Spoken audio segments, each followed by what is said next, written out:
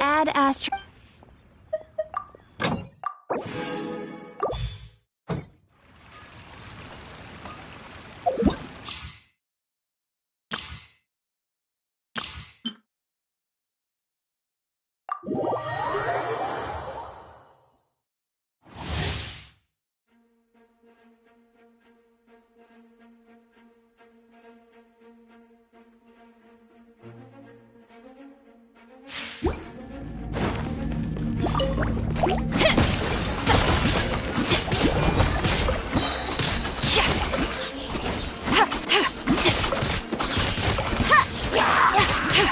I am the cutting edge of fashion.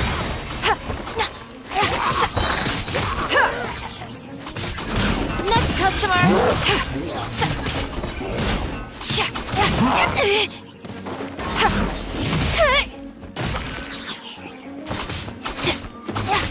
Grab scatter.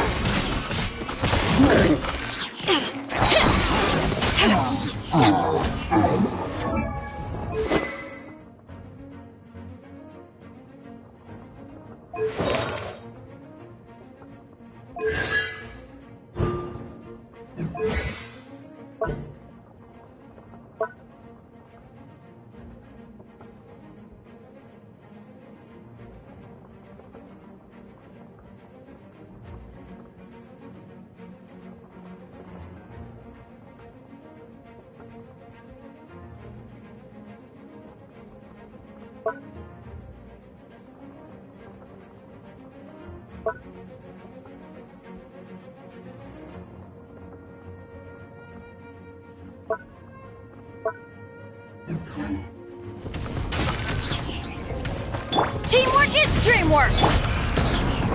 Delicate as silk!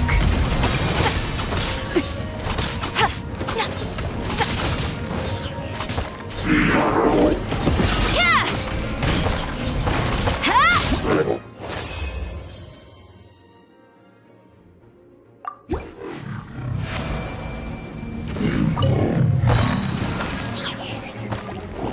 I am the cutting edge of fashion!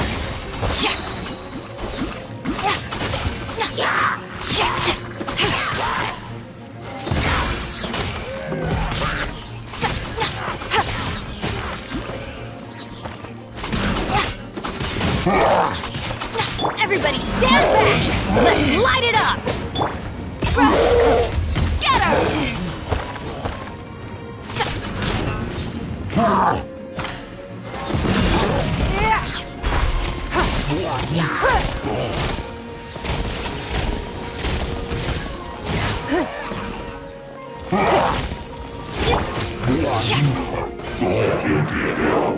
Delicate as silk.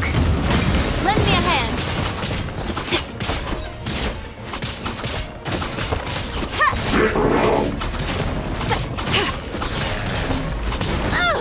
Is that all?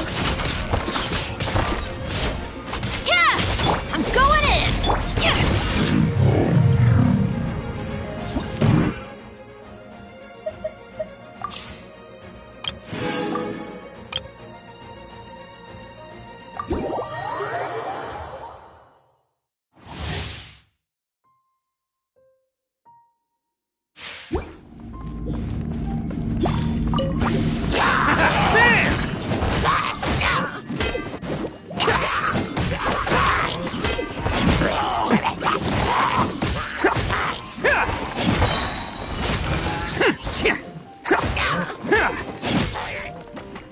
Teamwork is dreamwork!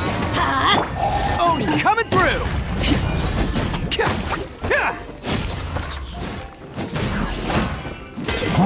Can't catch me! Attaboy!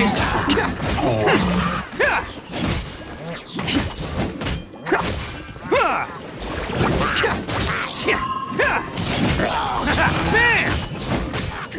It's showtime!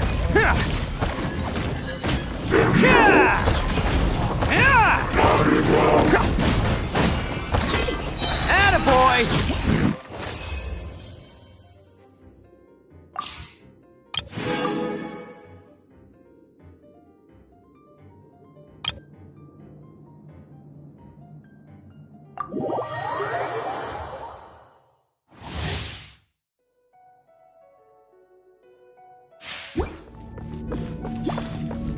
Charge! Steady as stone.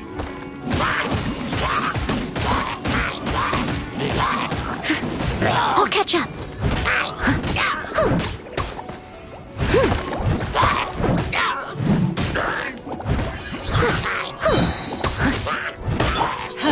I'm going in! As a good knight should. I must leave no stone unturned.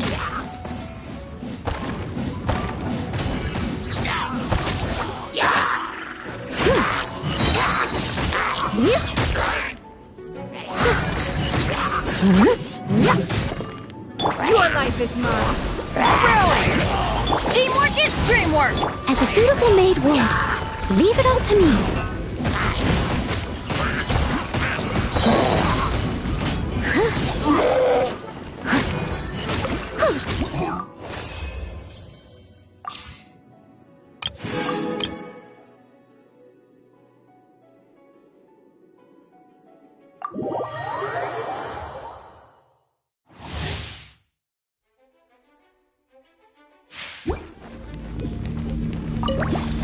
Unleash! By royal decree, I must leave no stone unturned.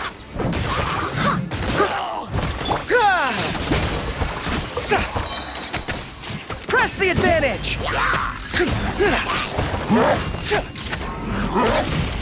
Strike is one! Midnight Phantasmagoria. Time to clean up!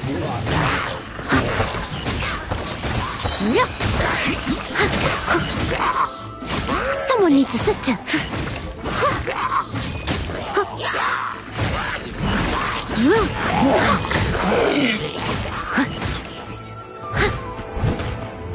Steady as stone.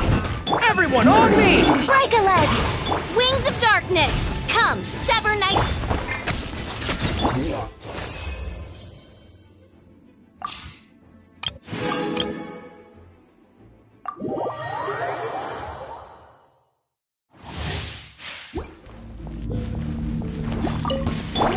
Get them!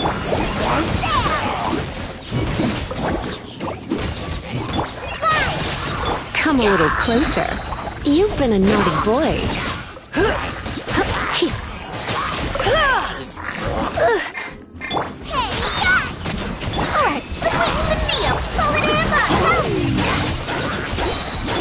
Try not to enjoy this too much.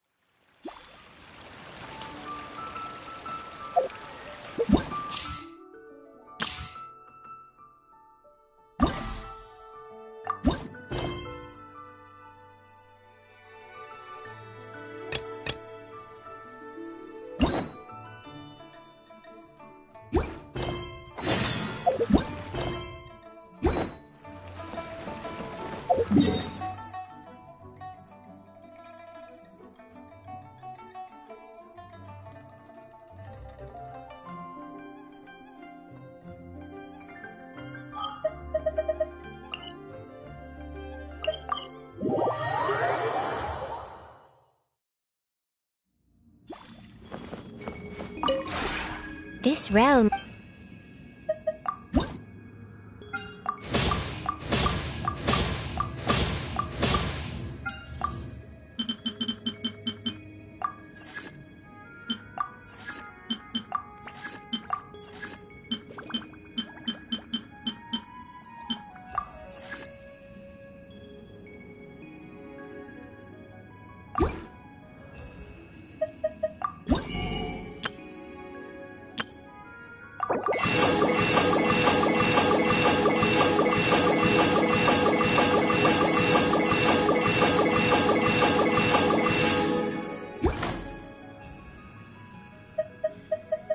If you ever...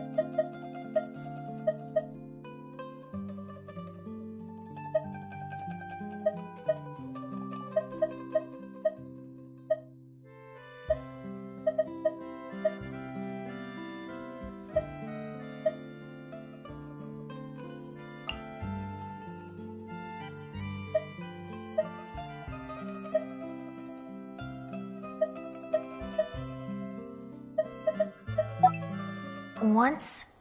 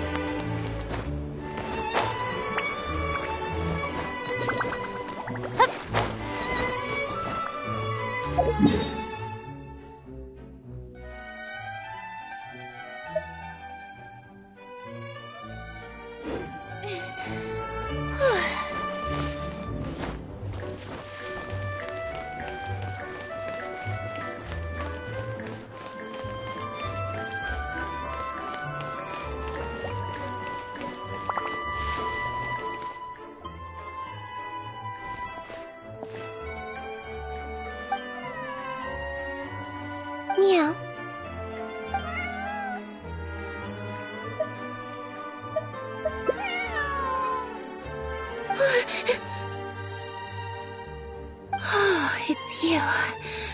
1 second. Now activating chat mode. You made me jump there. I thought they'd finally caught me.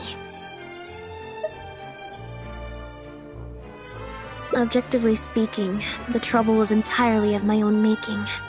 Half an hour ago, I was at Hotel de Boer for a drinks reception. It was to celebrate the successful opening of a show, but it was draining my energy. So, I waited for the right moment, then snuck away so I could switch to standby mode. Probably because I'm playing the lead role in the show?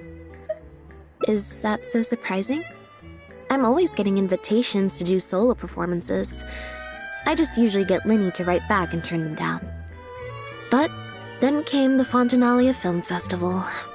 We took all the kids from the House of the Hearth out to see a film, and after it finished, they all started clamoring for me to try out acting for some reason. Even Linny was chanting along with them. Anyway, it just so happened that a director called Mary had sent me an invitation right around then. I'll spare you the details, but basically, I ended up accepting it. Yep, you nailed it. I'm playing the role of a puppet.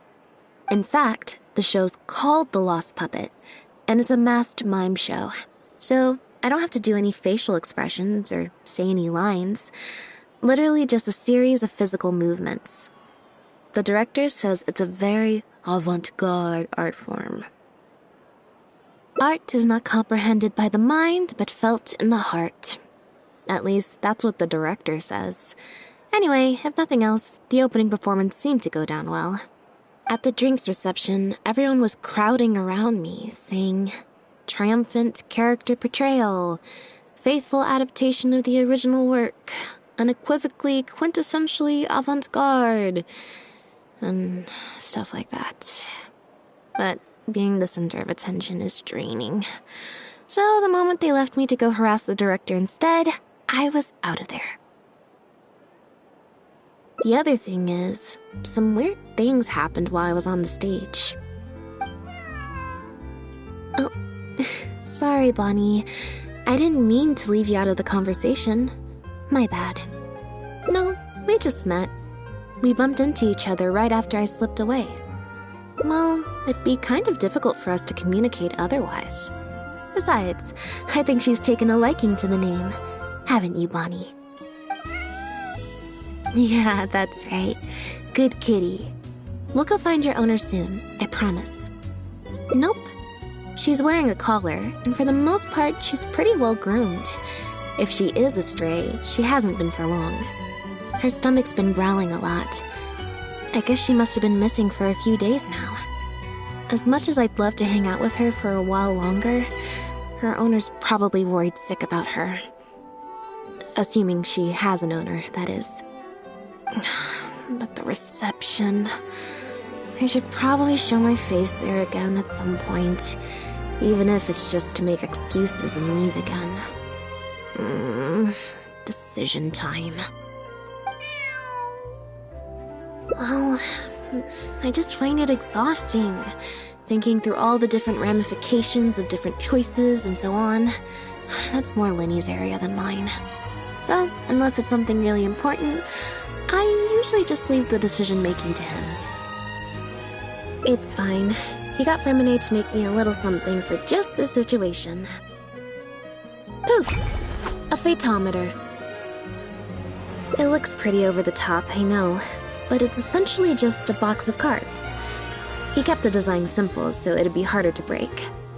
The way it works is, I pick a card at random, then look at the number on the card. Well, for example, if the number on the card is 5 or higher, I help Bonnie find her owner. If it's less than 5, I go back to the reception. I just have to believe in the bond between me and my cards, and my fate will reveal itself to me in numerical form. At least, that's what Linny said. Anyway, I guess I'll give you a demonstration.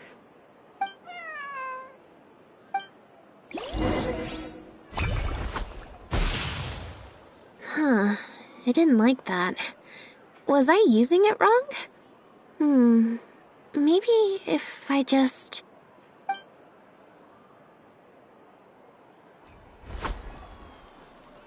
clearly there's some design flaws to iron out. I'll have to let Fremine know. Let's see, which card did I get? 4. Well, the cards fell on the ground though, so I don't think it counts as fate. If you want to get the right answer, you have to let fate decide. Also something Linny said. So, to put it another way, if picking a card up off the ground is how to not leave it to fate, then that means it must be the wrong answer. Or why don't you pick a card? Since I ran into you here, that means our fates are, like, interfering with each other. Thank you. This one is final, I promise. Here, take the fateometer. If it's 5 or above, that means fate successfully changed. Anything lower than 5 is a fail. Also, if you have your own thoughts about what I should do, feel free to share it. Now that I've got a good problem solver here to help, I don't need to run every little thing by fate.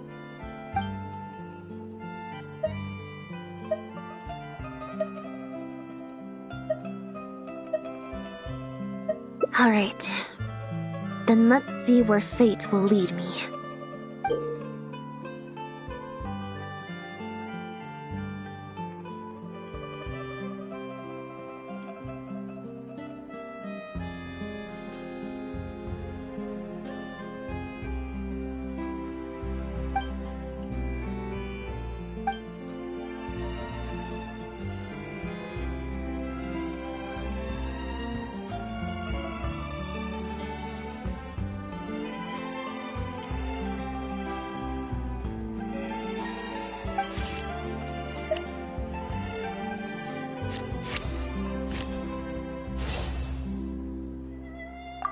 So, we're looking for Bonnie's owner? There's 20 cards in total, numbered 1 to 20. So there's only a 1 in 5 chance of drawing less than a 5. I should also mention, this time the cutoff was 5, but I just set that to wherever I feel like. To put it in perspective, I said I'd only do the show if I drew a 1. Fate can be pretty sneaky sometimes.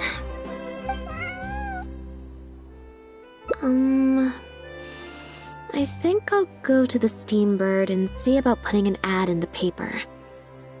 You wanna come along?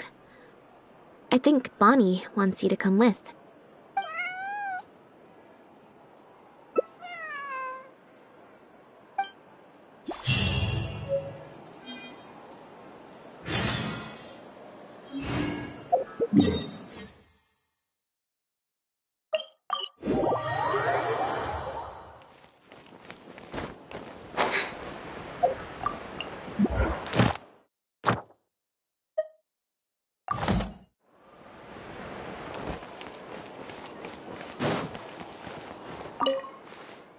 Every stupendous day starts with a Steambird.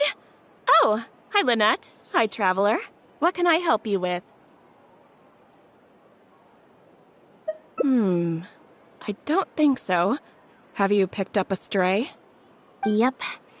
If there's no commission to follow up on, could we post a notice about the missing cat instead? Why, of course. What a kind thing to do. Just fill out the form.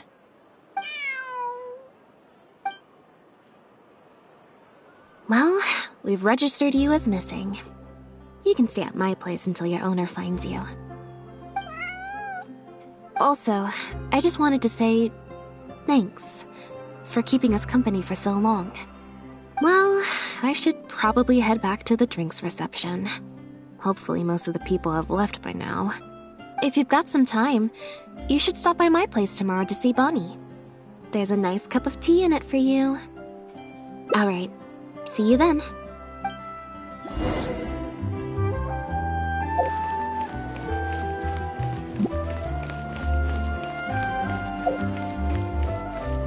I've never seen anything like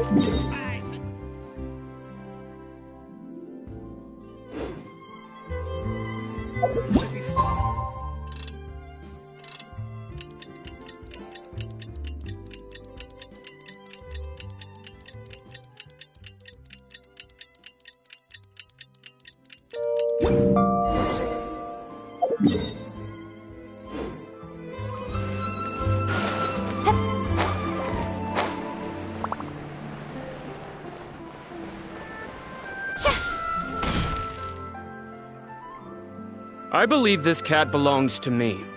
I already told you, this isn't your cat. Just take a breather, you two. Oh, you're here. As you can probably see, you'll have to take a rain check on that tea I promised you. At least for now. This is my friend's cat. He's preoccupied with some important business, so I came to retrieve her in his stead.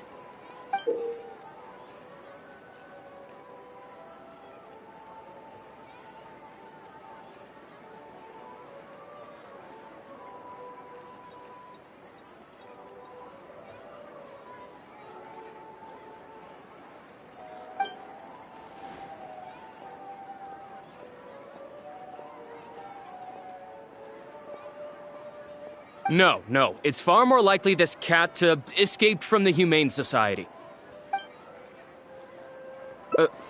Bonnie? That's the name I've given her in the meantime.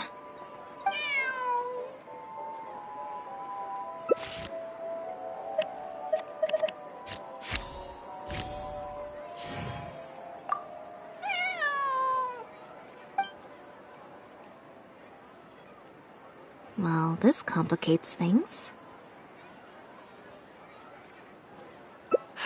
I told you before. This is my friend's cat. It's normal for her not to trust me. Listen, I'm the director of the Humane Society, okay? We've got so many strays, dogs, cats, you name it. I'm not even the one feeding them most of the time. You can hardly expect the cat to recognize me. She just looked somewhat familiar, so I came to check, just in case. If she turns out to be one of ours, I'll take her back. Simple as that. Even if that's not the case, the Humane Society could still take her in, if no one else comes to claim her, that is. We're an organization that specializes in rescuing and sheltering stray animals. We've been in business for several decades now. I'm Bernard, the current director. The Humane Society. Huh. The name sounds familiar. I remember hearing good things. You're the one in the Quartier Lyonnais? Yes, that's the one. Anyway, if it's not too much trouble, could I possibly take a closer look at the cat? If it turns out I really am mistaken, I suppose that means the cat belongs to this lady here. She would be the only remaining option after all. It belongs to my friend. Go on, Bonnie.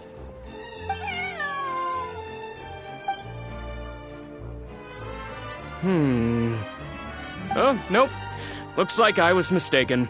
They do look similar, but there's an ever so slight difference in this one's fur color. Deepest apologies, friends. Well, I suppose this means I still have a missing cat to search for. Apologies again for the confusion. Yes, exactly. Wait a second.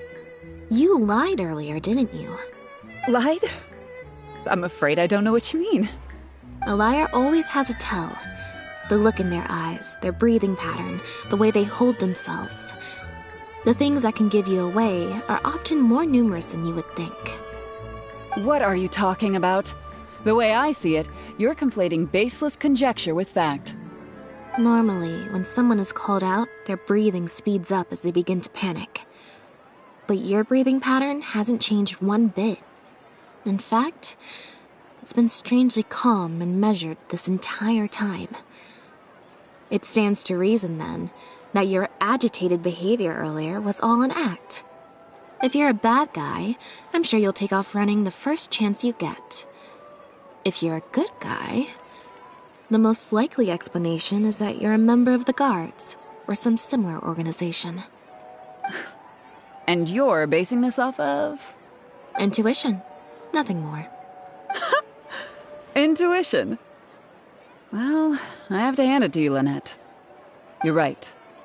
I'm a member of the Guards. The name's Elodie. I'm currently investigating a cross-border smuggling case. This cat here... Bonnie was her name? Well, Her owner is one of the prime suspects of our investigation. A couple of days ago, our suspect got wind that we were on his tail and fled. That's most likely how he got separated from the cat. I just so happened to stumble upon your notice in the Steambird, so I decided to see if he'd come back for her. But it looks like I overestimated him. The impact of this case has been huge. The Marechaussee Phantom, the Guards, and the Special Patrol have all launched investigations. If there was even the slightest chance that he would show himself, I had to follow up on the lead. A new kind of illegal drug, imitation synth. We confiscated all the synth on the market, but addiction isn't something that goes away overnight. Even without substances on the market, people are still looking for a way to get their next fix. And criminals are all too eager to capitalize on that addiction. That was the impetus for imitation synth. Needless to say, a small-scale market opened up very quickly. After the original synth debacle, we put several measures into place to prevent similar incidents from occurring. The perpetrators got smart, though, and shifted their sales overseas before those measures could kick in. That's when the imitation synth smuggling began. We only recently got word of the presence of imitation synth overseas. We managed to track down evidence of some early transactions. What we were able to find out, however, hasn't proven that useful given the amount of time that has passed. The Marechaussee Phantom launched an investigation to track down every person in Fontaine capable of producing a drug like that. That's how we learned about Bonnie's owner. He's a researcher at the Fontaine Research Institute.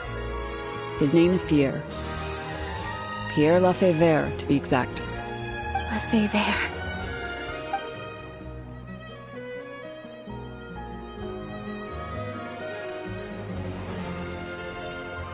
The Marechaussee Phantom found him in Poisson. In addition to the cat, he also had a pendant with him. At first, there wasn't much cause for suspicion. A search of his house didn't reveal much to go off of either. The Marechaussee Phantom very nearly left it at that. It was only later that we realized the coat of arms on his pendant belonged to none other than the Lefebvre family, one of the most infamous aristocratic families in Fontaine. Obviously, this discovery prompted a further investigation into Pierre. At that point, however, we discovered that he'd already fled. Now the Guards and the Special Patrol are all searching for him. That's not possible, actually. The Lefebvre family has been gone for a long time. Exactly. Many years ago, several important members of the family, including the Patriarch, were murdered by an assassin of unknown origin. From that point on, family's power and influence took quite the hit. The family is engaged in all manner of crimes. As you can imagine, there's no shortage. And with the family severely weakened, they were able to do just that. Most of the remaining family members succumbed to sickness or hunger. The ones that survived are currently living out their days under a new identity. He's been hiding away in the Fontaine Research Institute all these years. His true identity unbeknownst to all. Until now, that is. Well, my fellow guards have told me all about how smart and courageous you both are. And I know you possess a strong sense of justice. There could be a chance that Pierre, or one of his accomplices, might attempt to get close to Bonnie. Now that you've been briefed on the situation, I was hoping you'd help us keep a lookout. If I take Bonnie back to the Guards with me, there's no way Pierre will try and come for her. Not even the most daring of criminals would attempt something like that. I have to admit, I'm not holding out too much hope that Pierre will come back for her. But if there's even the slightest chance, then it's worth a shot. Well, I've got some other leads to follow up on. If Pierre does appear, please contact me right away.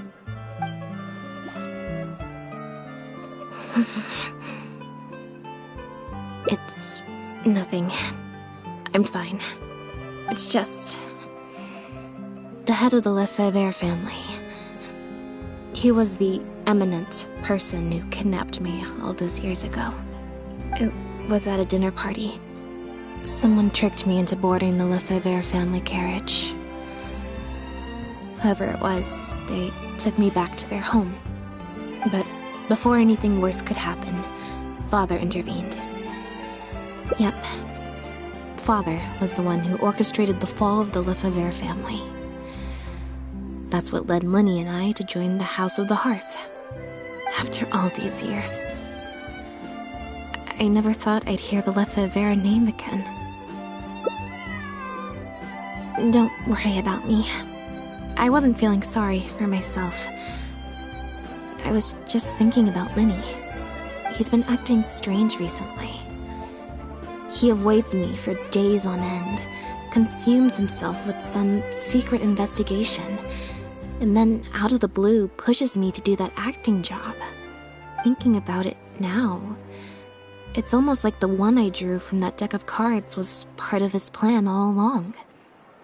He must have asked Fremine to help him out. In any case, I know he's hiding something from me. He's really pulled out all the stops this time. It's very possible. I'm sure he tried to send me away because he was afraid it would bring up some painful memories for me. It wasn't necessary, though. Even after all these years, he's still as overprotective as ever. You'll have to help me teach him a lesson if we run into him along the way. Yep. I want to head to the Fontaine Research Institute to learn more information about Pierre. Just let me activate search mode and then we'll head out. Who knows? Maybe we'll run into Lenny along the way. A little bit of both, perhaps. For the most part, though, I just have the sense that something's not right. Something isn't adding up about Pierre's story. I'm just not sure what. Okay, I'll write a letter explaining everything to the crew. Once that's done, we can head out.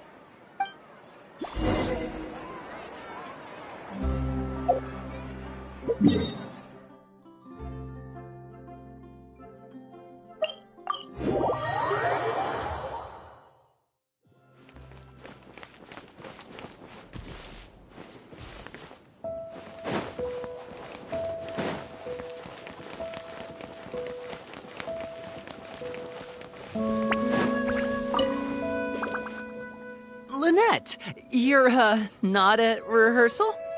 You can drop the act, brother. In fact, I don't think either of us will have a need for acting anytime soon. You should know better than to try and keep something from me. You've never been able to do that, even when we were kids. And that's why I tried to distract you with the masked mime show. But I guess you're just too good. Care to introduce us to your new assistant? This is Officer Shavras, captain of the Special Security and Surveillance Patrol. You may have met her already. Nice to see you. I should clarify something. Mr. Lenny's here at my invitation, not the other way around. To borrow your expression, Miss Lynette, I suppose that would make him my assistant more than anything. We've brought on Mr. Lenny as a consultant in the past. He was instrumental in helping us crack a case involving a perpetrator who used magic tricks to commit crimes. I was hoping he'd be able to provide some valuable insight this time around as well. So you've heard everything then? That's exactly why we're here. There's always been questions surrounding the fall of the Lefebvre family. Some people even believe the House of the Hearth was involved. Whoever was behind it all was extremely cautious. They didn't leave a shred of evidence. This very fact, however, leads me to believe it was indeed the work of that harbinger. I took a look at the entrance and exit records of all the carriages that night. Let's just say it wasn't hard to deduce that there's ill will between you two. Don't worry, I don't have any evidence to that effect, and I certainly don't plan on going to bat for such a despicable family. Plus, you were victims back then more than anything. I sought Mr. Lenny's help with the smuggling case. Nothing more. The way I look at it, it's a collaboration between us as people, not the organizations we represent. Besides, by working together, we can expose the truth as quickly as possible. You can hardly say that's at odds with the justice my organization strives for. Not at all. I was planning to invite you from the very beginning, Miss Lynette. It's just that my assistant here raised some objections. Lenny, I'm not the same person I was back then. That little girl who did nothing but cower in the corner in fear. She doesn't need saving anymore. I'm sorry, Lynette. You're right. I let my concerns get the better of me. Oh, and the next time you want to distract me, you should try a different approach. Who's this? You pick up a stray while I was gone? It's a bit complicated. I'll explain later. Anyway, her name's Bonnie. Well, if there are no objections, then I suppose the only thing left to say is... Lynette, Traveler, welcome to the team. It appears the Lefebvre family was very particular in their use of insignias and emblems. The family would use different emblems to mark differences in status, blood relation, and the like. In fact, the insignia that was discovered on the pendant was used to represent an illegitimate child. It's highly likely. That very status might have been what allowed him to emerge from the fall of his family relatively unscathed. It would also explain why he was able to assume a new identity as a researcher with relative ease. We discovered something interesting, though. After talking to some of his co-workers, it appears he pretty much works at the Institute in name only. He's practically been cast out. Apparently, Pierre was once addicted to synth. He tried to use the resources at the Institute to create a substance with a similar effect. He claimed it was just for research purposes, but the Institute revoked his access to the relevant materials regardless. He was placed on disciplinary leave, pending a thorough investigation of his actions. But it seems the Institute ran into some trouble along the way. Could have been a lack of personnel or a timing issue. In any case, they had to table their formal investigation into Pierre. Unfortunately, that also included reporting any relevant information to the higher authorities. As for his family background, it appears none of his co-workers at the Institute were aware of that information. All they could tell us was that he was quite the recluse. Other than the pendant, we didn't find anything else of note at his residence in Poisson. Based on the samples of imitation synth we've been able to analyze, it appears the substance leaves behind strong traces wherever it's produced or stored. Those traces might not be obvious to the casual observer, but they're not something our guard poodles would miss. Pierre's home, though, came up completely clean. We didn't find any records indicating possible involvement in overseas transactions either. So, the Marechaussee Phantom didn't view him as a major suspect at first. Maybe he had a separate, dedicated area where he made the imitation synth. Well, his neighbors did say he was often gone for long stretches of time. You would think with him out and about so much, people would have spotted him around Poisson, but residents said they barely ever saw him in town. If his reclusive nature was just a matter of keeping a low profile, I guess it would make sense for him to have a secret base to carry out his business. After he disappeared, the guards conducted a thorough search of Poisson, but they didn't come across any suspicious locations. Poisson. You know Hotel de Boer, where I first found Bonnie? To get there from Poisson, you have to cross a stretch of ocean. It's not somewhere a cat could just wander off on its own. A cat? You mean... Bonnie is Pierre's cat. Oh, that's right! When the Marechaussee Phantom first tracked him down, I remember there being something about a cat in their report. So this is her? From what we've learned about Pierre's habits, he doesn't seem like the type to venture out without a purpose. So what you're saying, Lynette, is that Bonnie couldn't have gone missing in Poisson. If that's true, then... Exactly. Bonnie might even know where it is.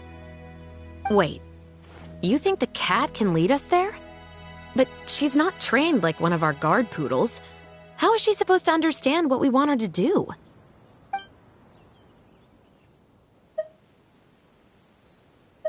Meow. Meow meow. Meow.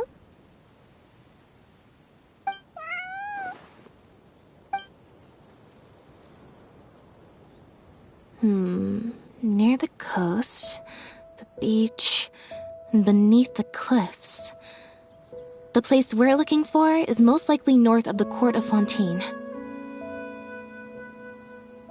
Well, I've certainly never taken a witness statement like this before.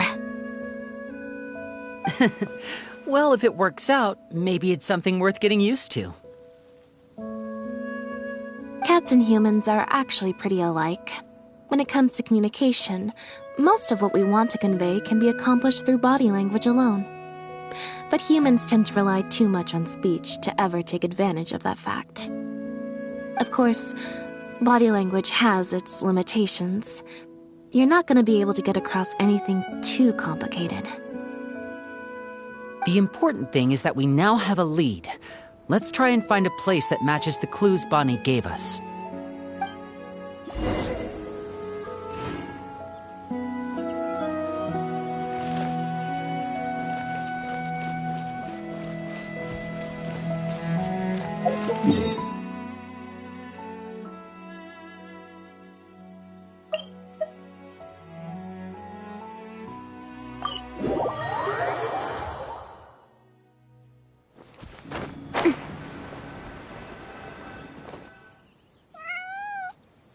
Seems like Bonnie is trying to take us somewhere.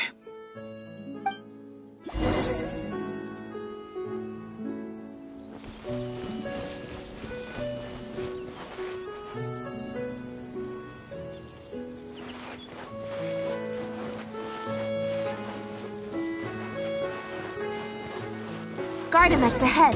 Look out! With sword comes shadow.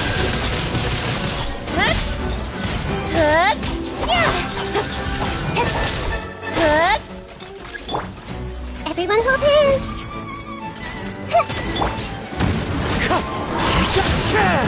Cut to the chase. Speed of light.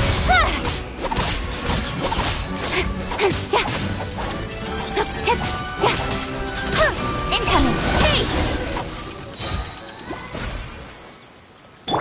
The show begins.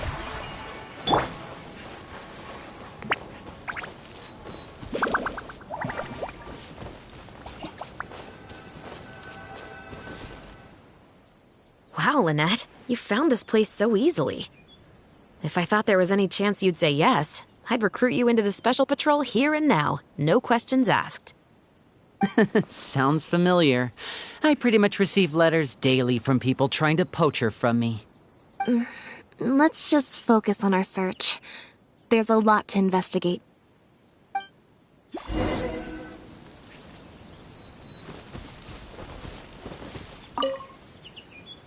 Aha! Just as we thought. This is where the imitation synth was being made. Looks like he's got more than just imitation synths stashed around here. In addition to the raw materials needed to synthesize the substance itself, there's a large quantity of cleaning agents and a few drugs I haven't been able to identify. These cleaning agents are likely used to dispel traces of the substance, like its smell. The Special Patrol did some digging into imitation synth. Our records indicate that it's very difficult for ordinary people to detect traces left behind by the stuff. I'm sure that was the case for Pierre as well. It must have taken a considerable amount of time and skill to ensure all those traces get washed away. But what are these other drugs for?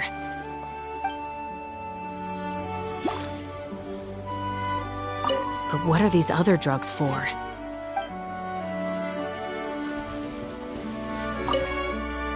The material these bags are made of, it's quite rare. It's the very same, actually. Romaritime flower fiber. But there's something special about the composition of these bags. I took a closer look, and it appears they're not only waterproof, but also corrosion and leak resistant. Even the strings look specially designed to keep the bags closed nice and tight. I came across some bags made of the same material just now, but they were much smaller and thinner. From the look of them, they seemed far less durable as well. Very similar, actually.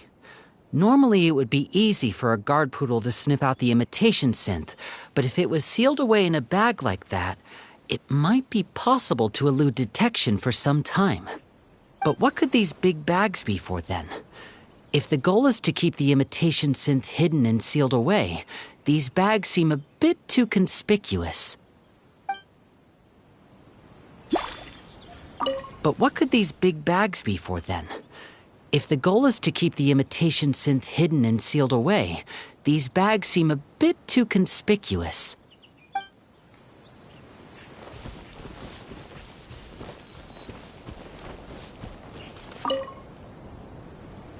When the Marechaussee Phantom searched Pierre's house, there was no sign of these barrels, right?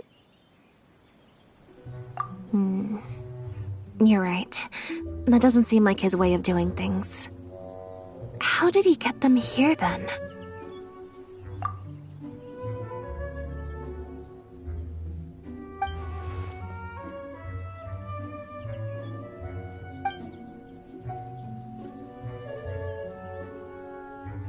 Only the lower halves of the barrels appear to have been submerged in water.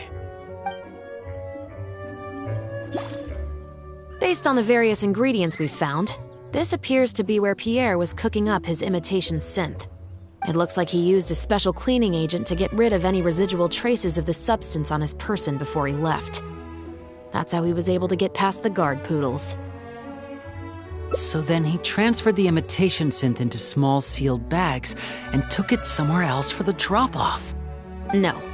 I don't believe our suspect is the kind of person who'd go around carrying incriminating evidence with him. That would potentially create too many eyewitnesses. The cleaning agent and the sealed bags might get past the guard poodles. But if a member of the public or even a guard on patrol happened to see him during the drop-off, a quick search would reveal everything. That's still a very risky operation. The barrels we found were wet around the base, but the top half was dry. As if they'd been standing upright in the water.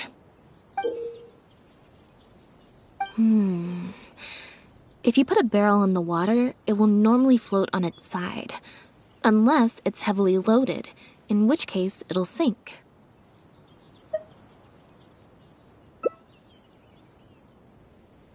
Yes. With flotation rings around the body of the barrels, they'd stay upright in the water. And then he could afford to load them more fully. You think he used floating barrels? I suppose if he acted at night, when there are very few other boats around and visibility is low, it's a valid theory. We can't rule it out. But then wouldn't the barrels be carried off by the waves or the currents? How would the person doing the pickup know where to look?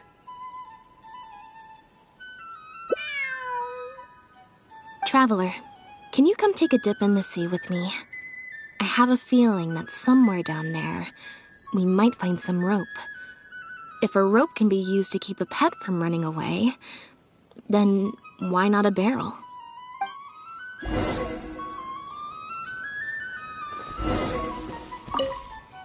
I can't believe how much progress we're making with this investigation.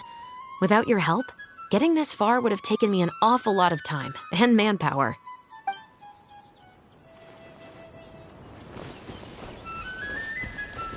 It's rare to see Lynette in serious mode.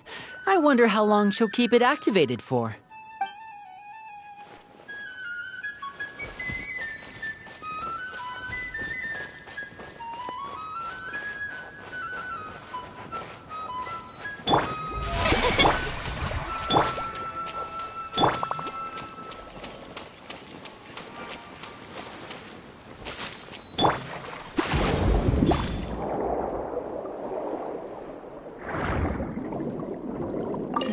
Of a small boat?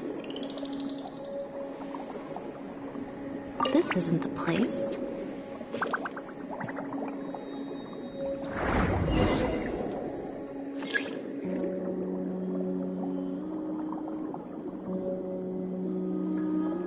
Got it. Time to go up and report.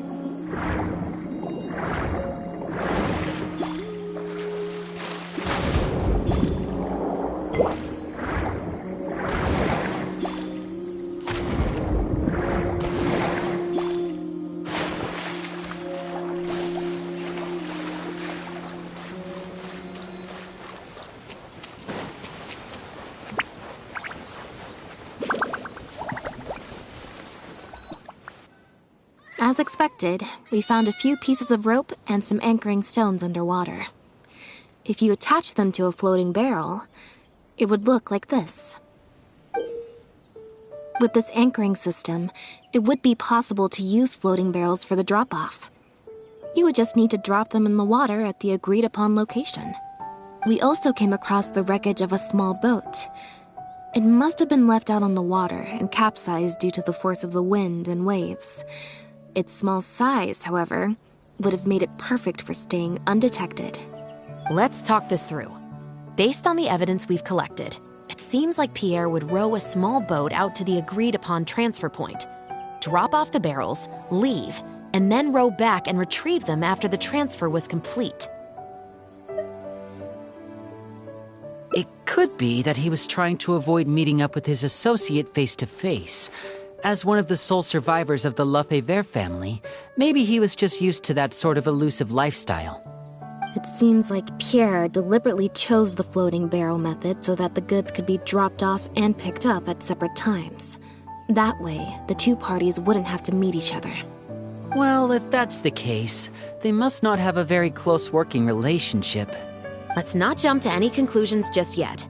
Assumptions can be detrimental to solving a case. It's possible they were just trying to keep a low profile. Two boats sailing to the same location at once could be too conspicuous. The most important thing is that we can now confirm Pierre wasn't acting alone. The floating barrel drop-off system is proof enough of that. Let's say for now that he was only in charge of producing the imitation synth.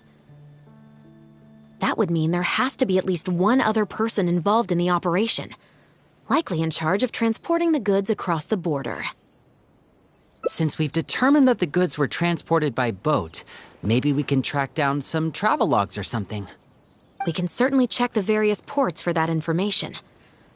It's possible, however, that Pierre's associate also used a small boat for the transport, and docked along the shore rather than at a large port. If that's the case, it's unlikely there would be any record left behind. Absolutely. Before Pierre disappeared, we made sure to investigate all sorts of outward-bound vessels. We also had port authorities keep a lookout for anything suspicious. Unfortunately, we were never able to find out how they managed to get the imitation synth across the border. You're right. Whatever vessel was used for the pickup, the person responsible for smuggling the substance out of Fontaine would have had to use a larger vessel for the actual transport. That's the only way they would be able to smuggle on a large enough scale to make a profit. They must have found a way to disguise the imitation synth to clear port inspections.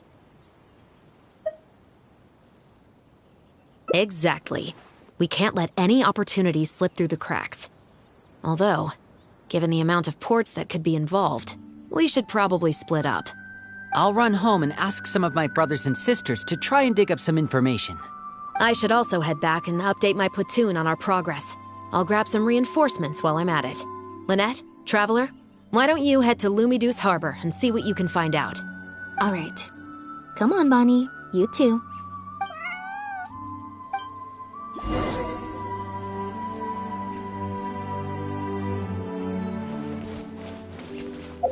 May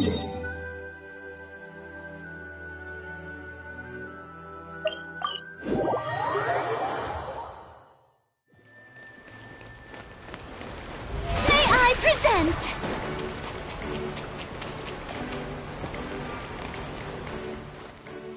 Oh, Lynette, Traveler. And Bonnie, too. What brings you all here? Did something happen? Oh. I see. Thank you for everything you're doing for the people of Fontaine. I'm in charge of guarding the port. You mentioned you were after some travel logs, right? I can go fetch those for you. Looks like I've got another hard day of work ahead of me. No, not usually. It's this incident that happened recently. Before that, everything was normal. All we had to do was confiscate anything suspicious and we could call it a day. Pretty simple stuff. But things are much more complicated now.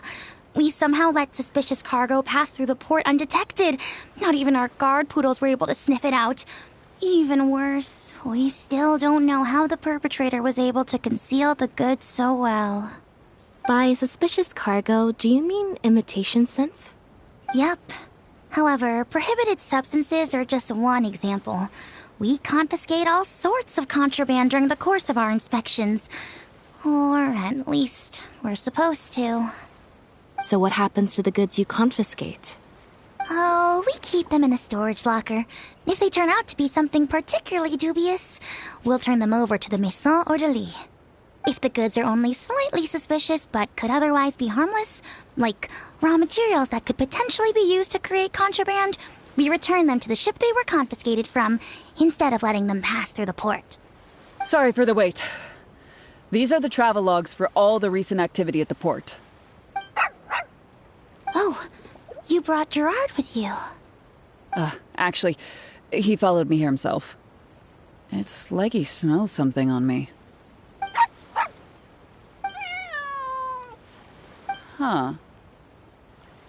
I wonder why Gerard is reacting to you two so strongly. Huh? We were so careful not to touch it, but we still ended up with traces on us. If it leaves a residue so easily, I just don't understand how the culprit was able to disguise the goods at all. Why don't you have a look at the travel logs first? All ships coming in and out of the port are recorded here, except for the ones the port authorities ride to and from work.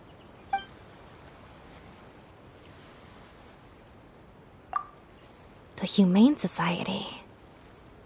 Their name is all over the exit logs. The purpose for leaving is always listed as overseas adoption. Ah, the director of the organization explained that, actually. He said a lot of the cat and dog breeds unique to Fontaine are also very popular overseas. So, his organization offers an overseas adoption program. Bernard, the director of the Humane Society, was the man who came looking for Bonnie earlier.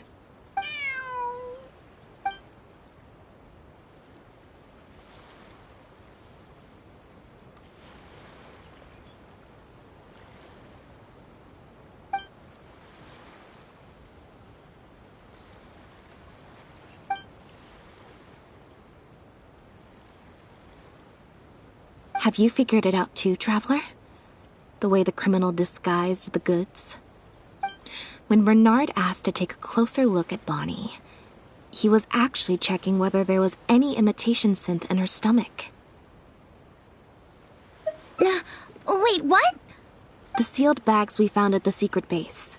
They were specially made to be corrosion resistant. There were gaps around the lids of the barrels, and airbags were used to keep them upright in the water. Those drug shovers found at the secret base, she most likely didn't recognize them because they're not used on human beings. It's an anesthetic used on pets. The perpetrator must have given it to the animals. Pierre must have made the animals swallow the sealed bags full of imitation synth at his secret base. Then, he stuffed them into floating barrels and left the rest to Bernard. The sealed bags combined with an animal's body odor would certainly be enough to mask the scent of imitation synth. During our inspections, we would have never thought to inspect the bellies of those animals for anything suspicious. Even if we tried to feel around for something, I'm sure it would be difficult to detect. Exactly. I bet Bernard even transported animals with synth in their stomach alongside ones without. That way, it would be even harder to say with certainty that something was amiss. She's probably in the clear. Otherwise, Bernard would have never left without her. I'm guessing he didn't know whether Pierre had already hidden the next batch of imitation synth before he fled. Just imagine. He sees the notice we put in the Steambird, and it turns out that one of the very cats he gave to Pierre for the smuggling operation is out in the open, roaming the streets of Fontaine. If Pierre had already hidden the next batch of imitation synth, then Bonnie would practically be living proof of their crimes. He would have had no choice but to go after her. So, that's why he came to find you and insisted on taking a closer look at the cat. Wait a second, I'm a little lost here. I get the part about hiding the substance in the pets, but those... what did you call them again? Floating barrels? Why even put the animals in there in the first place? If you've got something as convenient as a floating barrel, why not just stuff it with the imitation synth directly? Why not wait to hide the stuff until after the exchange has been made? In order to make sure the animals could swallow the sealed bags, they made them extremely thin. Had they not done that, the animals would have likely bitten or chewed through them.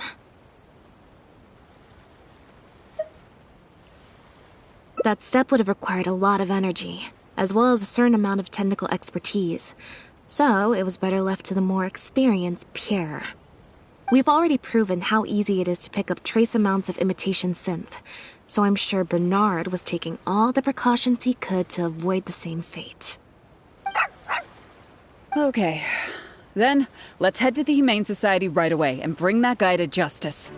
I'll bring a Gardamek to speed up the process.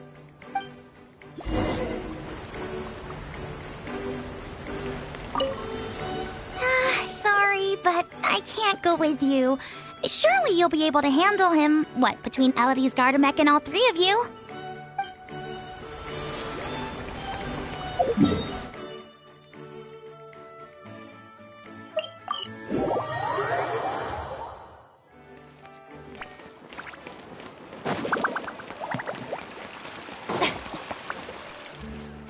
The headquarters of the Humane Society should be somewhere around here.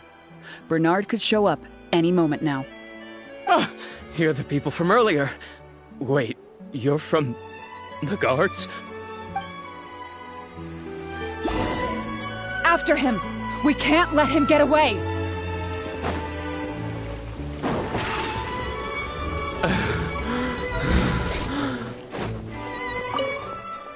Give it up, Bernard. Mercy. Have mercy. I'll talk. I'll tell you everything I know. The Humane Society has done so much good over the years, and yet you have committed such an atrocious deed in its name. Look, I didn't have a choice, okay? My father cared about those blasted animals so much, he didn't bother to take care of his human wife and son at all. While those animals were showered with love, I lived worse than a dog. No one asked. Tell me, how did you first get to know Pierre? Well, after I took over the Humane Society, it gradually became harder and harder to maintain its operations. Until one day, someone suddenly passed me a letter. It said that I could stand to get a large sum of money as long as I helped them to transport some animals abroad. It was only after a few such transports that I finally understood what I was really transporting. But then, Pierre wrote to me, saying that we were already partners in crime and that I better keep cooperating with him if I didn't want to be reported to the guards.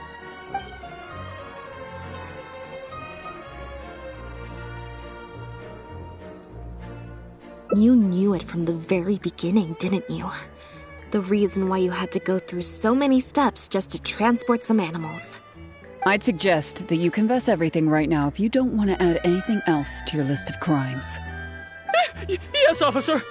I would order wooden barrels and flotation devices according to his instructions, and then load the sleeping animals onto a boat. Once I sailed to the location he provided, I would dump everything together into the sea.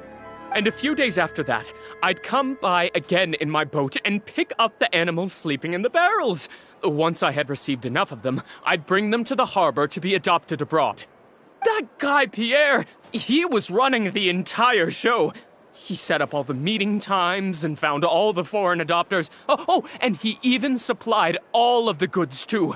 I just did the transport. He was the one who planned out and executed everything else.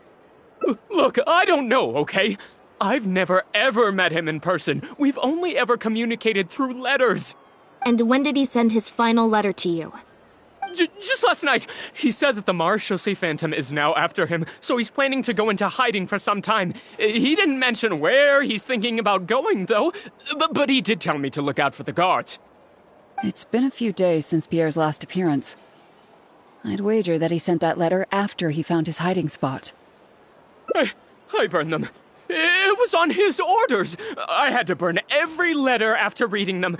I wasn't even allowed to share them with the rest of the society employees. Sure sounds like you're trying to use the lack of witnesses or evidence to pin the blame on Pierre. No, I swear, this time I'm only telling you the truth. Well, we can check the truth of your statements at the Opera House. I hope you know what'll be coming for you if I were to find any discrepancy between the evidence and the testimony you just gave. I know, I swear I was just telling the truth. My thanks to you both. Had it not been for you, I really don't know what would have happened to this case. Bonnie helped, too. That's true.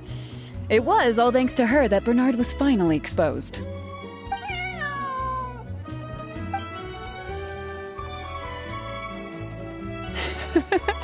And it looks like she's grown quite fond of you two as well. Then I'll leave you be. Just let me know if you find any other new leads.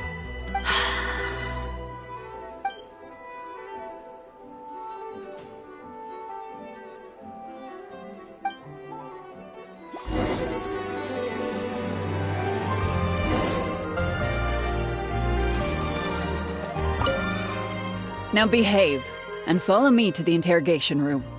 Ow! That hurt. Ow!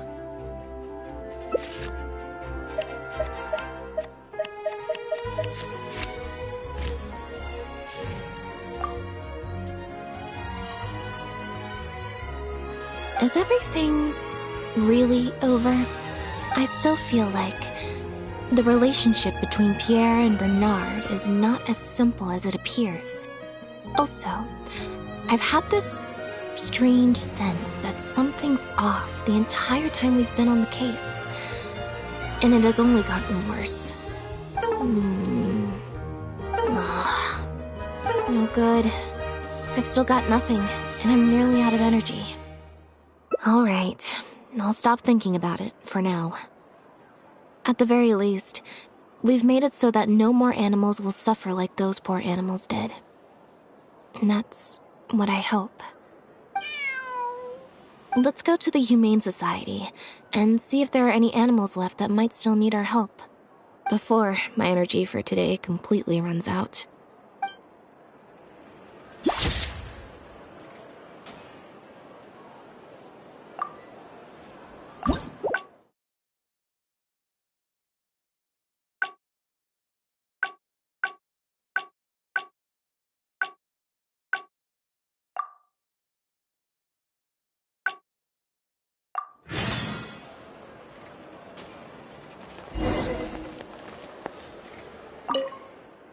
Now behave, and Ow!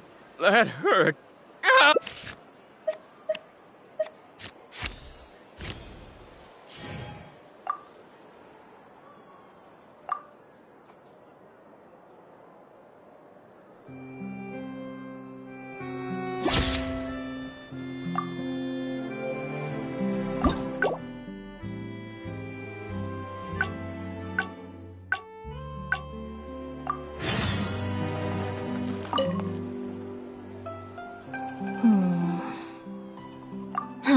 It was that obvious, huh? Well, even though it didn't feel like Bernard was lying, after talking to him, I'm getting an even stronger sense that something's not quite right. We investigated so quickly that perhaps we've missed a thing or two along the way. Let me activate deduction mode and consider things again from the top to see if we can find anything new. Is there still anything unresolved or strange that we should try to consider?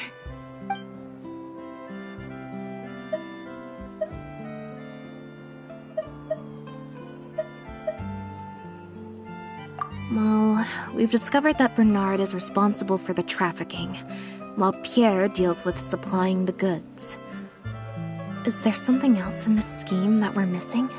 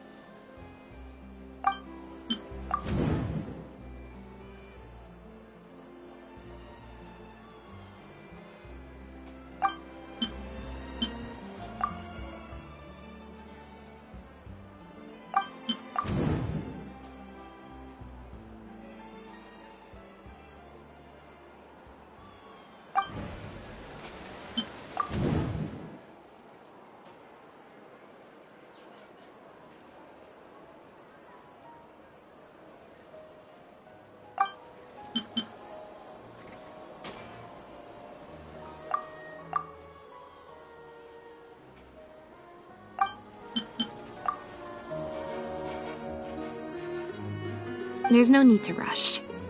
Let's see if we can find any other suspicious points about this case.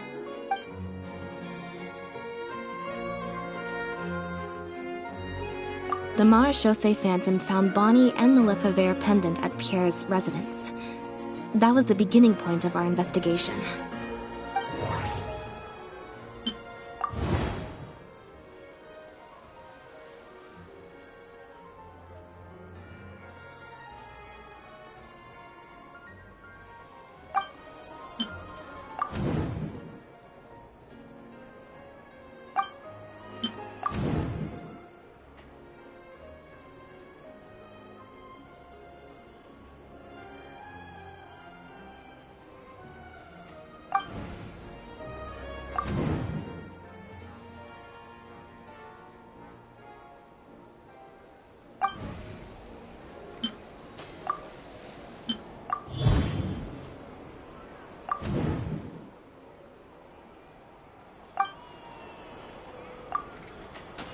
Why would he leave such an obvious trail for us to follow, when he took so much care to not leave any traces of imitation synth in his home?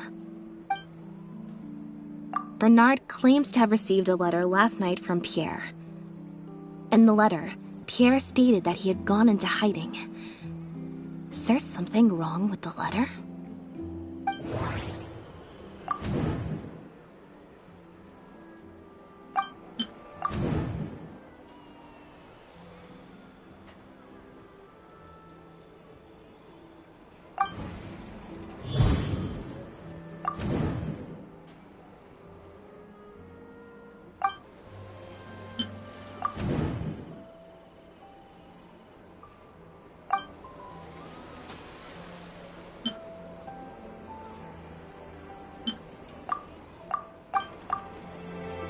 If Bonnie had imitation synth in her body, then she was a liability that had to be recovered at all costs. But if she wasn't carrying anything, then it would have made sense to tell Bernard not to worry. And thinking about it, Bernard only attracted our attention in the first place because he came to look for Bonnie. Could it be that the person who wrote the letter also knew nothing about Bonnie's whereabouts? Or they had a separate goal entirely?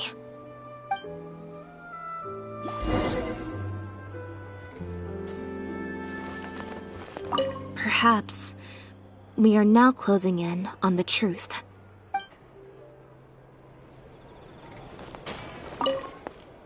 Now behave, and follow me to the interrogation room. Ow! That hurt. Ow!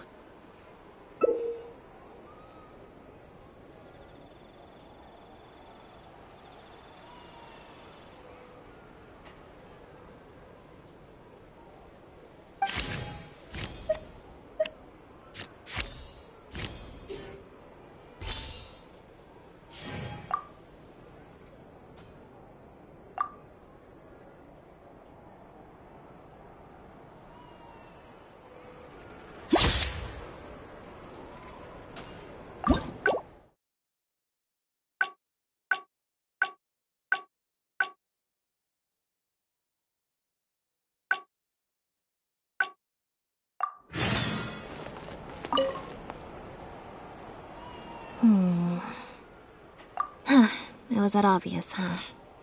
Well, we investigated so quickly that... Is there still anything... The Marechaussee Phantom found Bonnie...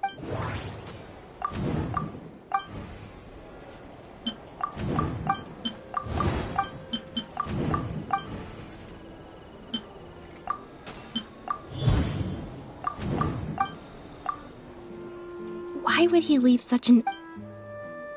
Bernard claims...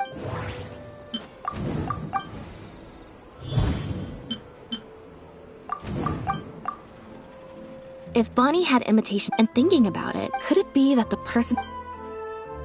Well, we...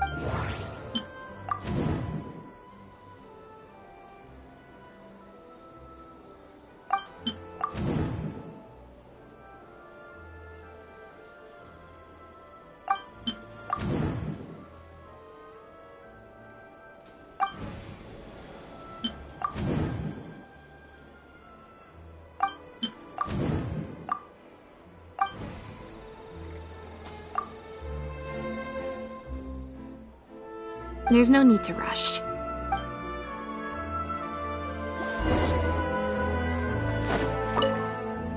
Now behave. That hurt.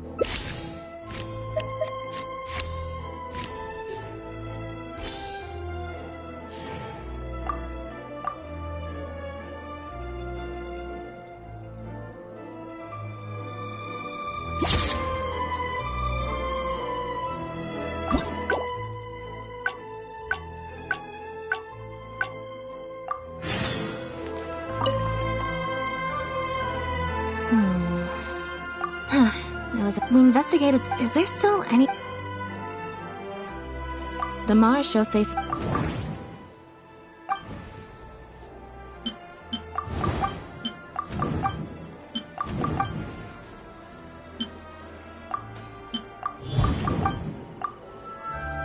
Why would he? Bernard claimed.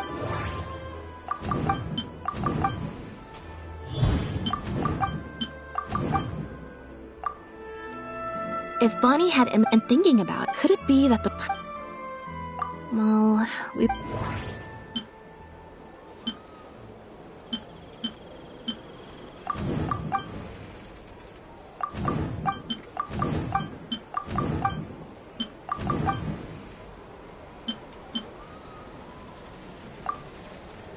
Yeah, according to Bernard, Pierre also supplied all of the goods.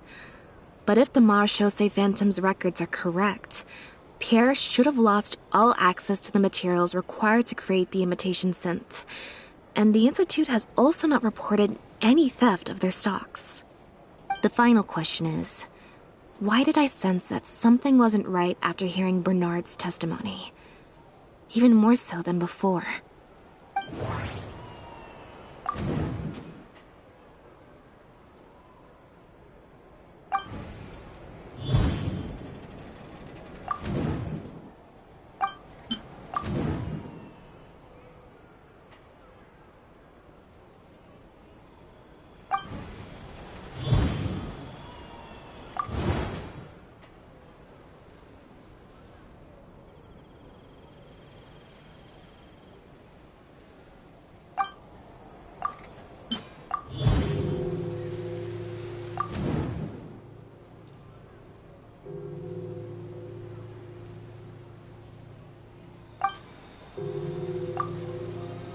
Deductive mode deactivated.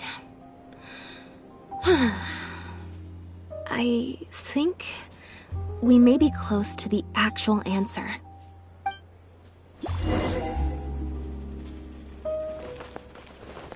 Perhaps we are now closing in on the truth.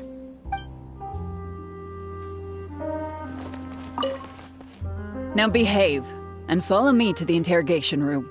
Ow! That hurt. Ow!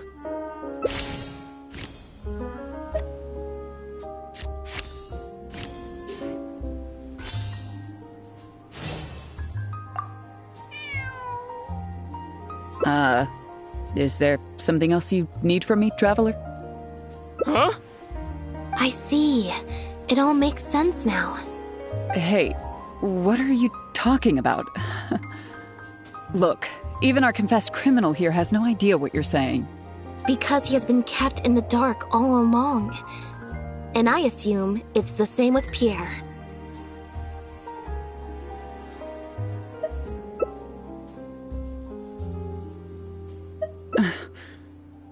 That never quite added up for me. Why did Pierre feel compelled to return to his home with Bonnie and the pendant, and make them so easy to find for the Marechaussee Phantom?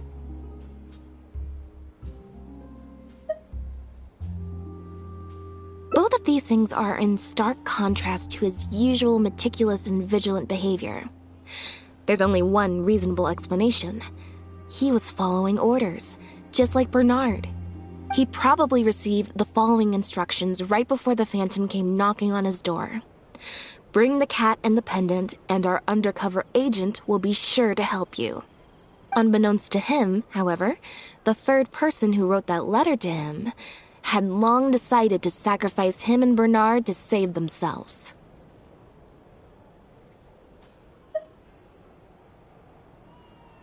What? You can't be serious.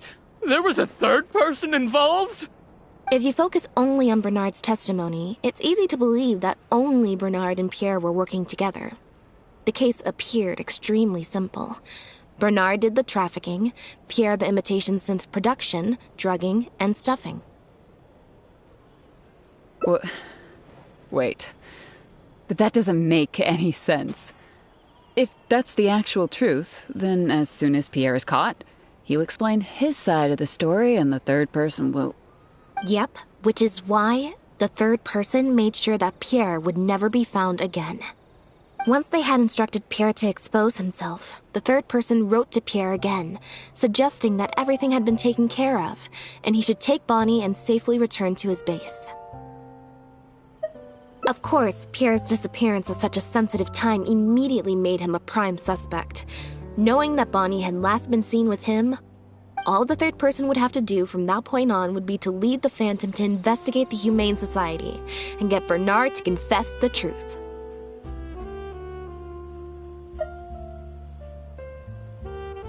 Wait, so you're saying that the letter I received yesterday, the one that made me think Pierre was still alive, it was also sent by the third person?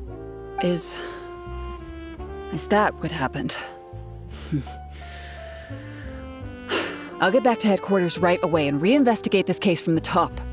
Chevra said that assumptions can be detrimental to solving a case. Someone among us, however, has been feeding us all kinds of preconceived notions ever since our first meeting. They suggested that Pierre's disappearance was an attempt to escape the judgment of the law, and that Pierre was a scion of the Lefebvre family. But if the disappearance is truly just a cover-up for a murder, then couldn't the true scion have been an illegitimate daughter, rather than an illegitimate son? Huh? Haven't you taken this joke a bit too far? You're right. I did let a lot of assumptions get to my head when I first started to talk to you about the case. I'll make sure to correct my behavior. You deliberately fed us lies, but even you could not control every last detail of your plan. There was a flaw in your scheme, and something didn't quite go as planned. Getting the Marechaussee Phantom to notice Pierre was only the first part of your plan. Had they failed to take notice of the Humane Society, they could have cast a wider net. And you couldn't predict what they might possibly find, if given enough time. This, of course, was the main weakness of your plan. As someone accustomed to acting from behind the scenes, you didn't want to take the risk of personally proposing a raid on the Humane Society. So, you thought about pulling a few more strings, so all the suspicion would point towards Bernard and his society. Once the Phantom expanded their search, it would only be a matter of time before they found Pierre's base. If a cat last seen with the suspect turned up dead at the imitation synth base, it wouldn't be long until the Phantom would figure out exactly how she had been mistreated and turn their eyes towards the one organization that has been sending boatloads of animals out of Fontaine. It was probably during your ambush of Pierre. You didn't even have the time to check if she had already been stuffed full of imitation synth. Still, you soon found another opportunity. Before long, Bonnie had made her way back into the city, and even popped up on the Steambird. Like Bernard, you desperately wanted to confirm the contents of her stomach, so you hurried to find us. Unlike Bernard, however, you were hoping that Pierre did have the time to make her swallow a load of imitation synth. While investigating the suspect's cat, we unexpectedly discovered that the suspect has been smuggling imitation synth using living animals as intermediaries. That was your plan, in any case. With that, you'd have been able to lead the investigation towards the Humane Society. Bonnie had managed to escape before Pierre was able to stuff her full of imitation synth. That part of your plan could no longer be carried out. But as shrewd as you were, you came up with another plan right away. You manipulated the Traveler and I to help you identify Bernard as a key suspect. You used the Lefebvre name as bait to get us to join your investigation. With 2 extra bodies around, the Special Patrol is sure to soon take note of the strange event of Bernard somehow having a reason to look for Pierre's cat. So, what you're saying is, I went to all that trouble just for the chance that you might put forth the suggestion that would lead you down the wrong path. Of course, you did far more than that. Just now at Lumidu's Harbor, were you not the person who highlighted the suspicious activities of the Society? Oh. You even highlighted the Society's activities during your compilation of the logs, so they'd be immediately visible to anyone examining the records. Moreover, the logs contained no records of the Port Authority's activities. In other words, your activities. And what are you trying to suggest with that? I am insinuating that you had plenty of opportunities to transfer the raw materials for imitation synth from the harbor to a boat, and then sail over to the meeting place full of floating barrels.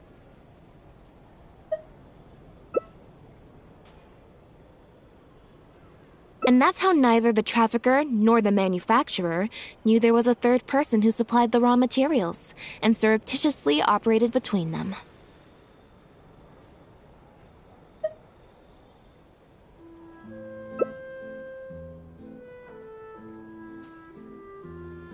Pierre manufactured imitation synth using the raw materials you provided, stuffed the animals, and placed the animals back into the barrels. Having received the green light from you as Pierre, Bernard then retrieved his animals and shipped them out of Fontaine once he had received enough for a full batch. This is the truth behind your smuggling ring. I can't believe it. I never put 2 and 2 together. You've sure got an extremely lively imagination. So what do you think she's going to say next? But do you have any evidence? It appears that it's quite easy to predict what you'll think or say. Then if we apply that to this case, we can also think of a few places to look for incriminating evidence.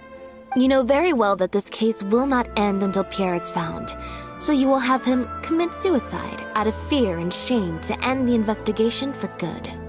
That way, you can also pin the blame for the overseas smuggling activities, the theft of the harbor's confiscated raw materials, and even the Lefebvre name on him.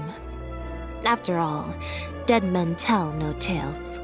But you still want it to appear as if he had sent that last letter to Bernard, so you have to make sure he cannot be found until after Bernard has confessed to the authorities. To do that, you either will hide his body until you've found an appropriate time to set up a fake suicide scene, or you'll dump it someplace where it'll be hard to determine the exact time of death. Submerged in water, for instance. The location would ideally allow you to keep the body hidden for some time while also letting you keep an eye on it.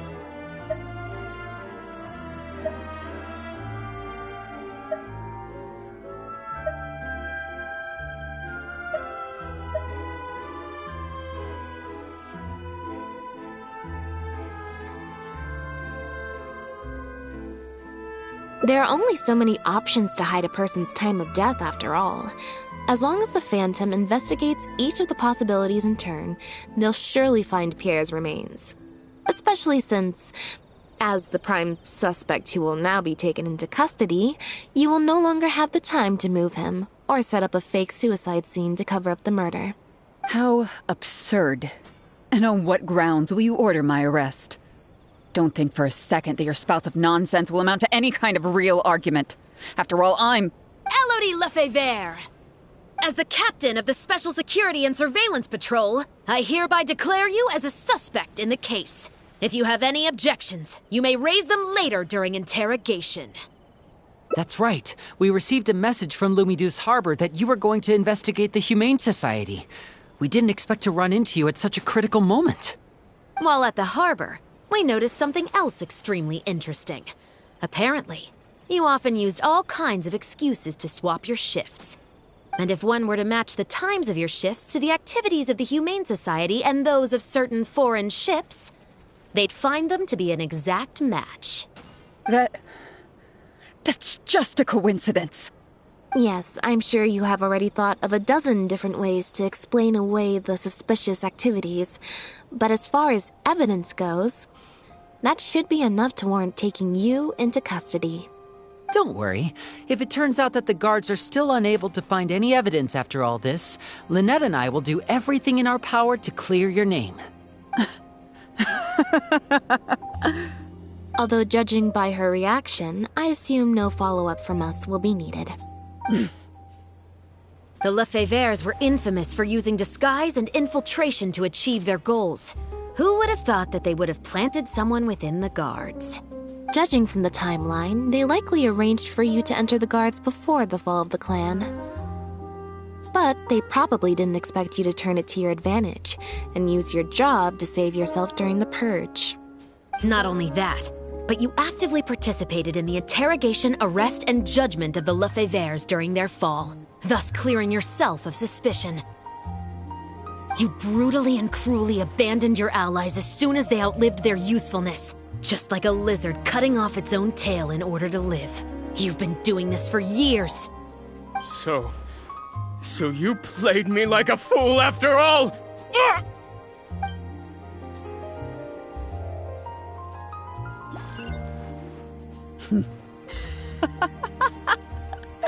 What was that word you used? Ally? You think that someone as foolish as him is worthy to call himself my ally? They were worthless scum, all of them. Not just Bernard and Pierre, but those Lefebvres too. They always just saw me as a tool. I lost all my chances of a normal life just because I was born into their lot. Not only that, but because they wanted me to become an undercover agent, they stripped me of my name, too. I had to live in constant fear of them while they were alive. And even once they were gone, I had to continue to bury my heritage and my name. Always worrying that their enemies would come knocking at the door. Do you know anything about what I've been through over all these years? My life as the last Lefebvre?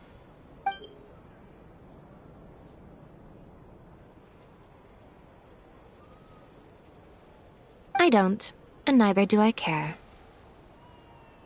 Are you for real? Aren't you a Lefebvre victim too? Elodie, you're the only one still living under the shadow of a name.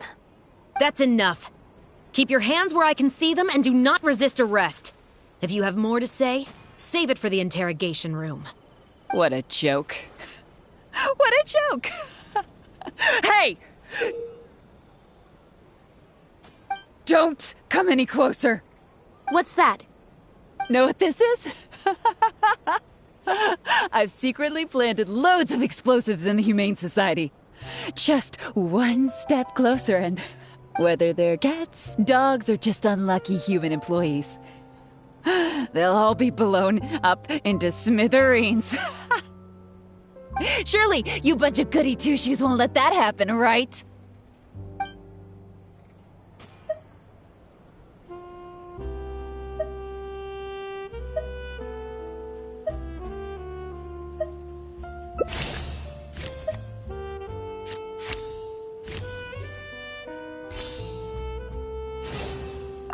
Do you know what would happen to you if you were to run away now? The entire Special Patrol would be out hunting for you day and night, to the ends of the world. Once word of that gets out, all the factions in Fontaine would be after you. But if you throw away the device now, I'll still count that as turning yourself in to the guards. Would you rather go back with me now and wait for a trial? Or wait for your enemies to find you and subject you to the same interrogation techniques that your relatives were once infamous for? No, I can't.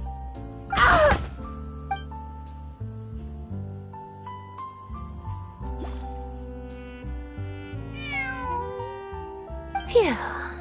So I was right after all. It's easier to deal with the person causing the problem than the problem itself. This is it. Looks like it's just a toy. Guess that's probably why she suddenly flipped and knocked out Bernard. He probably knew that there were no explosives at the Society.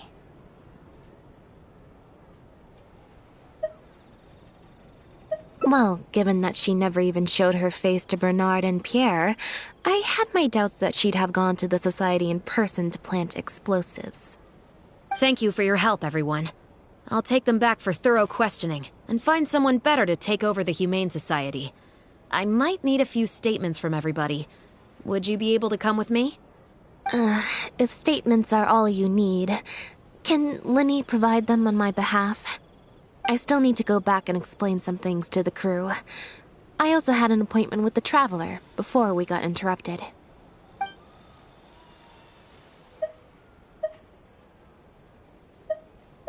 Ah, so you do remember. Yes, I invited you to come over to our place. Once I'm done talking with the troupe, I'll make a nice cup of tea and bring Bonnie to wait for you outside of my door.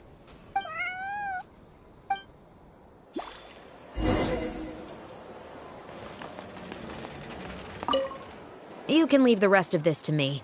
The other guards will be joining me shortly. Don't worry, they won't have another chance to escape. The materials have many other regular uses outside of being used to make imitation synth, so they're not immediately subject to being confiscated or destroyed. The harbor would usually just seize them for some time while the customs paperwork is filled out and approved. If approved, they'd be let through, and if not, they'd be returned to sender. Elodie probably used her position to replace a portion of the shipment with something else before sending the whole shipment back to sender. Given that the foreign merchants who sent in the shipments were probably working with her in the first place, they likely just never reported the difference in what they sent and what they received. We will, of course, continue to investigate the rest of the details of this case. Now that we've caught Elodie, figuring out the whole scheme should just be a matter of time.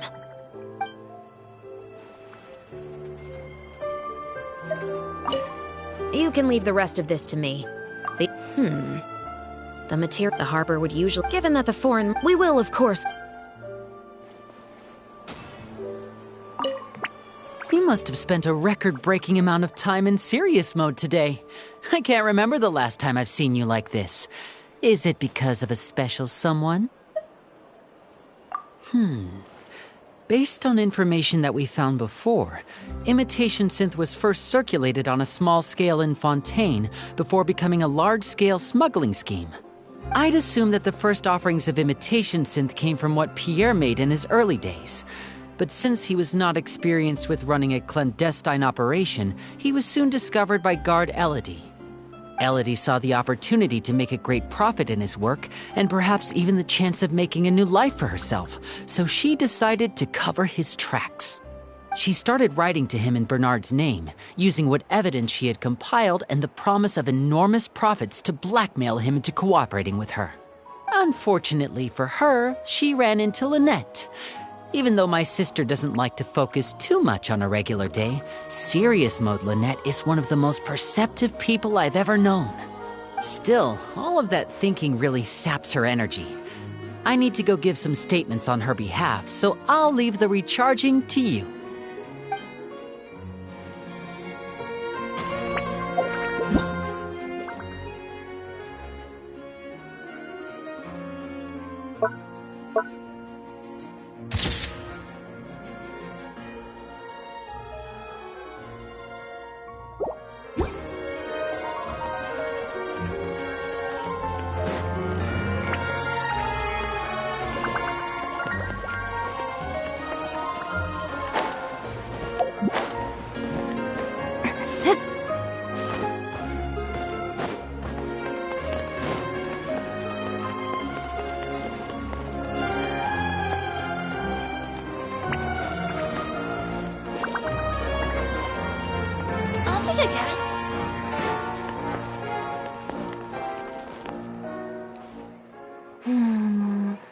Black tea and a cute kitty. Truly the best combo for standby mode. Want some?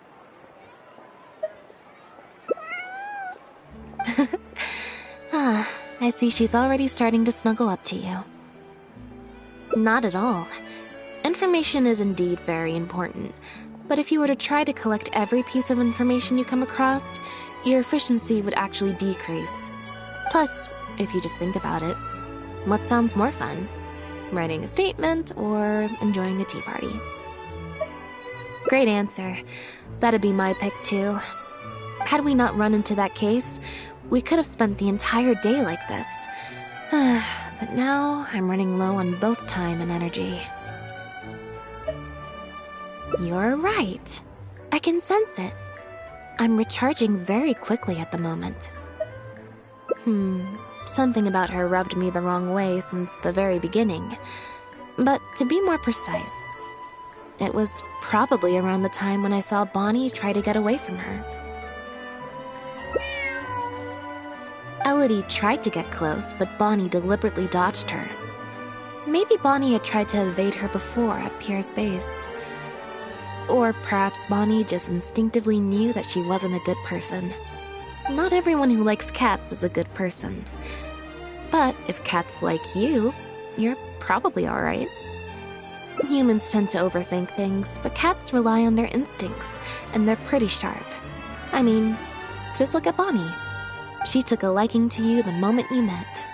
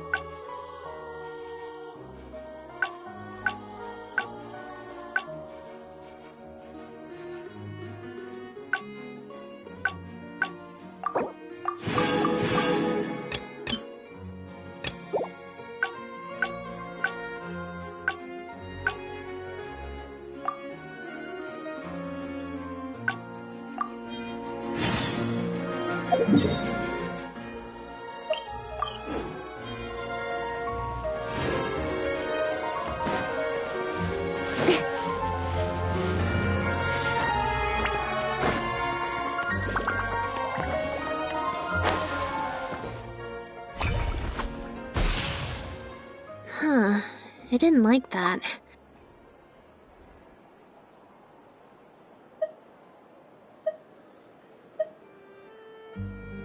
Huh?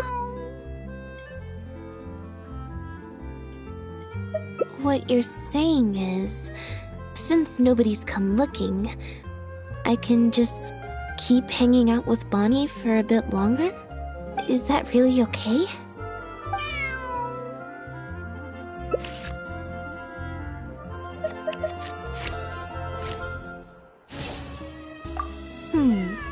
You make a good point.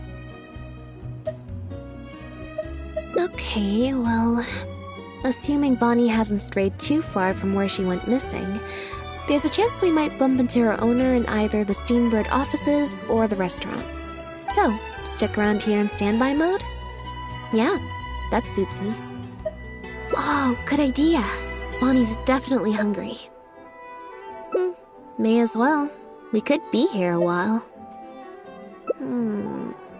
When I was trying to find somewhere I could space out earlier, collect my thoughts, I figured the cafe might be a good shot. Alright then. Plan of action, spend the whole day spacing out. In standby mode.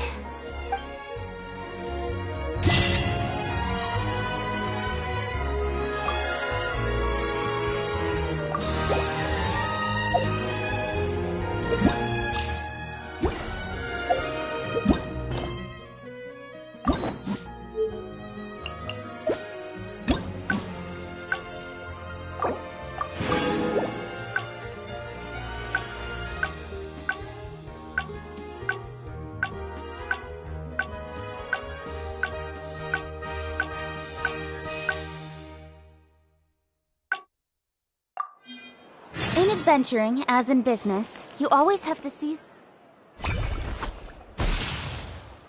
I didn't like that.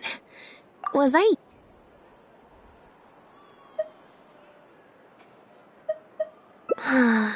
Back to the drinks reception. Nope, I said it was your decision. I'm not gonna waste any more energy dragging my feet. Besides, the drinks reception is technically part of the job as an official publicity event. So, if I bail on it, I might get sued for breach of contract, and that would be a huge pain in the butt. One other thing. Do you want to come with me? If you're free, I mean. Mm-hmm. Thanks.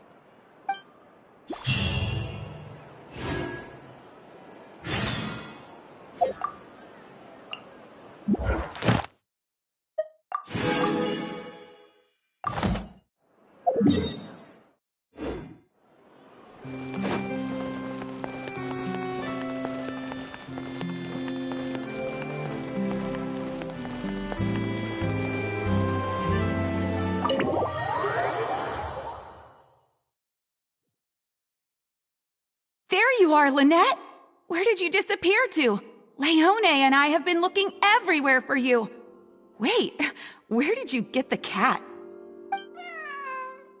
I found her outside.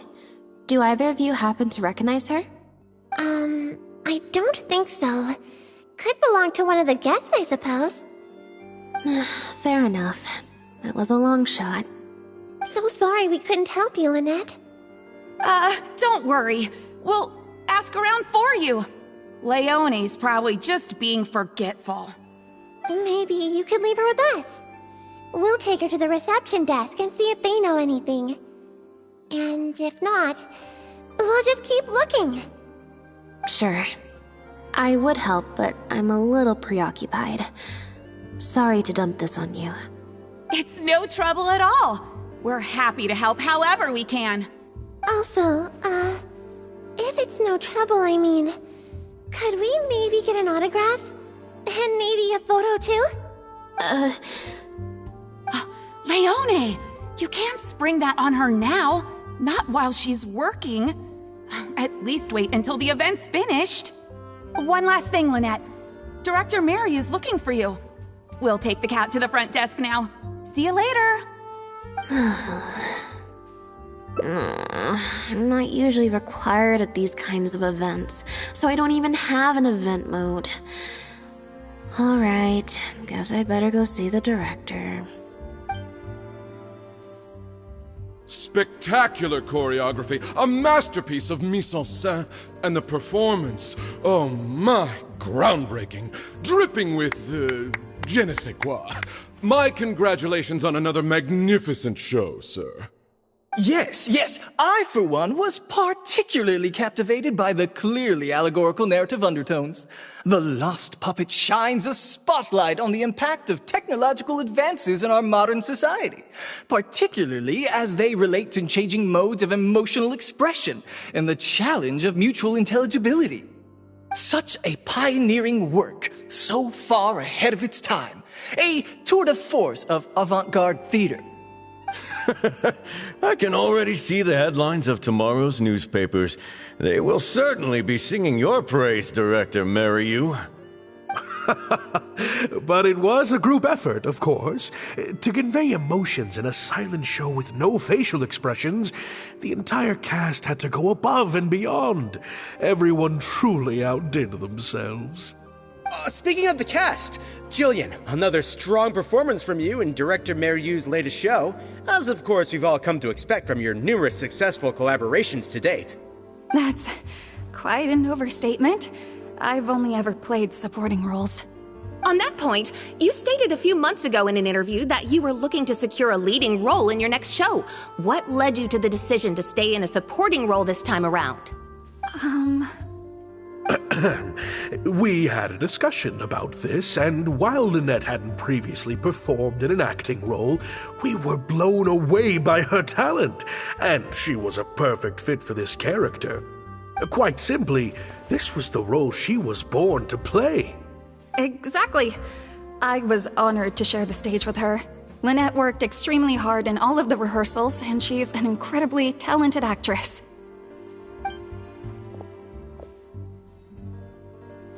Oh, Lynette's back! Hey, Lynette, where have you been? Were you in standby mode? Some reports say you switched that state to recharge after a show. Ah, method acting, of course. Such a compelling portrayal of a mechanical puppet could only be achieved by an actor who lives and breathes their role even while offstage. Those seemingly stilted movements were in fact an inspired portrayal of the character. The ostensibly bad acting, in reality, was the product of supreme acting skill. Oh, I went outside and there was this cat there, so I played with the cat for a bit. A cat? We've long heard that you are a kind soul, as well as an incredible actress. No wonder your debut performance has garnered such popularity. This show looks on track to break box office records for avant-garde theater. Lynette, any words for the fans? Not really, no. I believe Lynette is trying to say that the act of performance itself is the actor's true means of connecting with their fans. Oh, I see. Lynette, any comments? Right, exactly. But don't you want the fans to know how you're feeling right now, after the hugely successful opening of your first ever show? That's true. I'm sure the fans would love to learn a bit more about you, too. How interesting.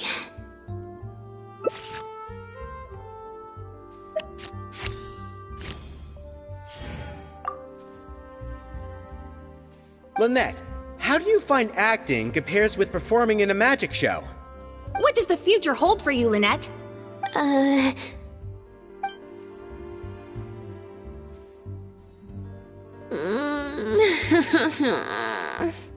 Yeah, it's just... Turns out I can't cope with this stuff even in tea party mode. It's a power-saving mode for participating in conversation at tea parties. Normally, I can get through an entire conversation just with, Oh, that's true. And how interesting. But at a tea party, I'm not normally subjected to a constant stream of questions. The energy consumption of that interview just now was 3 times as much as the average tea party. I think I'd rather pray that I never have to do it again. Lynette, Director Mariu would like you to join the group photo to commemorate the successful opening of the show. A group photo? It's just the members of the troupe, along with Maloney and Corentin. Everyone's waiting for you. Alright then. See you in a minute. 3, 2, 1, smile. My thanks to each and every one of you here for your help in making The Lost Puppet a success. The group photo is already being printed as I speak. You can collect your copy from the first floor after the drinks reception concludes. May it serve as a reminder of this fabulous performance every time you see it. Mariu! Get over here. Let's have another drink. There's a few things I need you to glance over for me. I thought the group photo was the final hurdle. Well, at least there's no more people hounding me with questions. I just need to find somewhere to switch to standby mode, and the time will fly by. I hope.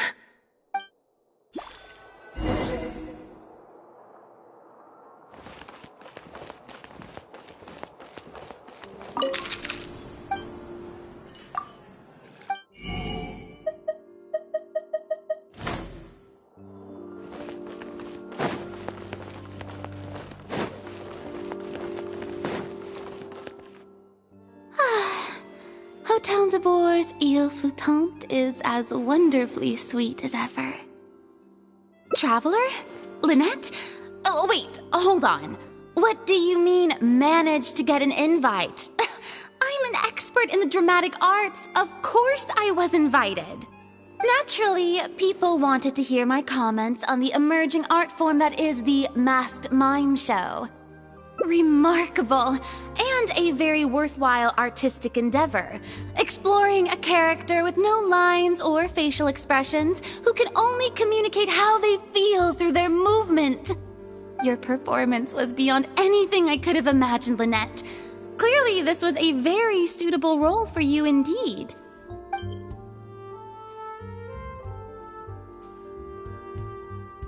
Huh? Is something wrong? No, it's nothing. Please go on. Oh, basically, I think I'd give it a positive review overall, just not as gushing as the crowd downstairs. So, you thought they were pretty over the top too? In fairness, it's normal to bring along some vocal supporters for publicity when a new show opens, but still, this was something else. Then again, I'm no specialist in avant-garde theater. Maybe I'm just not well acquainted with their review criteria. Or maybe it's because I came to the show with some preconceived expectations. I did happen to see the original draft of Maryu's script a while back. What original draft? Oh? He didn't show it to you? It must have been a few months ago. He came to me to get some advice from an experienced performer's perspective, and then asked if I could write a few reviews of his new play. I had a lot on my plate at the time, so I had to turn him down. I only skimmed a few sections, but they seemed quite different from the final version. I can't say I remember the plot, but I don't know. The protagonist just seemed more complex, I guess. Especially in the last two scenes. Still a mechanical puppet on the outside, of course, but she seemed to have more emotional depth on the inside. Emotional depth? Oh, I'm just thinking aloud here. Don't take it to heart. Besides, a script and a play are two very different beasts. There are so many fine details to consider when turning a story into a stage production. More than most people could imagine.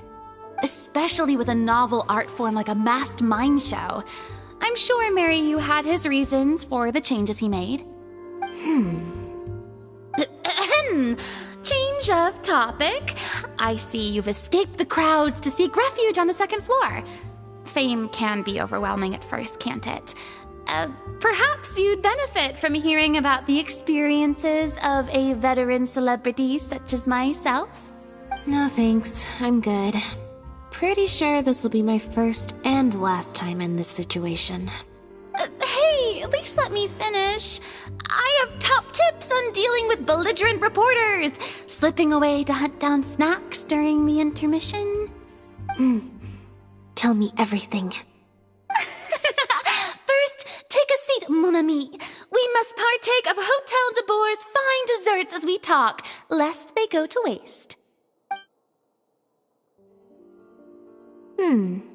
That was very educational.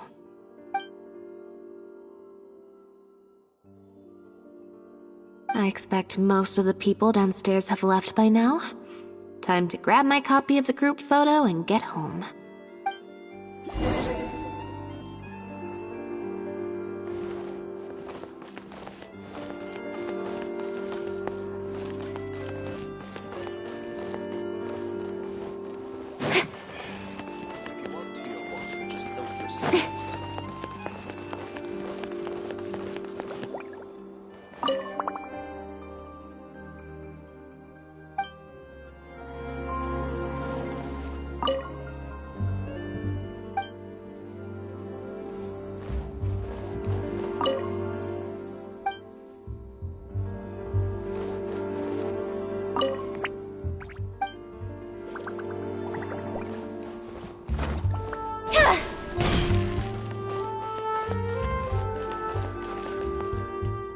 The photo must be in this envelope right here. It's finally over. Thank you for sticking around for so long. If it wasn't for you, I don't know how I would have standby moded my way through the last few hours.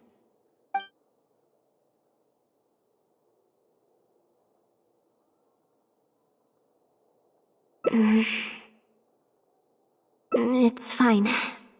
It's just, It was such a minor thing. While I was on stage, there was a moment when I felt like someone was looking at me. It was only for an instant, and I didn't even see who it was. But somehow, I knew it was a look of contempt. I got a vague sense of it again during the reception, like someone was giving me an evil stare. But I couldn't figure out who it was.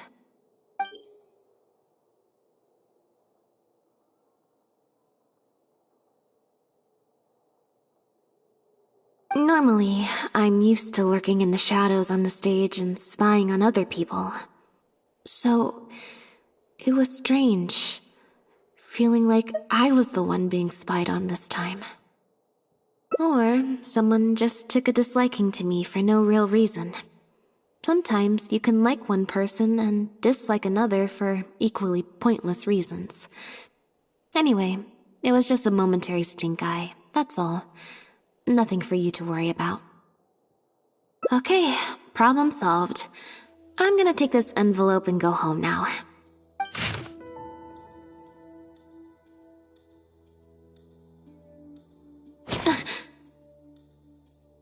You have destroyed this work of art.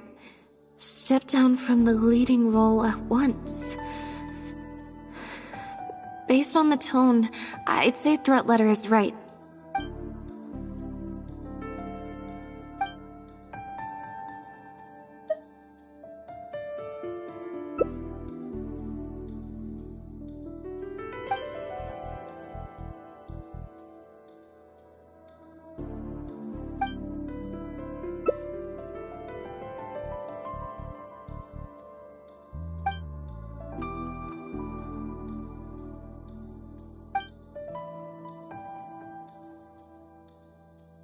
I don't think we're gonna find any more clues here.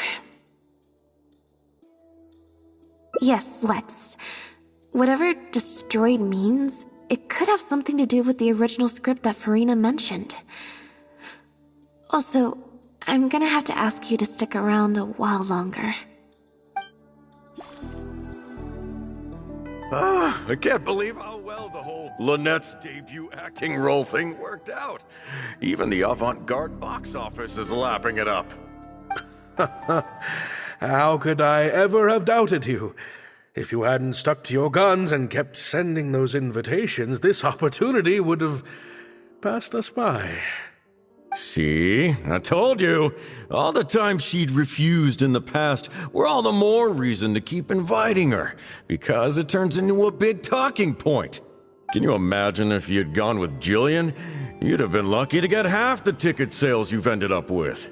True. Well, Jillian still needs to get a few more productions under her belt.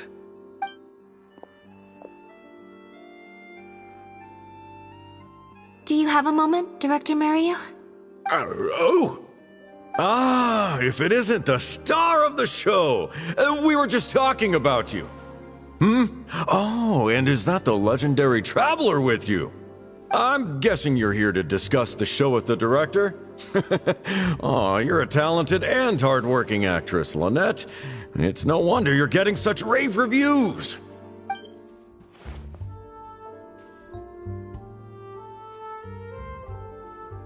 I'll leave you artists to discuss your work in peace. Mariu, make sure you give your star performer and her friend your full attention. I certainly will. Lynette carries the fortunes of our entire troupe on her shoulders. Mr. Maloney. An investor or something, I think. I've never asked him. So, what can I do for the two of you? I'm afraid I'll have to dash soon as I'm meeting some friends from the newspaper. Otherwise, I'd love to stay longer. We heard that the original script for The Lost Puppet was quite different from the final show. I'm kind of curious to know what the protagonist was like in that version. Oh, well, this is a surprise. I didn't think you'd be interested in that sort of thing. It's not uncommon for scripts to undergo major changes as they're being brought to the stage. But I'm afraid there's not much to tell you in this case. The protagonist has stayed the same from the beginning to end. A mechanical puppet with a bumbling body but a sensitive soul. A stranger in time who doesn't belong. There's no doubt about it. You are the protagonist, and the protagonist is you. The success of one is the success of the other, and that's what made this show an artistic triumph. Sorry, you've lost me. Can you put it in plain words? All right, then. Delving deep in the search of core truths is the job of an artist, after all. You shouldn't give your attention to early drafts of the script, Lynette. All it would do is sow confusion where you already have clarity. The current script is the final version because it is the best version, and your performance best brings that script to life. Why, if it weren't for you, I doubt any audience would give our show the time of day. What letter? Oh my goodness!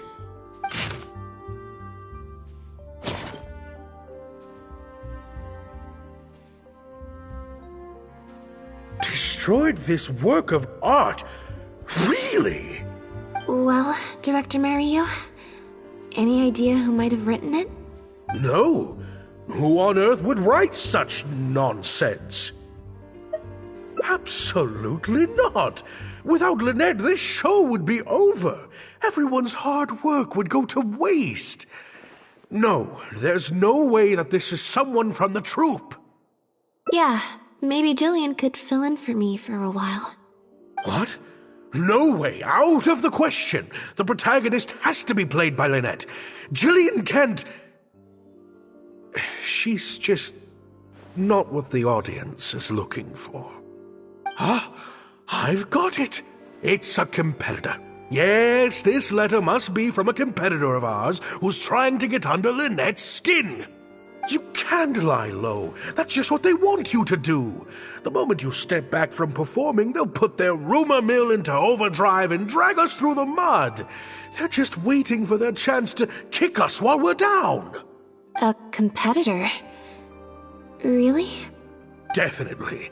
Those lowlifes. Slander and libel are all their specialties. They drown out the truth with a flood of misinformation, and they stop at nothing once they get riled up.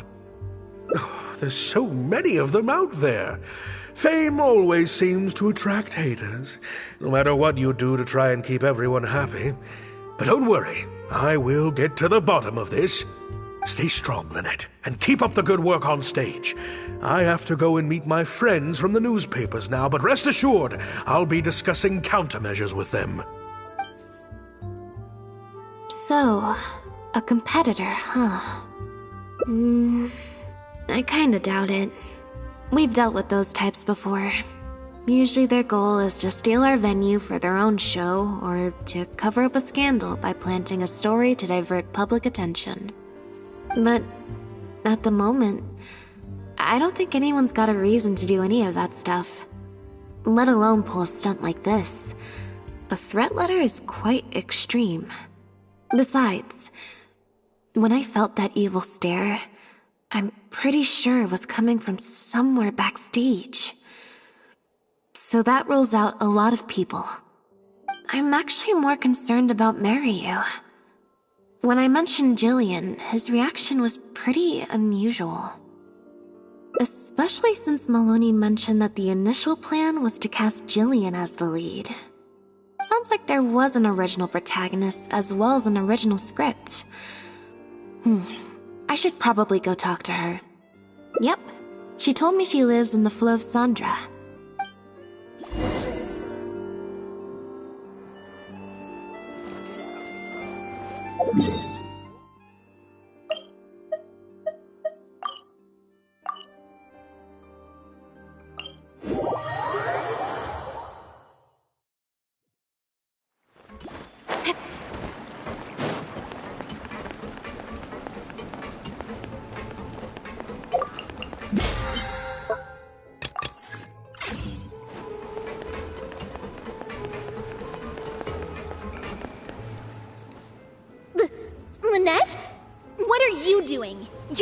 welcome here. I've been to the Fleuve Sandra plenty of times before. This is the first I'm hearing about me not being welcome. Things are different around here. You might be used to a crowd of bootlicking morons fawning over you wherever you go, but not down here. We know what you are. Bootlicking morons? I don't know. I've never met this kid before. Gina, stop that! Go home now! Jillian! No buts. How many times do I have to tell you? That had nothing to do with Lynette. If you don't leave right now, I swear I'll never invite you to one of my shows ever again! Jillian! Just because Lady Farina speaks highly of you, it doesn't mean you're all that! I'm so sorry. Gina's always been a strong-willed child. That's why I never let her visit me at work. It's okay. I have younger siblings too, so I get it. She's in her rebellious phase, huh? If you let angsty kids get you riled up, they'll drain all your energy. So don't worry, I won't let it get to me. Well, this situation's a little different in this case, but still, thank you. So, what brings you to the Fleuve Sandra? We heard about it from Maloney. He said you were originally supposed to play the lead. Maloney, huh? Of course he couldn't keep his mouth shut. I'm sorry. I never mentioned it because Director Mary was very clear that I mustn't let any of it affect you. What's this?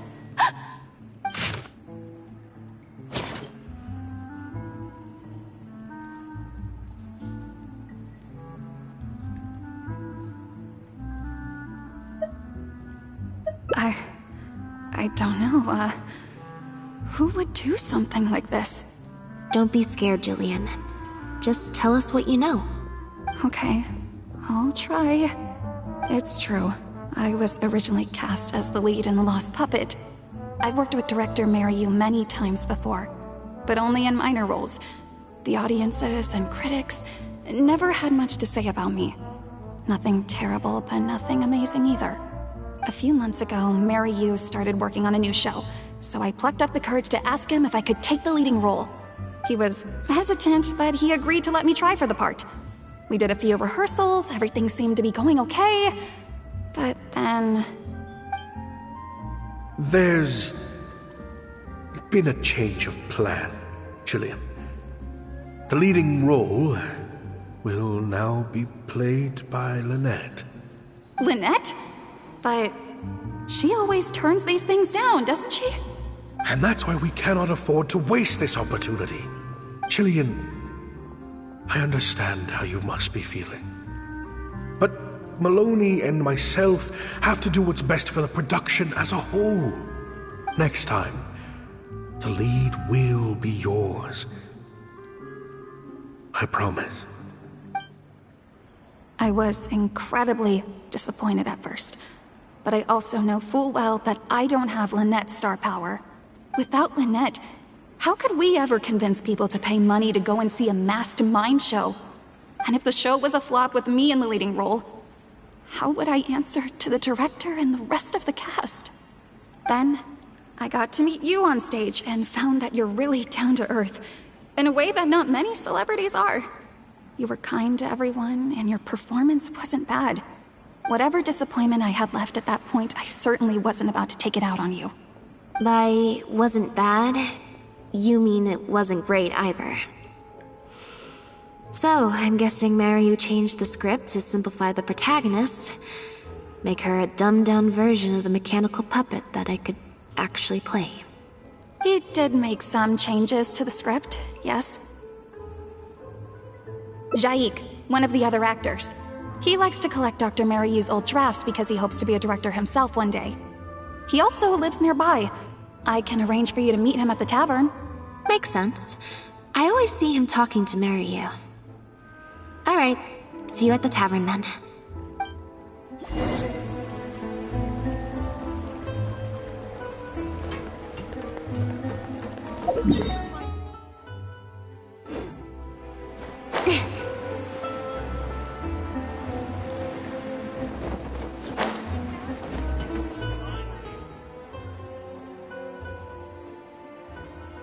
Sorry to keep you waiting. Jillian brought me up to speed on the situation. I'm here to help however I can. Here, this is the script you're after. That's always the way with pen and paper drafts. Even the final script is full of last-minute changes by the director. There should be a cleaner copy of the original script in here somewhere. Sorry, it's all a bit mixed up. I just grabbed the whole stack of paper since I was in a rush. No problem. Now activating search mode. I'll go through one page at a time.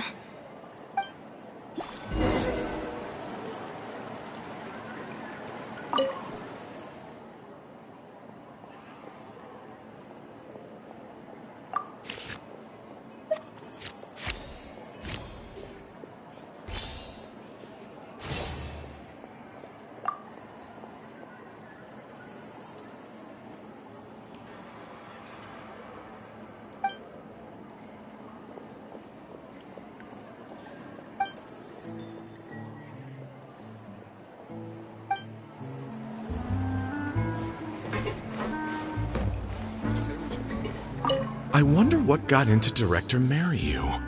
Maybe he's been quietly struggling with something.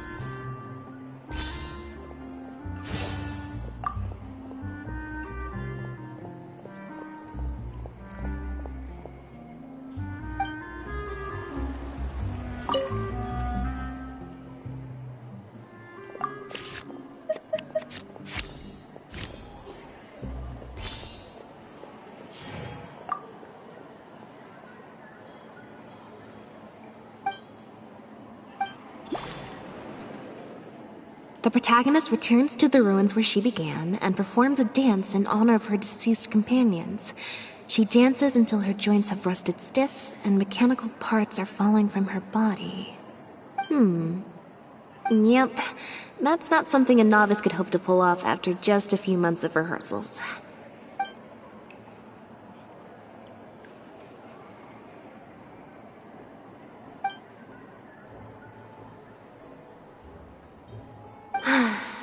Frankly, I think that the original script is much better, and the original lead is the best fit. Jillian, shall I go tell Mariu to put you back in the leading role? What?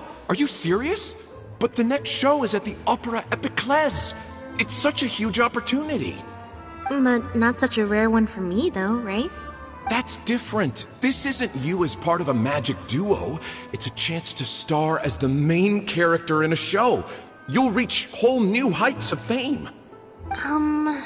Fame in small doses has its perks, but too much and I'll get overloaded.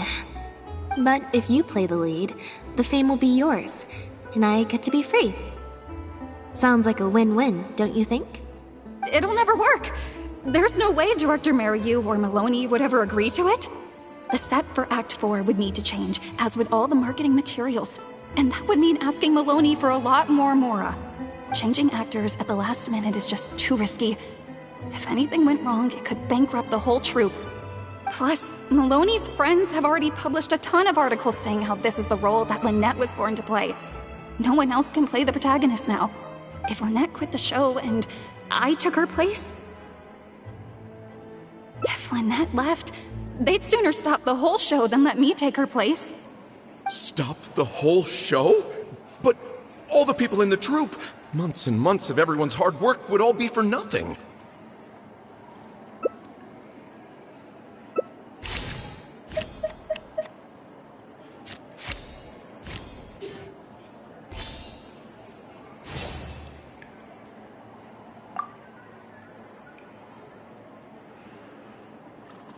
You do? What is it? That's a bold plan. I'm in. You know, it's a little crazy, but it might actually work. No way! It's not worth taking such a huge risk just for a chance to be in the spotlight. Jillian, you said before, whatever disappointment I had left, I wasn't about to take out on you. In other words, that disappointment is still there, but you've kept it bottled up inside. Be honest. You still hope to play the leading role, don't you? But the thought of putting so many people out just for my sake? You think they'd be put out? That's not how I see it. Jillian, you were more dedicated than anyone during the rehearsals for the original script. We all saw how hard you worked for this role. And I think you know that unless we decide to make a stand here, the path we're on is only going to take us further and further from our dreams, all of us. So take it from me, you would not be putting us out. Not one bit. You guys... Okay. Let's do it. I will play my part. Yes! I knew you'd come around. All right, I'll let the rest of the troupe know and we'll start preparing immediately. Wonderful. This solves everything. Wait, but what about the threat letter? Do you have any idea who sent it? As long as we stick to the plan, I'll give up the lead role, so it won't matter anymore, right? But surely you want to know who it's from. If they're out there and no one's keeping an eye on them, what if they come looking for you? I doubt they will. It's supposed to be a threat, but they didn't even say what would happen if I don't meet their demands. Plus, the handwriting is kinda childish. Doesn't look like a professional intimidator to me. Who knows? Maybe it was just a fan of yours having a moment. A fan? Of me? Maybe there's someone out there who really appreciates your talent. Even in the supporting roles.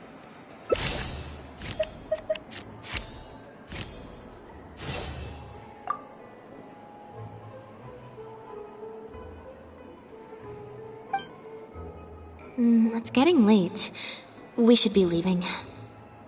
Come on.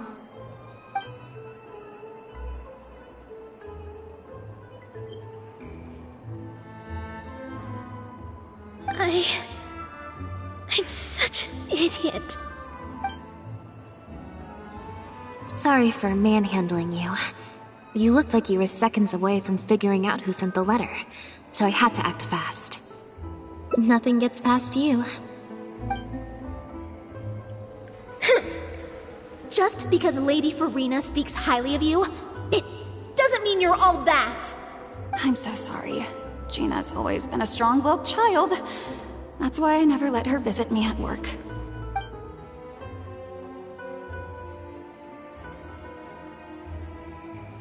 I guess she must have snuck into the drinks reception and overheard our conversation with Farina. She idolizes Jillian, both as an older sister and an actress.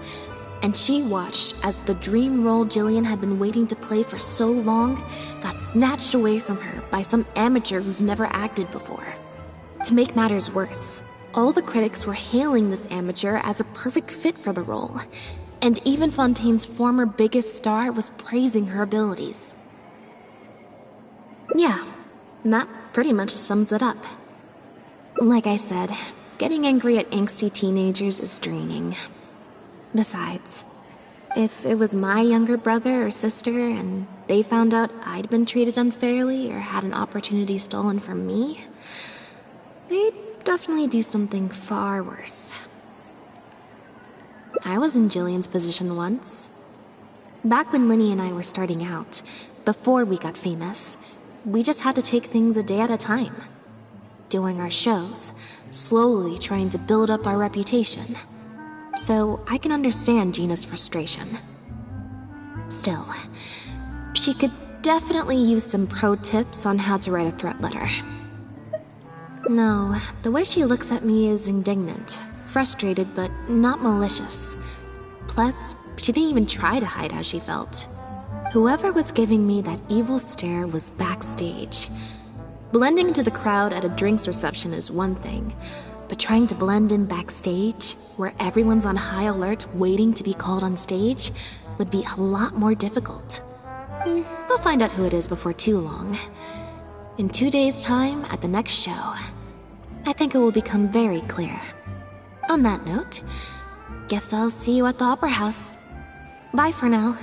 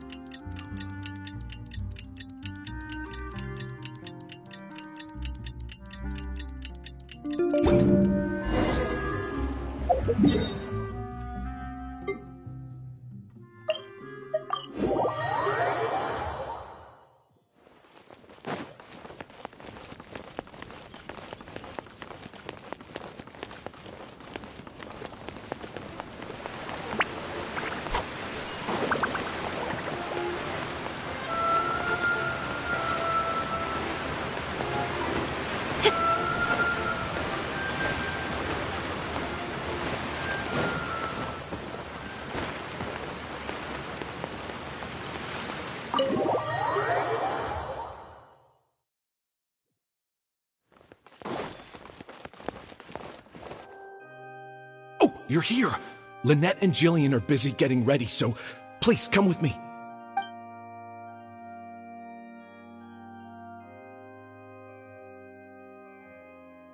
That puppet in the middle, is that Lynette? She's so pretty. It's starting. Keep your voice down.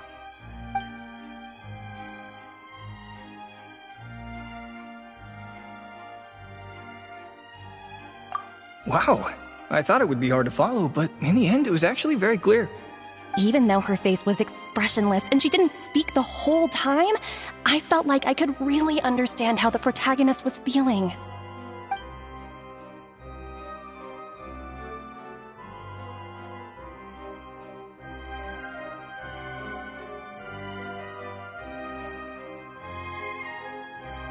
Director Mariu really is a master of his craft. And so is the actress in the lead role. I have a friend who saw the show on the opening day. They thought the critics overstated how good it was, but I gotta say, the protagonist is incredible.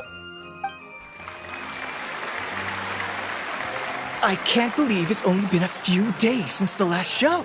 Lynette's improved so much. Just wow! I'm speechless. Words simply cannot do justice to the sheer excellence we witnessed from Lynette on stage today. Your penchant for the hyperbolic strikes again, Almery. Clearly you weren't at a loss for words when you were writing your article. I saw you hand it to the journalist.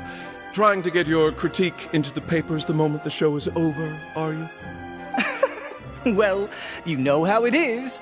The early critics get all the readers. Wouldn't you agree, Mariu? What's the matter? Cat got your tongue? The first half was a huge success. Even I could tell the acting was top tier. My apologies, Mr. Maloney. Please excuse me for a second. I need to have a little talk with my actors. Oh, very well. Hey, while you're at it, this might be a good time to talk future collaborations with Lynette.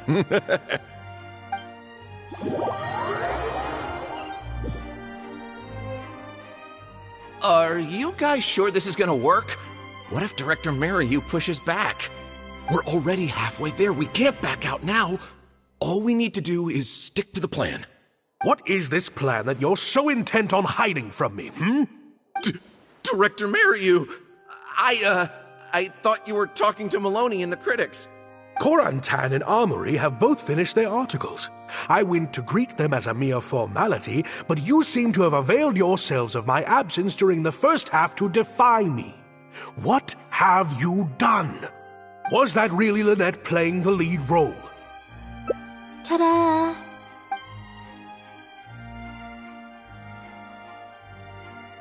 Director Mariu? I was the one playing the lead role just now. I switched costumes and masks with Jillian so that I could be the protagonist's companion and stay out of the limelight. Lynette, why on earth would you do this? You know my acting is amateur. The only reason I'm being seen as a pro, let alone a pioneer, is because you have critics supporting the show. If they'd seen me in the leading role during the first half, they wouldn't be expecting anything more. But what happens now that they've seen Jillian in the role? If you force me to play the lead in the second half, they'll be wondering, why is the actress suddenly giving such an underwhelming performance right at the climax of the whole story?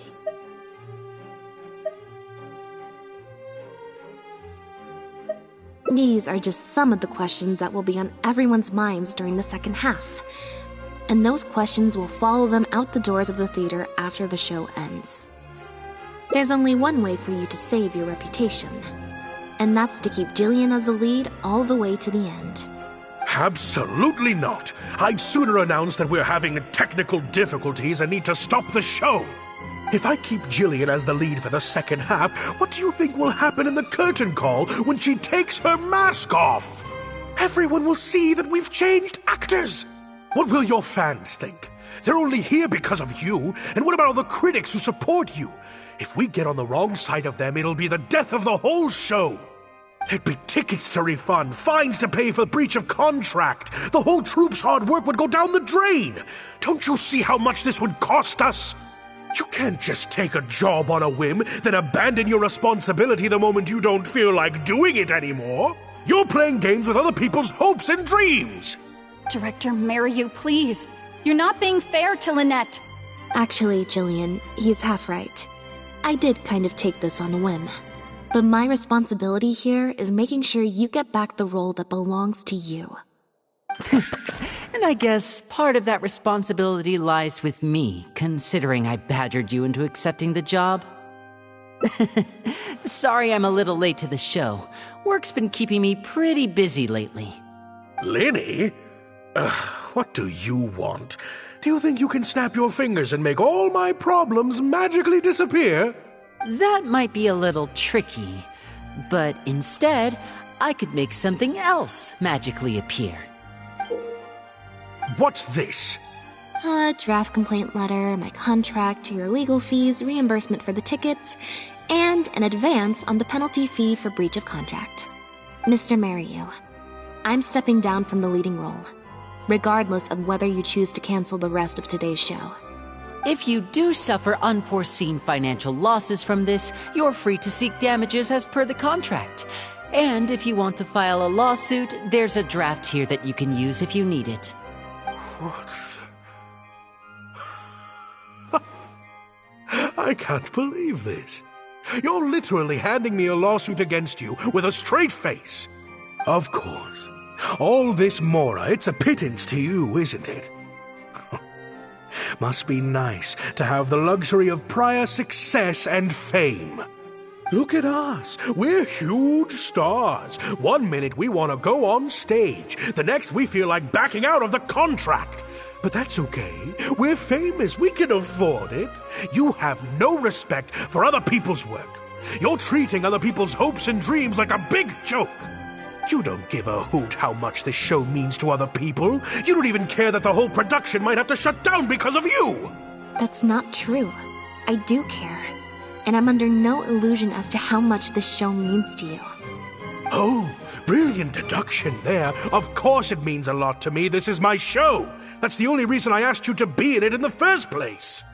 Really? Then why do your eyes tell a different story? The way you look at me... it's full of contempt. Almost as if I've destroyed your work of art. What? I would never think that. A couple days ago, I asked some associates to do some digging for me.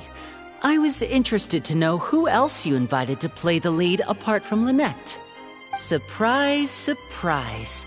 Turns out that all the other famous actresses you asked either had prior commitments or weren't a good fit for the role. They all turned you down. And I would have turned you down too, if not for an unlikely set of coincidences.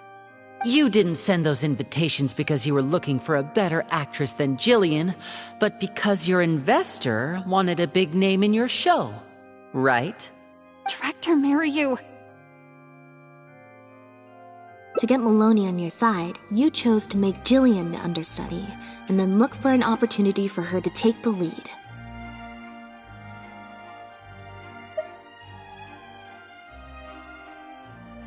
I bet you were torn at first, weren't you? Do you stick to the tried and tested formula? Choose Lynette, use her celebrity to get the critics on your side so that you and your investors can line your pockets? Or do you choose Jillian, so that you and your longtime collaborator can stage the show of your dreams, the original, unedited version of The Lost Puppet?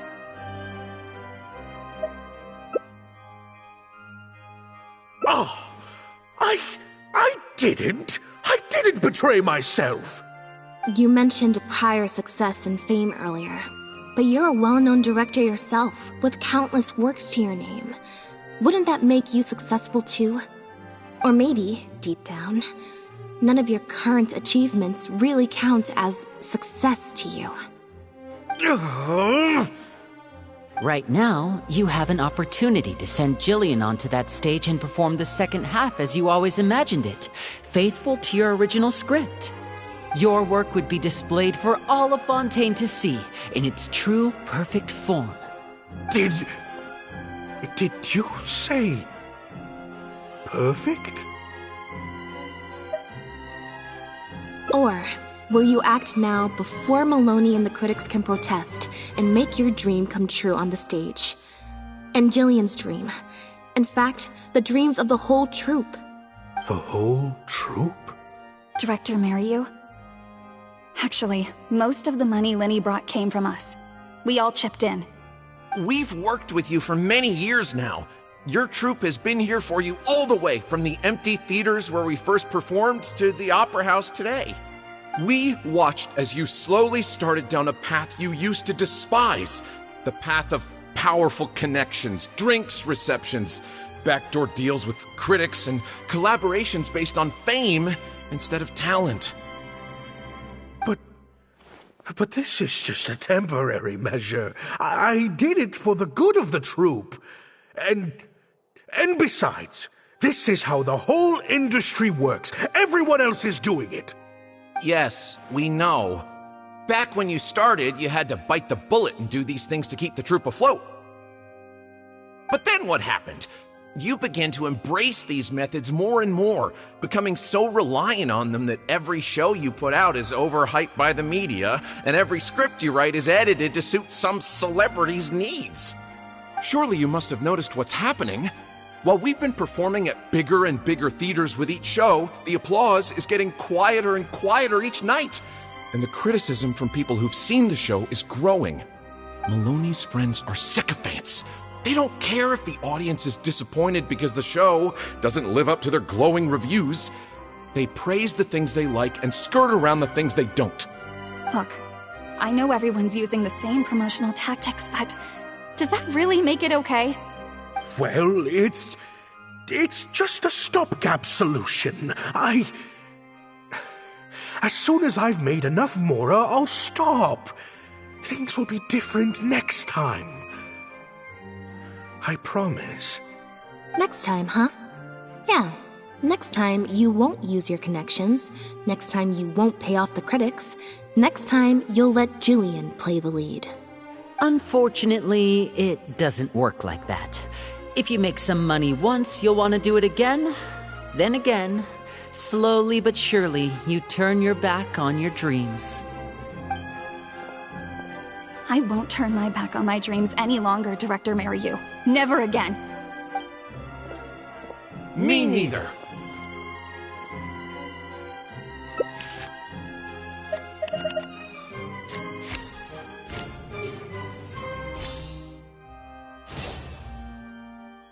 I had dreams too. Once.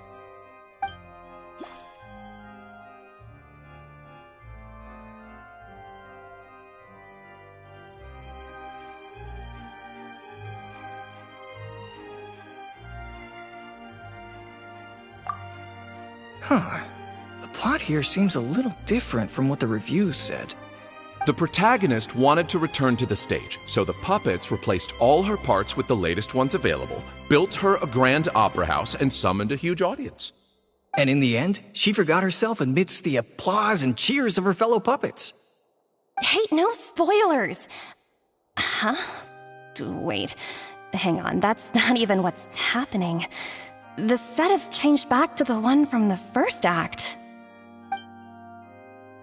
Oh, Archons, please let this work out.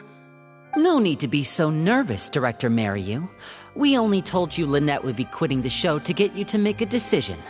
We wanted you to believe that this show would have to end after today, no matter what you decided. But in truth, I believe that if we choose our words carefully, there's no reason we can't get Maloney to come around and keep the show going. You really thought this plan through.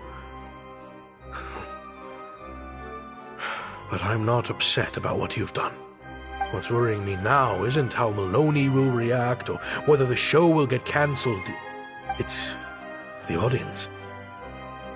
I've always thought the original script is better, but will it move them like I've always hoped?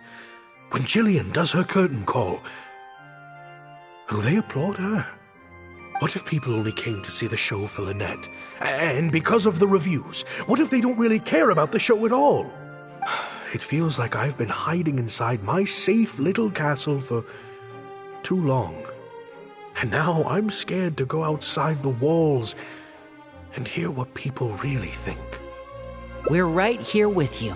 We'll watch it to the end.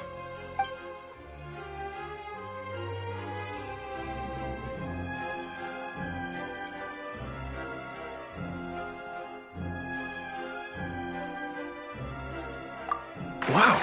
Okay, this ending is much better. I love how they brought back the set from Act 1 and gave it a whole new meaning. What a fantastic twist. Time for the curtain call. It's the moment of truth. The applause continue after I take off the mask. I always leave my mask on. No one would ever know.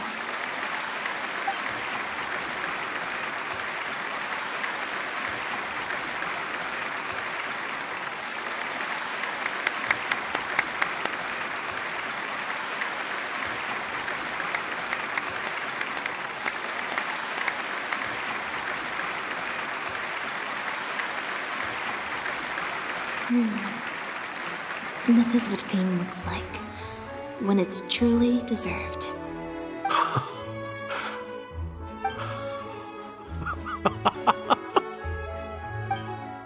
Jillian, you were amazing! Syra was tearing up when you did your final solo dance. Well, so are you. Really? I was so nervous. My legs felt like they turned to jelly. What looked like an actor unsteady on her feet was in fact a poignant expression of the protagonist's frailty in her last moments. Or whatever. Hey, Mario! What the heck was that? Why wasn't Lynette playing the lead? Our articles are already going to press. You better have a good explanation for this. It was my... Hey now, it was all of our... Hold on. The decision was mine, and mine alone. They had nothing to do with it. If you have any concerns, gentlemen, then please direct them to me. Marry you? So it was you?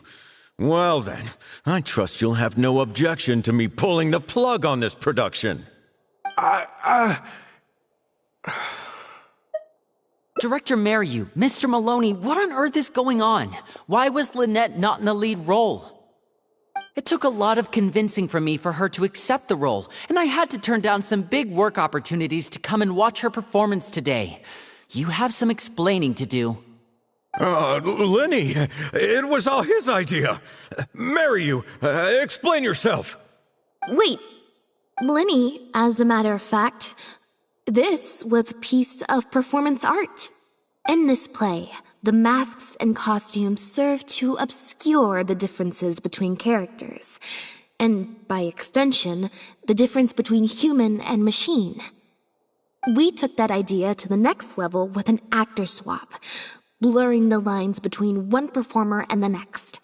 So it's in service of the ambitious artistic goals of the production. What? It's similar to deceiving the audience in a magic show. We employed this technique as a means of breaking the fourth wall. It allows the audience to more intuitively understand the cognitive dissonance felt by the protagonist as a machine trying to reconcile the notion of her humanity. The audience's experience mirrors the protagonist's own confusion and becomes part of the artistic performance itself. Hold up. What is this nonsense? Oh, I see. Well, bravo, Director Mariu. You even had me fooled. That's probably more because you just don't really understand avant-garde art very well, Lenny. Maybe so, maybe so. Well, perhaps it went over my head, but I'm sure our experts here saw the whole thing coming a mile away. You must have worked it out by the end of the first half, surely. Mr. Amory, I just heard that you managed to write your review after just the first 2 acts. Yes, you're right. Director Mariu and I are old friends. You should have said something. Then I could have played along even better. Yes, well, to deceive the audience, you must first deceive your closest companions. I have to give credit to Lynette and her experience in performing magic. That's what inspired me to take my art to the next level. You mean your show was partly inspired by Lynette's background in magic?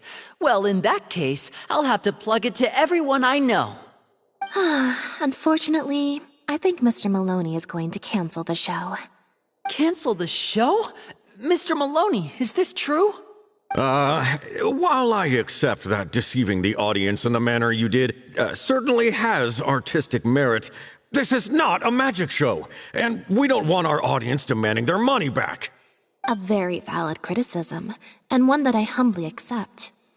If that happens, we're prepared to reimburse and apologize to any audience members who weren't satisfied with the experience.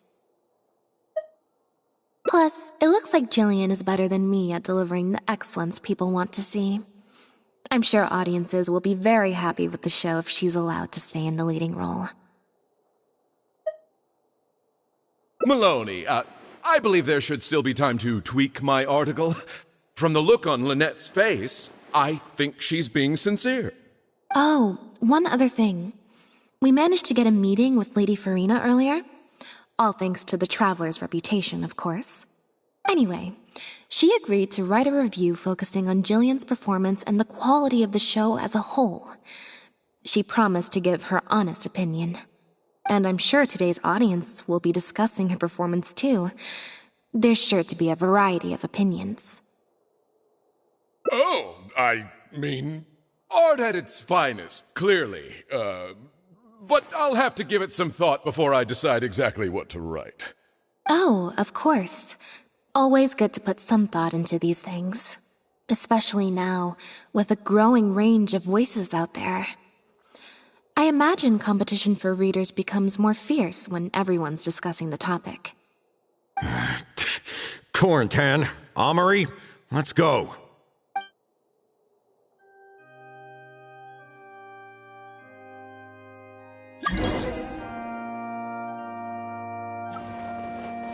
Do you think this move needs jazzing up a little? Not jazzing up, per se. I was thinking more like break it down, you know?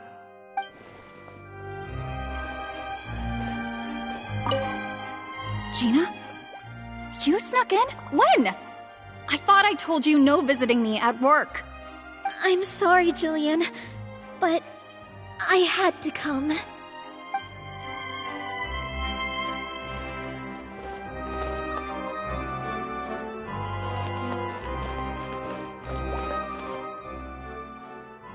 Thank you both so much. Without the two of you, who knows how much further down that cynical path I would have gone. I always told myself that once I'd made enough Mora, I'd get back to doing what I loved. But somewhere along the way, I started to lose sight of what that was. Just like those critics with their dishonest reviews, I became all about the trappings of success, at the expense of the art itself. You're right. Yes, I'm a very lucky man. Anyway, enough about my problems. What are we going to do about the threat letter that Lynette received? I've been looking into it a lot over the past couple of days, but it doesn't seem like it was one of our competitors after all. Ah, yes, about that. Lynette, do you have a moment? Wait, you're Jillian's sister, right? I'm sorry. Gina insisted on coming to see Lynette. I couldn't stop her. Lynette, I'm sorry!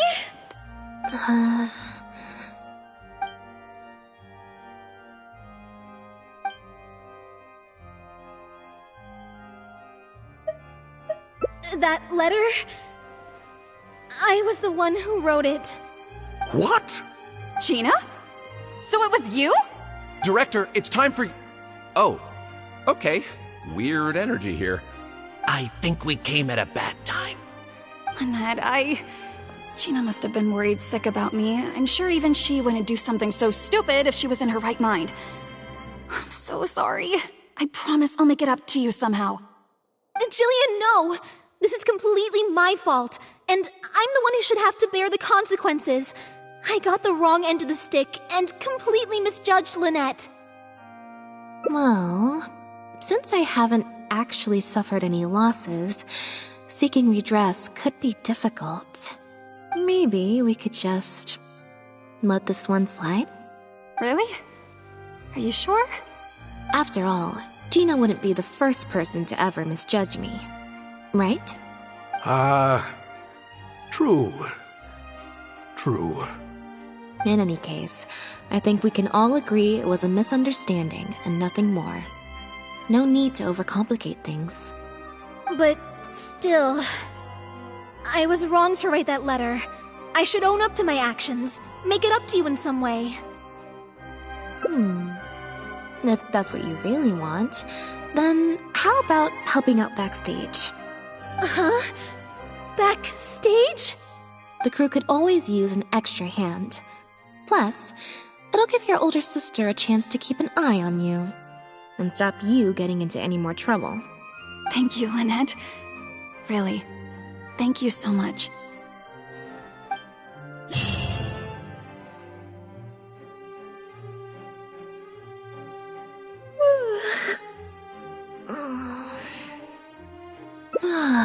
Is it? I'm so much more at home here in the audience. I get to sit on a comfy seat, and I don't have to activate my energy-consuming modes all the time. Mary said she's a very promising young actress, and she has natural chemistry with her older sister. In their capable hands, the show doesn't need me to attract an audience anymore. Phew. Freedom at last. Fame is more trouble than it's worth. I'd rather leave that side of things to my brother and the others. I'm happiest when I get to sit in a quiet place, watch them do their thing, and cheer them on. Yep, exactly like I'm doing now.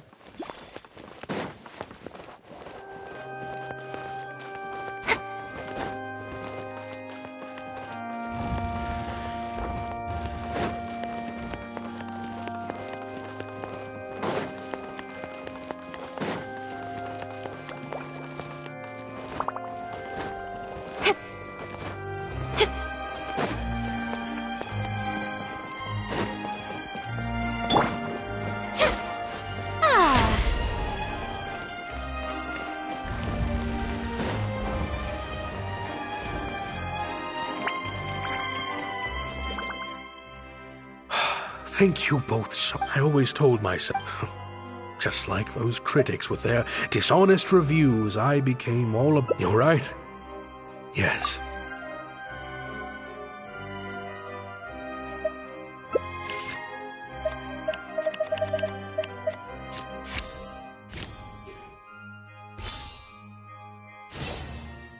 Yeah, me neither. Wait, but... Oh, do you mean when we ran into you at the Fleuve Sandra? And you said some mean things to me?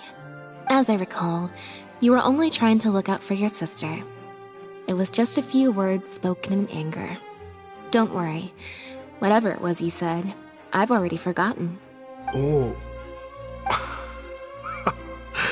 I see.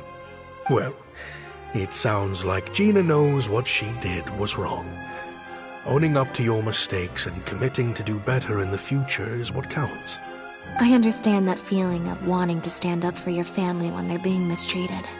Really, I do. But next time, maybe consider a different tactic? Something you can pull off more effectively, and without arousing suspicion. Got it. Thank you, Lynette. Why do I feel like I'm missing something here? Hey, here you are. I was wondering where you'd all run off to. Great! Everyone's in one place. That makes this so much easier. What do you think? It's group photo time! We have to commemorate the debut of the Lost Puppet Director's Edition. Okay, everyone, we all have pretty awkward smiles on our faces in the photo from Hotel de Boer, so this time, no forced smiles allowed. Oh, am I really not allowed to force a smile?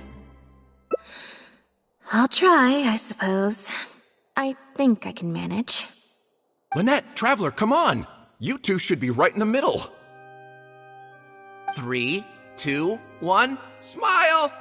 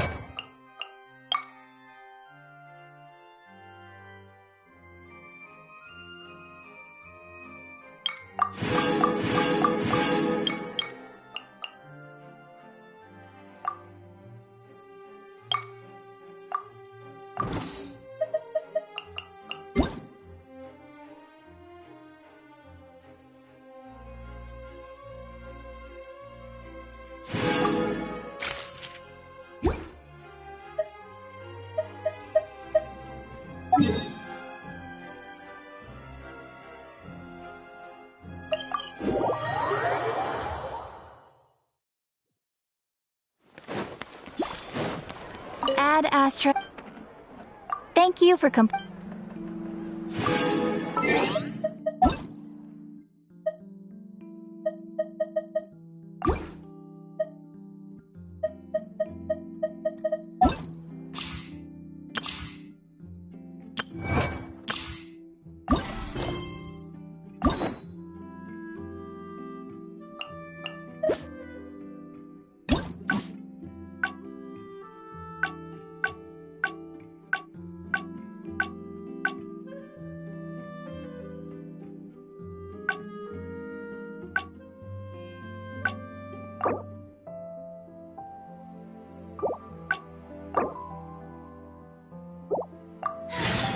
being too popular.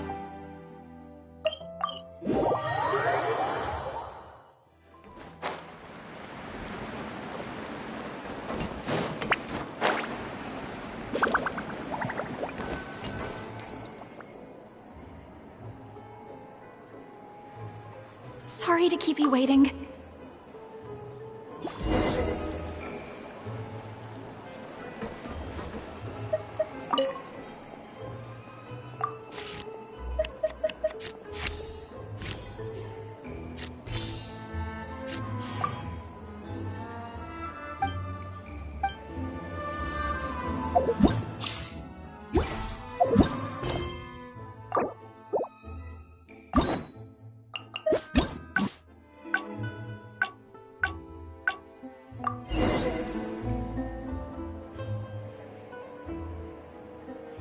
Sorry to keep you waiting.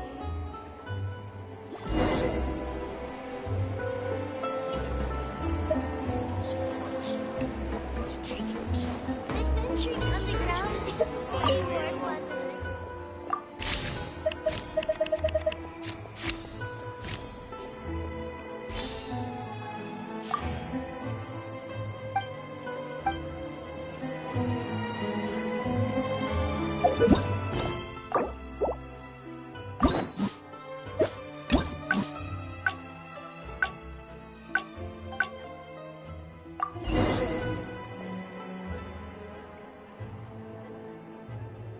Sorry to keep you waiting.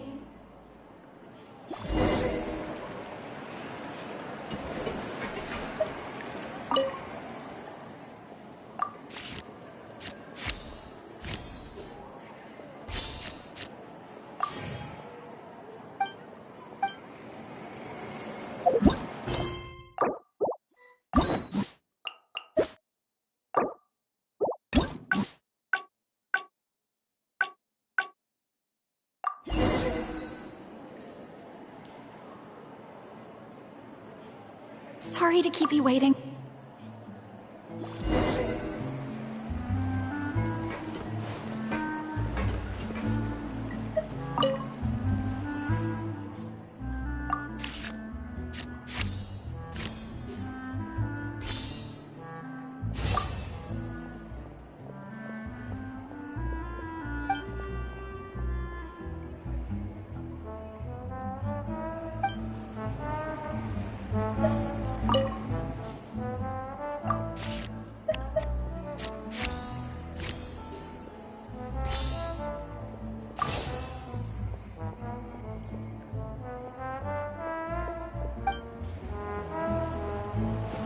Adventuring underground is...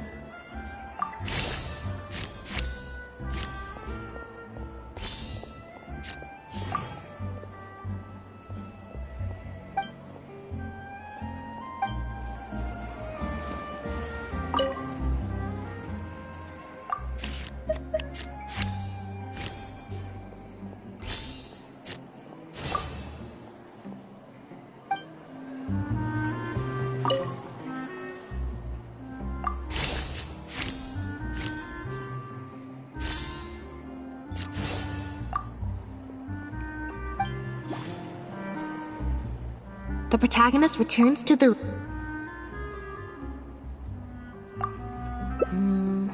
Consent, huh? Then, how about we don't ask him? And that way, he'll be forced.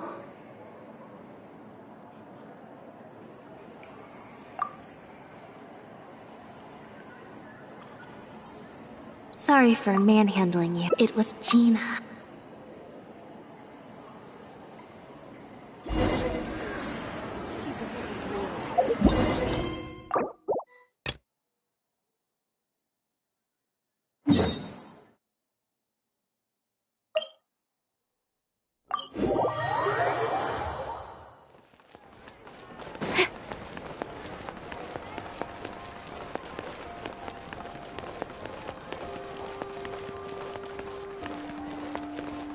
Seems like there's another event going on at the Court of Fontaine! Look at that! Roadside signs as far as the eye can see! Let's see what they're for. Fontaine Fashion Week? Ooh, why don't we go check out some of the shops? Maybe we can pick up some cool new clothes!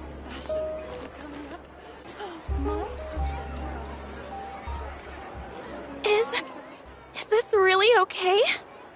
I told told you I could do it using the leftover funds from the original deposit. Don't tell me you're afraid that I cheaped out on the dress. No, not at all. I have only the fullest faith in your work, Miss Chiori. I'm just in shock, that's all. It's always been my dream to wear a Chiori boutique dress for my wedding. I really thought the chance had passed me by. Wait, isn't that Chiori? She's actually at her shop today? Oh, you've got a point there. Well, once she's done with her customer, we can go and ask her. I'm a woman of my word. If I say I can do something, then it'll be done. The first rule of business is to always keep your promises. Now, remember to not fold the gown, or store it under direct sunlight. I'd recommend only taking it out on the day of the wedding. But from the look on your face, I can tell that may be a little difficult for you. Oh, I'll try my best. Once he sees me in this, his jaw is gonna drop straight to the floor. Chiori, you're actually at your shop today! Is that really so shocking? It is mine, after all. Anything you're looking for today? A custom design, or perhaps some ready-to-wear outfits for kids? Hey, Paimon's not a kid! Oh, that. Well, if news of the event has reached your ears, I suppose the Fontaine Apparel Association's advertising efforts have paid off. Are there any fun and popular activities that we can take part in? Ugh, Fashion Week isn't what I'd call fun. But it certainly always attracts a crowd. It's a fashion extravaganza that only takes place once a year, after all. Will you be showing off some of your designs, too? Of course. All designers at the Court of Fontaine use the week to advertise their brand. If you're lucky, you could even land a large amount of orders as soon as the main show ends. Come to think of it, it was also at a previous Fashion Week that our label first took off. Aren't you pretty much an established name now? People will still buy your clothes even if you don't participate this year, right? Yeah, that's not quite how it works. While many people buy clothes for fit and style, the fashion industry also strongly values a label's artistic vision and creative direction. Why would anyone patronize a label that hasn't even bothered to put out any new designs for the year? In the end, fashion is just a representation of the spirit of the times. People support your brand because they support the vision it represents. Huh. Okay, so maybe fashion's more complicated than Paimon thought. All that complicated stuff aside, you're saying we'll be able to see new Chiori designs at the show? Absolutely. The designs have already been finalized. I'm just waiting for the fabrics to arrive. Ooh, are you using materials you can't get in Fontaine? Well, I still have a certain partiality to Inazuma-made fabrics. The textures are pleasant to the touch, and their familiarity gives me a sense of security. Oh, Paimon gets it! It's that feeling of home. Ugh, something like that. Yes. We're a long way from Inazuma, though. Aren't you concerned that your shipment might get lost or stolen along the way? No need to worry. I've already taken steps to ensure that it'll arrive safely. I've entrusted the job to Komani Express's most reliable courier. Excuse me! Coming through! Coming through! Chiori, your shipment's here. I know it's quite late, so I'm really sorry. Deep breaths, Kirara, then start again. Oh, so Kirara's the courier you were talking about. Oh, hey, Traveler and Paimon. Fancy seeing you here in Fontaine. It's been a while. Maybe next time. Considering how late this delivery is, I'm not sure this is the time to play cards. Plus, I know this shipment is really important to Chiori, so I should probably make sure everything's in order. Wait a second. This is the second time that you've seen me flub a delivery job now, isn't it? Oh, you somehow always happen to catch me off my game, huh? So, what was the holdup? Sailing delays, bad weather? Huh? No, nothing like that. I just ran into a bit of trouble, that's all. Bandits, then? Or treasure hoarders? A few run-ins on the road aren't usually enough to give you any trouble. Well, I didn't run into anyone exactly. I just got a little lost. Keeping you honest as always, I see. Alright. I was stopped by a group of bandits as soon as I entered Fontaine. They were a little different from the ones I usually run into. I could hear them mumbling about Komunia Express. It was obvious they were looking for someone with two tails. So it was a targeted hit? I got the sense that they were actually targeting Chiori's goods. My fabric shipment? Yeah, they said that I could go as long as I left the goods with them. Otherwise, they'd stuff me into my delivery box and toss me into the sea to drown. Oh, are you okay, Kirara? Oh, I'm good. I'm still a yokai after all. I turned them over to the guards. It just took me a while to round them all up. Well, it's not completely out of the ordinary for one of your deliveries to get intercepted. But it still doesn't make sense how you knew it was my goods they were after. You've got other deliveries to make in Fontaine, don't you? Is there something else that you're keeping from me? Huh? Well... Perhaps I need to reconsider how many stars to give you in my review. You always know how to get me, Chiori. Alright, I'll talk. So, I kinda wanted to know why anyone would order a hit on me, so I spent a bit of time investigating. One of the bandits had a loose tongue, which saved me some time. He said that a certain person had commissioned them to intercept Chioria Boutique's delivery. And who might this person be? Chiori, why don't we just let this one go? I mean, I didn't really get injured, and you've still got Fashion Week to worry about. I appreciate your kindness, Kirara, but if I don't teach this person a lesson, I doubt they'll stop here. Anyone that dares to mess with one of my friends deserves a stern talking to and then some. Alright. The guy said that the commissioner was someone by the name of Uter. Uter? No, that name rings a bell. Wouldn't you say, Kirara? Well, that's exactly why I didn't want to bring it up to you. So you both know this Uter guy? Through Chiori's complaints about him, sure. He's a fellow fashion designer who's made it his goal in life to make hers as miserable as possible. Oh, so he's like a business rival. A rival is what you call someone who fights you fair and square. Uter, however, just has it out for me as a designer. He's publicly disparaged my design choices, my use of materials. He's practically tried every trick in the book to ruin my good name. I've already warned him before to compete with me fair and square, but I guess he prefers playing dirty. Well, I'm more than happy to oblige. Wait, Chiori, where are you going? To teach someone a lesson. You must be tired after your long journey. Why don't you rest in my shop for a little while before heading back? Chiori! Wait! And she's gone. Oh no. What should we do? You seem concerned.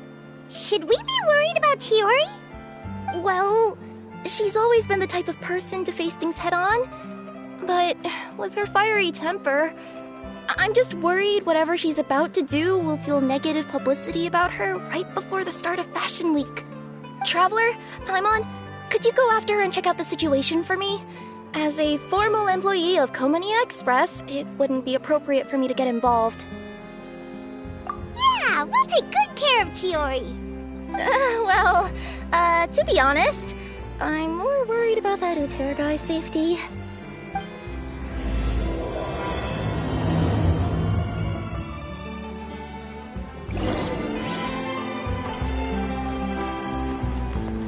Anyway, please look after Chiori for me.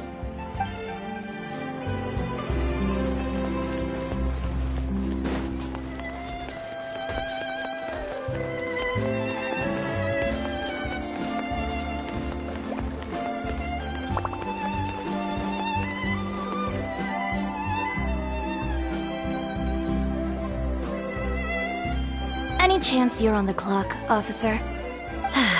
Nothing good ever comes out of you addressing me like that. Oh? And I see the Traveler and Paimon are here too. Chevras, we meet again. Well, things have been fine on my end.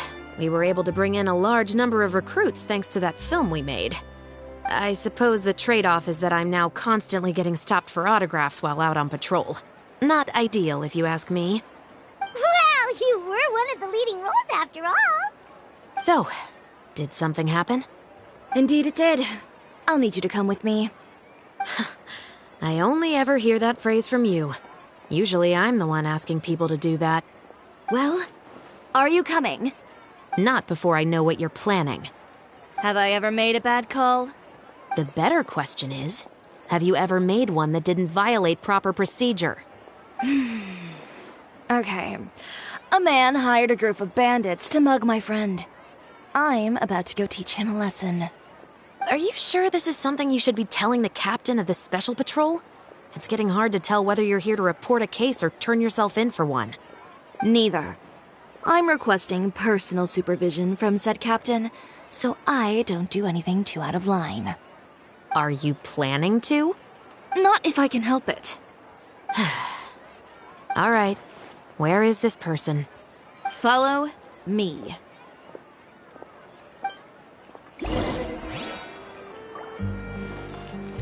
Just promise you'll start trying to keep yourself out of trouble.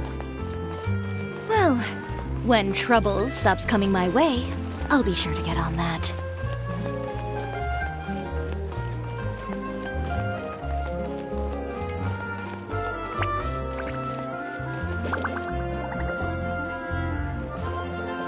This should be the place. You all wait here. I'll go have a chat with him. You know, Chevras, Paimon gets the sense that you two are actually pretty close. It's just as Chiori said. We got to know each other pretty well in our lines of work. You could call it a you scratch my back and I'll scratch yours sort of situation. Does Chiori often need your help? I'd say it's mutual. The Special Patrol needs her help quite often as well. We've got tough problems of our own. Getting people to talk, for example. The uniform, the musket, they're intimidating. Most people clam up the minute they see us. Lips sealed so tight, getting them to talk almost feels like trying to break into the fortress of Meripede. But put them in a clothing boutique, and they suddenly start gushing faster than the waters at the Fountain of Lucine. Oh, is it because they're trying to show off or something? Yep. People are vain creatures. They can't help but want to talk up new developments in their lives or show off how much they know about other people. And nothing brings out that sort of vanity quite like fashion. As a result, Chiori often picks up on all kinds of information in her shop. Most of her customers are members of the upper class, which means they're pretty much up to the gills in wealth and intel. You scratch my back and I'll scratch yours. Huh, Paimon gets it now? Exactly. I'm also here to ensure Chiori's safety. Those who make trouble for her also tend to be rich and powerful. And in some very rare cases, I'm forced to protect other people from Chiori herself. So, who got on her case this time?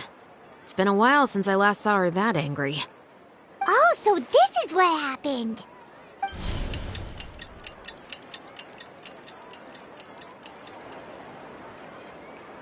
Huh? Uter, you say? You've heard of him? Yep. He's made trouble for Chiori several times already. He's fond of pretty much every dirty trick in the book. I heard that even the Maison Gardiennage issued him a warning due to his behavior. So he's back at it, huh? His funeral, I guess. Whoa, what's this about a funeral all of a sudden? I just meant that Uter's done for. Now bring it in, you two. Get right up close. Sure, but why? Because this is probably going to turn into one of those very rare cases I just talked about.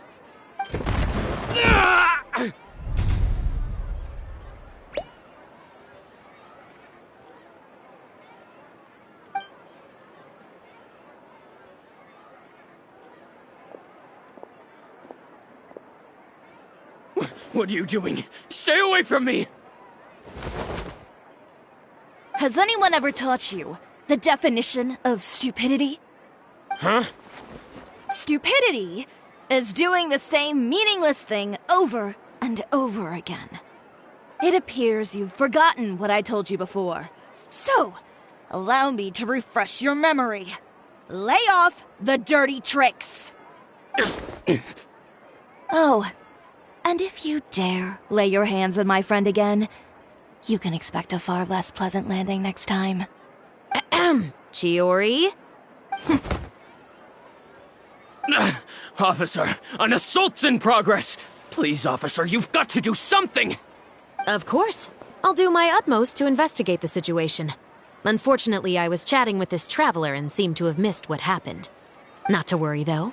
If you'd allow me to search the scene, I'm sure I'll be able to collect some useful evidence. You don't mind, do you? There's nothing in there that would implicate you in any illegal activity, I would hope. Forget it. It wasn't that big of a deal. Ms. Chiori, I must also ask you to refrain from engaging in such disorderly conduct in the future, especially out in the open like this. Apologies, officer. I guess you could say I'm just used to tossing out any trash I come across on the street. You... Is there anything else either of you have to say for yourselves? That's all from me. I sincerely hope that today's events will never happen again. We'll see about that.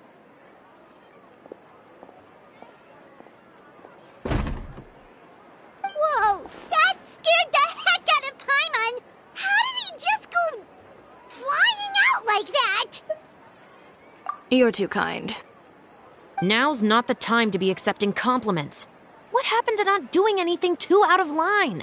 Oh, not if I could help it, is what I said. And I think I kept to that. I started with a verbal warning, but he displayed neither shame nor remorse. If anything, he kept running his mouth with insults and threats. Insults and threats so bad that he deserved to be tossed out like a sack of trash? Believe it or not, they were that bad. He deserved to get knocked down a peg. It's the only way to get him to stop. You could have reported him to the guards.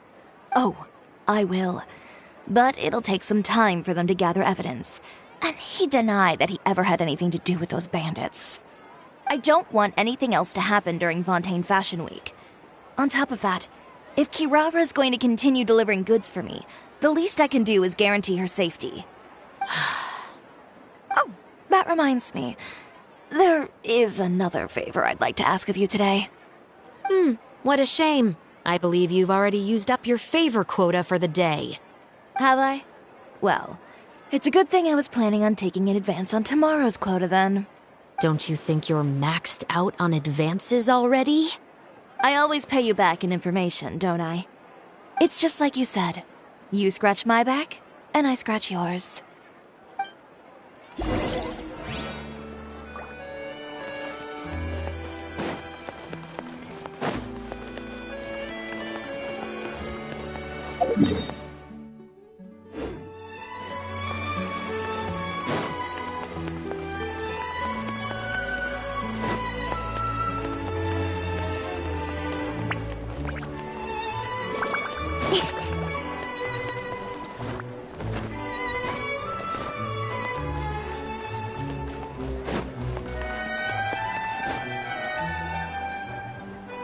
We're back.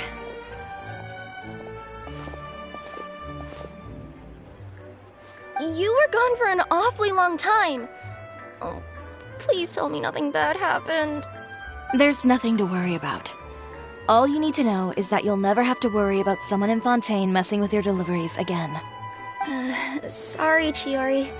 I didn't mean to cause you so much trouble. What are you talking about? You didn't do anything wrong. Those greedy bandits are to blame, along with a certain someone who doesn't know when to lay off the petty tricks. The next time you need to leave the city, call the Special Security and Surveillance Patrol.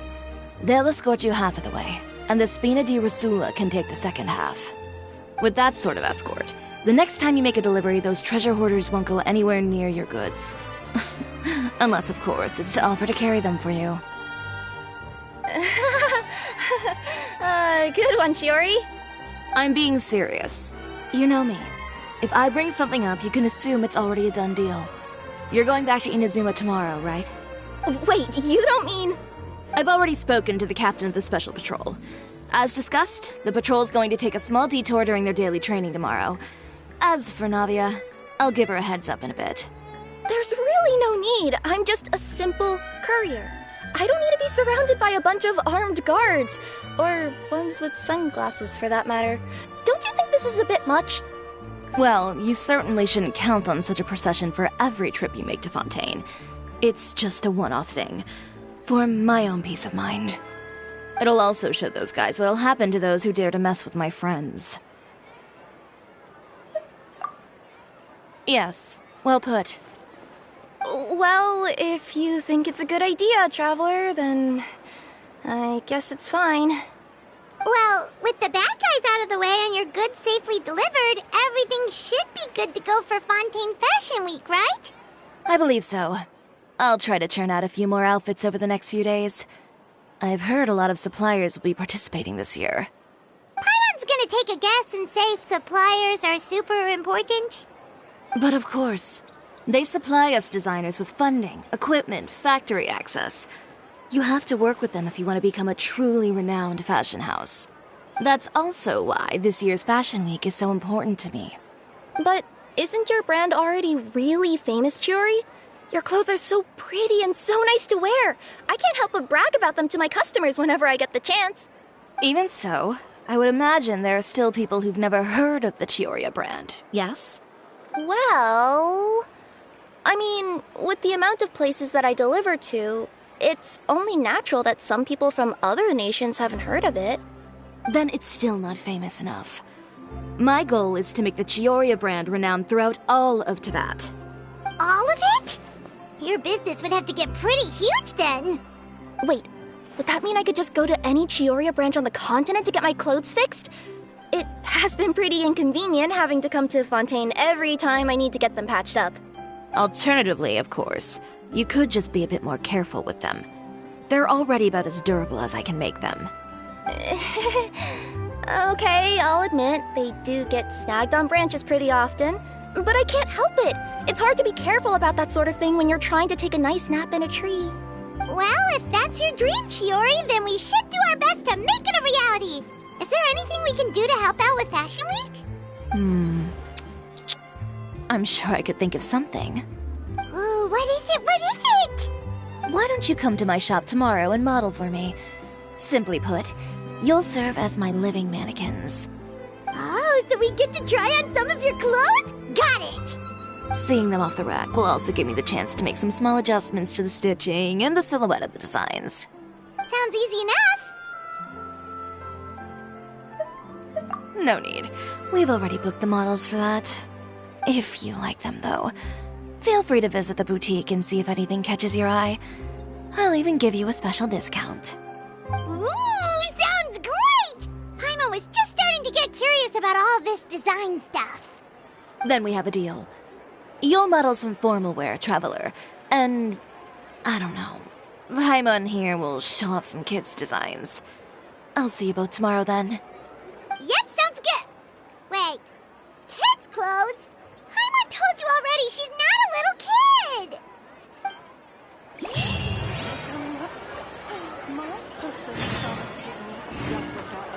Speaking of clothes, do yours happen to need any mending right now, Kirara?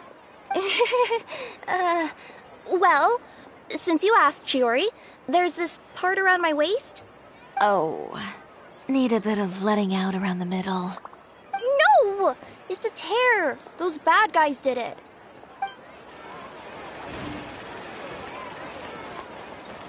Fashion Week is coming up. Oh, my husband promised to get me a replica of the most eye-catching outfit from the show. Oh, I say.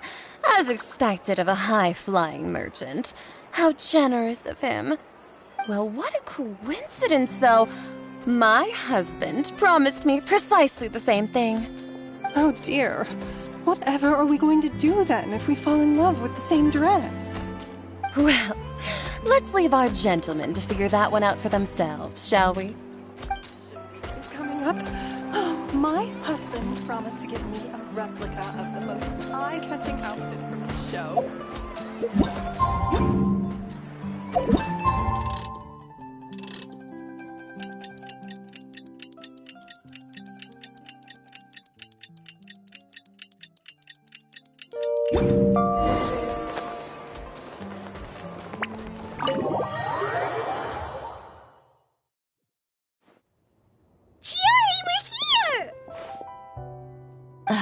you're here early. I haven't even opened the shop yet. Wait, has Kirara left already? Yep, with the special patrol. Bright and early. Did everything go all right on the road? I believe so. The patrol makes for quite the entourage. The way they marched forward with Kirara in the center, you'd think she was some sort of VIP. For the second leg, the Spina also came with a pretty large group, led by Navia herself. They took care to clear the path beforehand as well. Kirara won't so much as step on a single stray rock on her journey. I even heard that Navia decided out of the blue to make a batch of macarons as a going-away gift for Kirara. An excellent souvenir to remember Fontaine by, I'd say. Sounds like Navia really got into it. My thoughts exactly. She even lamented the fact that she didn't have time to prepare something even fancier. I'm pretty sure she can't wait for another escort opportunity to come her way. You know, now that you mention Navia, Paimon thinks the two of you are actually pretty similar. You say what you mean, and when you have an idea, you really hit the ground running. I suppose that's why we're such good friends. Navia has a certain resilience about her. It's part of who she is. No matter what comes her way, she never bows down in the face of adversity. That sort of determination and courage is something I really admire. That same spirit is the true vision of my brand.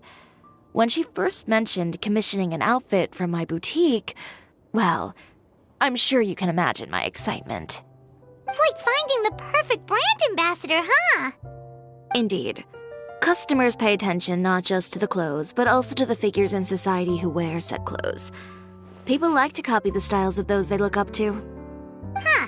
And here Paimon thought all that mattered was for the clothes to look cute. Fashion is about more than just looks, my dear.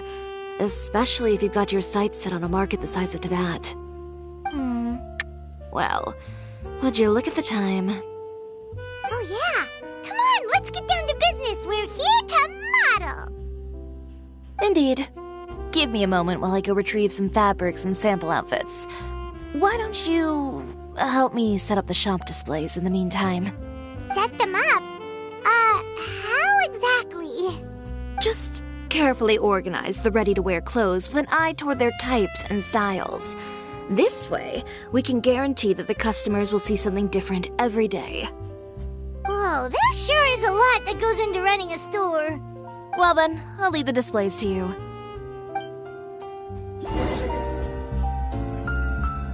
So, we just need to put all the clothes with similar styles together, right? Please organize the clothes with an eye towards their types and styles. I'm counting on you.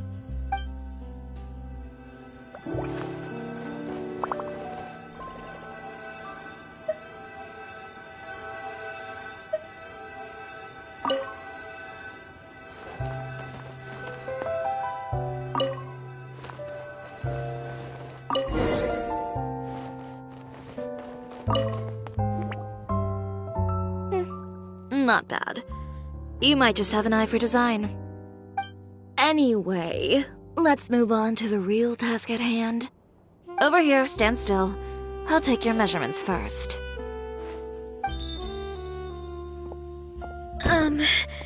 Excuse me, Miss Chiori. Oh, good morning, Leanne. How have you been recently? Not too bad. Your gown will be ready next week, so there's no need to worry about missing the ball. Or did you come here today because you'd like to make a new request, perhaps? Oh, no. Nothing like that, Miss Chiori. To be honest, I came here today to cancel my order for that gown. Cancel your order? But you can keep the deposit, of course. I know you can't return any materials you've already used. Don't worry about the materials. I'm more concerned about you. Did something happen, Leanne? Have your plans changed? It's alright. I'm not trying to make things difficult for you. I'll take note of the cancellation. Thank you. I'm really sorry. Don't worry about it. Just let me know if there's anything I can do to help.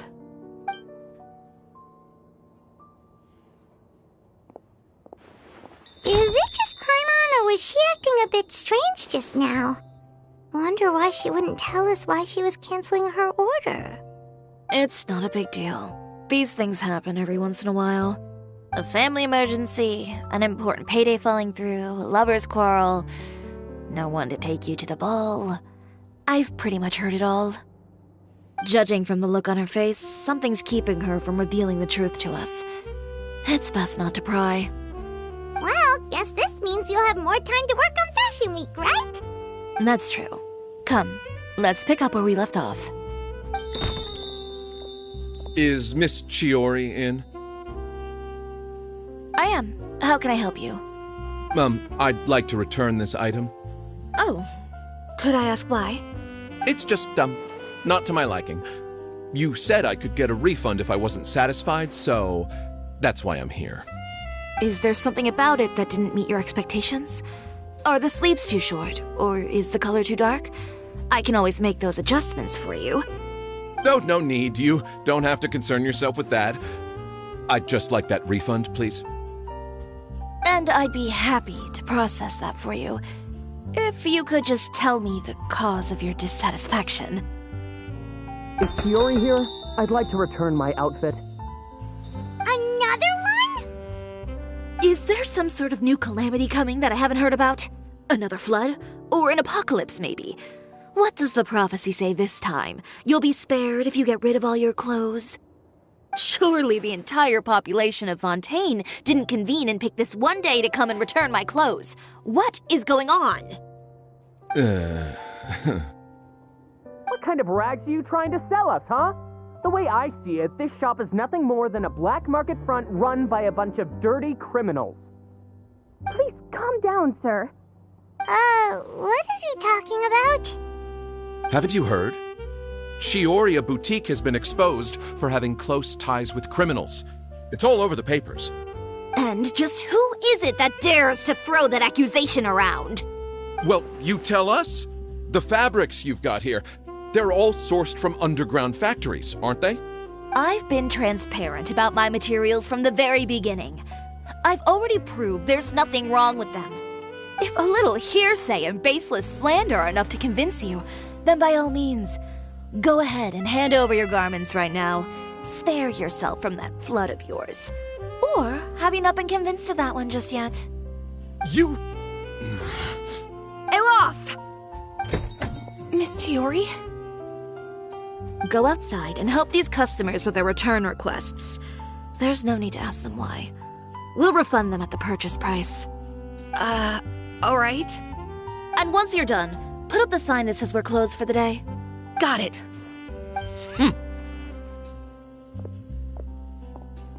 Chiori. They couldn't be more fabricated if you tried. No need to worry about them. I'm sure they'll go away on their own in a few days. The real goal here is to divert my attention away from Fashion Week. The best response right now is to tune it out and focus on finalizing my designs. If you say so, but Paimon still can't help but worry. The best way to respond to public skepticism is to let your work speak for itself. There will be no doubt about the quality of my work once my new designs are released. The public just has to see it for themselves. Miss Chiori, bad news! Oh, for the love of... Can a woman not get a moment of peace to do her work? Go on. What's the matter now? It's our accessories supplier. They just sent word that they'll no longer be able to supply us during Fashion Week. What? No accessories? Not even the ones we pre-ordered? Yes, that's what their messenger said. And what about the models we asked them to book for us? I think they'll probably pull out as well. Even the suppliers believe those nasty rumors? Is the messenger still here? No, they've already left. So, no accessories means no brooches, no bow ties, things like that? Not just that. It means no gems, ribbons, gold thread, all the elements that lend life and soul to my designs. But if you take those away, does that mean you won't be able to make your designs at all? Elof, you stay and watch the shop. I'll go talk to the supplier myself. Yeah, and we can vouch for you too! We'll make sure your supplier knows there's nothing wrong with your clothes. Thank you. In that case, please come with me.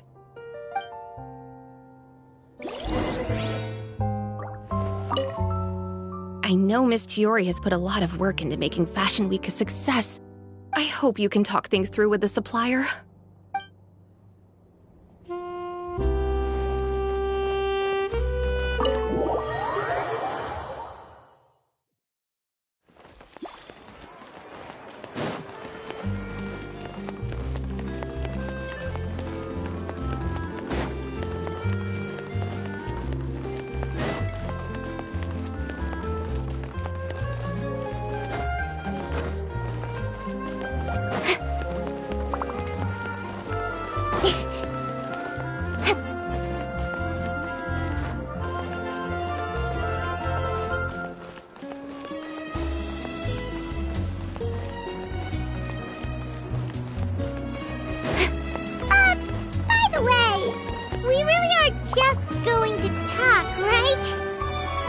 Of course. I wouldn't do anything to one of my business partners, especially when a reasonable conversation should suffice.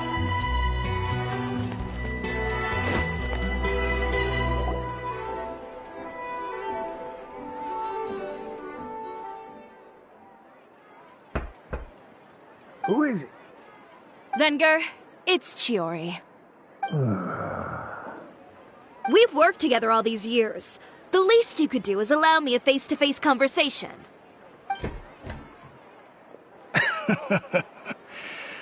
Straightforward as always, I see. You know, there are certain conventions people usually follow if they want to seek someone's company. Sending a messenger, for example. And when has following convention ever gotten me anywhere? Why hire a messenger when I can just explain things in person? Have you read the papers today? I don't like to waste my time on baseless lies and speculation. Maybe that's something you should consider as well. You're right. I only subscribe to the Steambird. And most days I never even read the others. So, these rumors. The Steambird was the one that published them? No, not at all. They were in some second-rate fashion tabloids. Well then, there you go. Those sort of headlines become old news faster than you can read them. Surely a bit of tabloid drama isn't worth cutting off my supply. You would think that. But this time is different. Someone paid off the tabloids to publish the same article at once. They even went so far as to leave a copy in front of every house. That's how I first learned of the rumors. Every house? That means someone must have been planning this for a very long time. It seems your rival really pulled out all the stops this time, Chiori. The article was even published alongside a photo of you. What sort of photo? A photo of you beating up someone on the street yesterday. Yesterday? Wait, that means... Uter again. Here, I've got a copy. See for yourselves.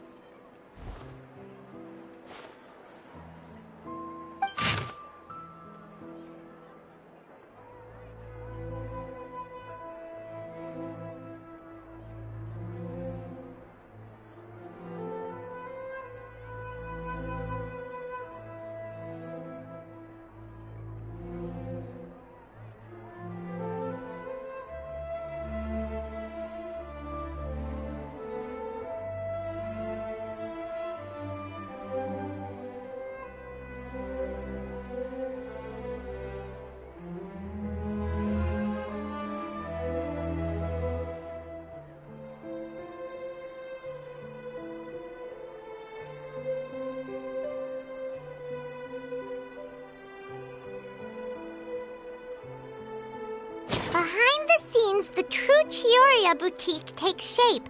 Not a fashion house, but a house of lies. Relying on its close ties to the criminal underworld, the Chiori brand employs illegal competitive tactics to come out on top, giving hope to the evildoers among us that wrongdoing can still prevail, provided you conceal it under the guise of fashion and beauty. I don't know what happened, and I don't want to comment on things that I didn't see with my own eyes. Still, that photo shows you to be the clear aggressor. Yeah, he was the one who started it, that little... I appreciate you standing up for me, Paimon, but it can't be helped now. That's right. The court of public opinion has already made up its mind.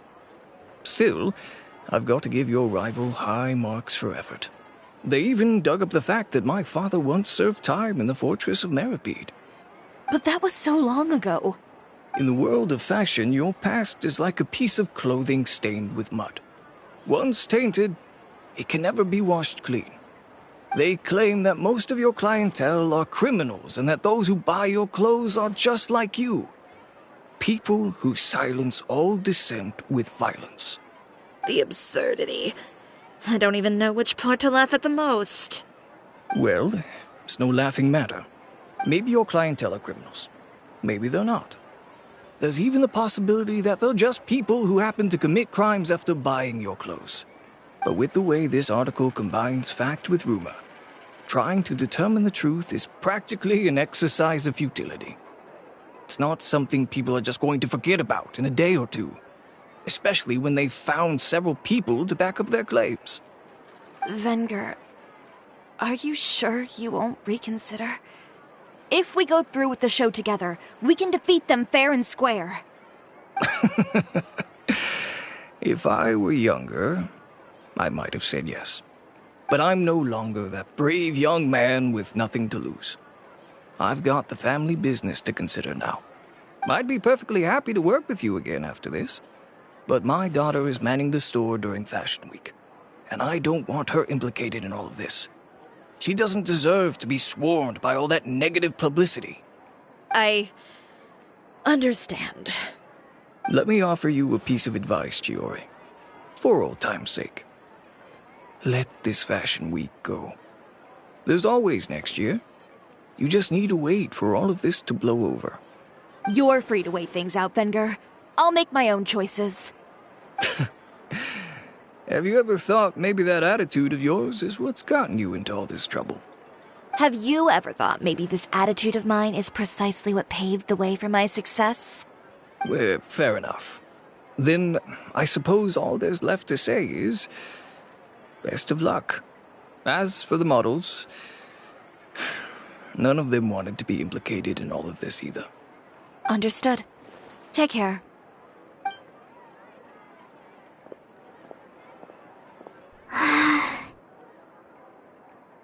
So, what should we do now? Without the accessories, I can no longer use my old designs.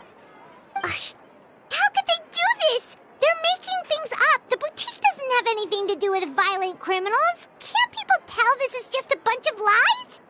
Public opinion has never been about what's true and what's not. It's about echoing the loudest voice in the room. I should have seen it from the beginning. Uter knows me too well. Everything that happened yesterday was just a trap. Well, guess all we can do is just head back for now.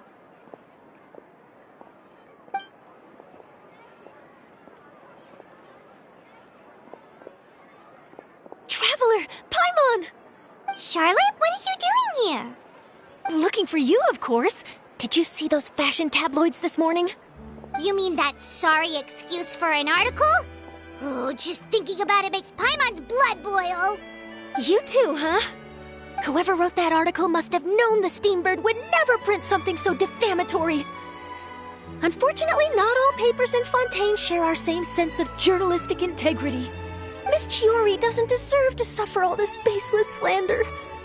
I was just about to find some people to interview so that I can write an article to refute all those claims. If there's one thing I can't stand, it's people who misrepresent and distort the facts. That's great! With your help, we might be able to get some people back on our side! It's my pleasure. I've met Miss Chiori several times. I know she's not the kind of person that article makes her out to be. She was the one who made the hat and tie for my camera, Monsieur Verite. Speaking of Miss Chiori, do you know where she went? Alof told me you were all together. She was just here. Maybe she went over there? Let's go check!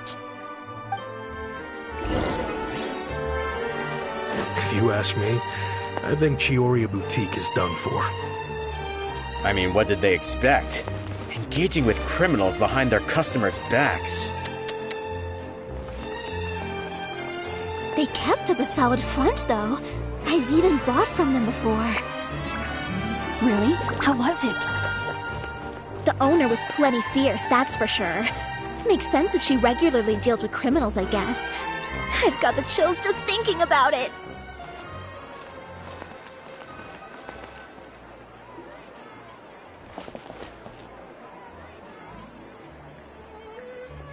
Oh no, we've lost her. Did you hear what all those people were saying?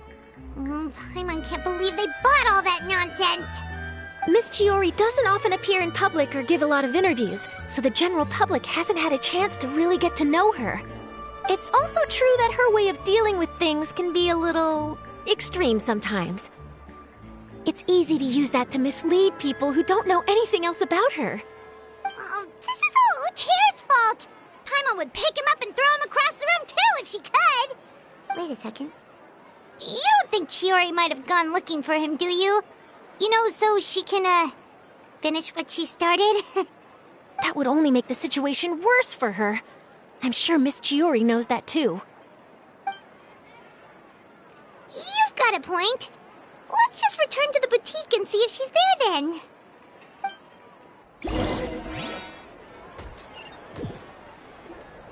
Elaf, we're back!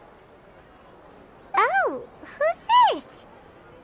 This is Miss Letitia. She's also here to see Miss Chiori. Oh, you were the one who came to collect the wedding dress yesterday, right? Wait, please don't say you're returning that dress too. Oh, no, not at all. I'm just here to thank her. In fact, if there's anything I can do to help her out, I'd be more than willing. Ah, so you've come across that article as well. Yeah, you probably don't know this, but after I got engaged, I didn't think I'd be able to wear a Chiori dress on my wedding day. Why? My fiancé owns a small business. It doesn't bring in a lot of mora, but we get by.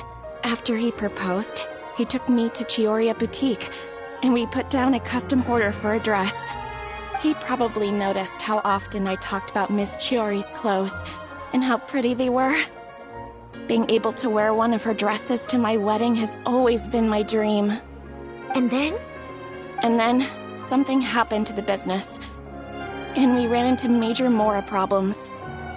We were able to scrounge up enough to pay off our debts, but it left us without the funds to pay for the dress. But didn't Chiori say she was able to make the dress from what was left of the original deposit?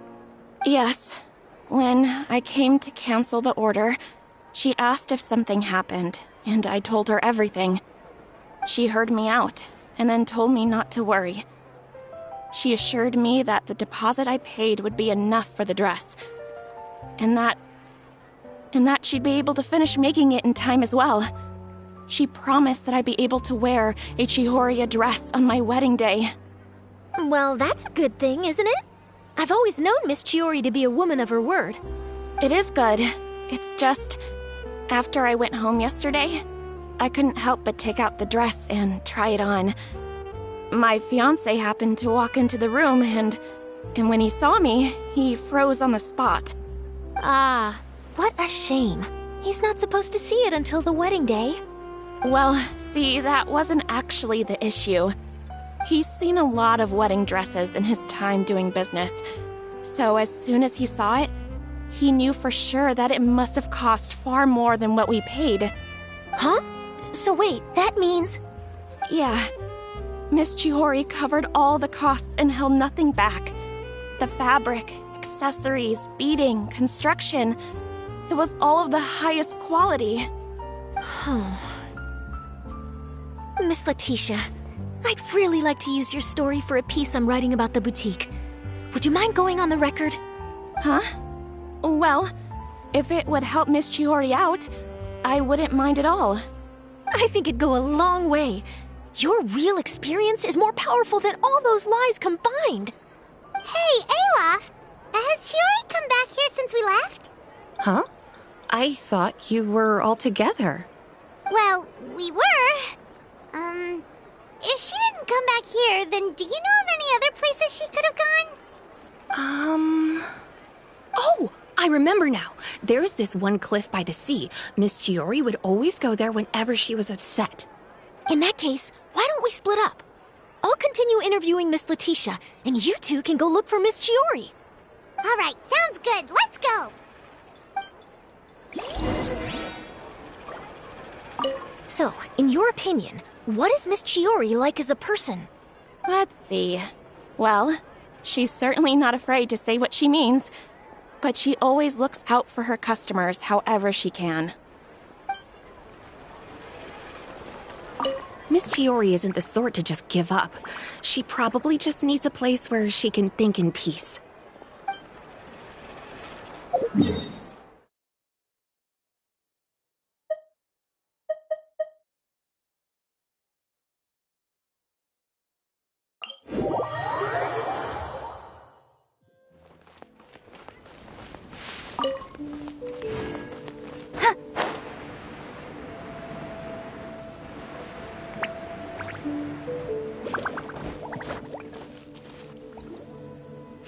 Chiori? How did you know where Eilaf told you, didn't she? She did. We were just looking for you at the shop and Letitia was there. She wanted to thank you for the dress. So, you see? You don't have to be sad. We'll figure out how to get through this together. I'm not upset. I just wanted to get some fresh air. Want to sit here with me? The view's quite stunning. Don't worry. I'll catch you if you fall. All right, don't mind if we do.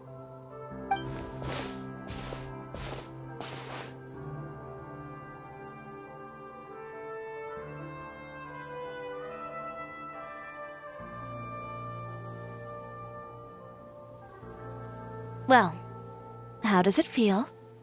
This place is pretty great. Right?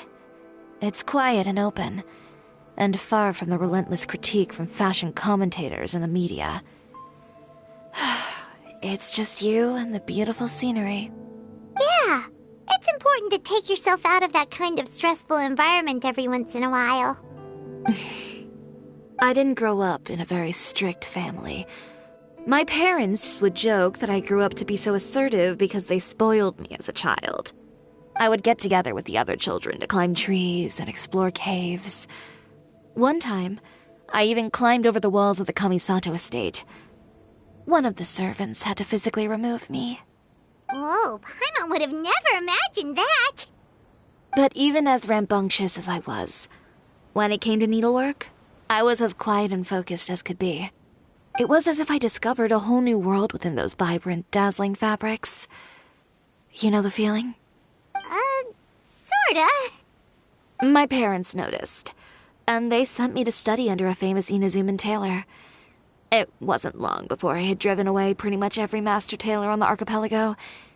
You could say I really tried their patience. You were that misbehaved? I wasn't misbehaved, exactly. I just often had strange ideas when it came to fashion. Ones that weren't in line with traditional ways of doing things. On top of that, I hated the idea of groveling and making outfits for every arrogant big shot expecting me to be at their beck and call. Anyway, a few incidents later, I soon found myself without a master. Worse, not one shop was willing to hire me. Not even to do grunt work. No wonder you left Inazuma. I was angry and frustrated. So, before I left, I swore to all those masters that my brand would one day become renowned all over Teyvat. Well, that's a great dream to strive towards. After that, I came all the way to the court of Fontaine, a city often referred to as the capital of arts and fashion. I had a lot of fun starting out. Sure, I was living in a small cramped room, but I was finally free to make whatever I wanted. I had a far more naive view of fashion back then. As long as something was pretty, it would become popular, right? A simple concept, surely. Of course, as I spent more and more time in the industry, I learned nothing was ever that simple. Least of all, fashion.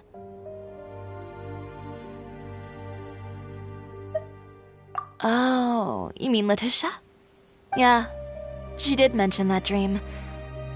I'll be honest with you. That's the first time I ever heard something like that from one of my customers.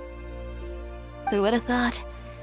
Even as I continue to pursue my dream, my work has also become someone else's. Alright, that's enough sightseeing for one day. Time to come up with a way out of this mess. Ooh, looks like you've got your game face back!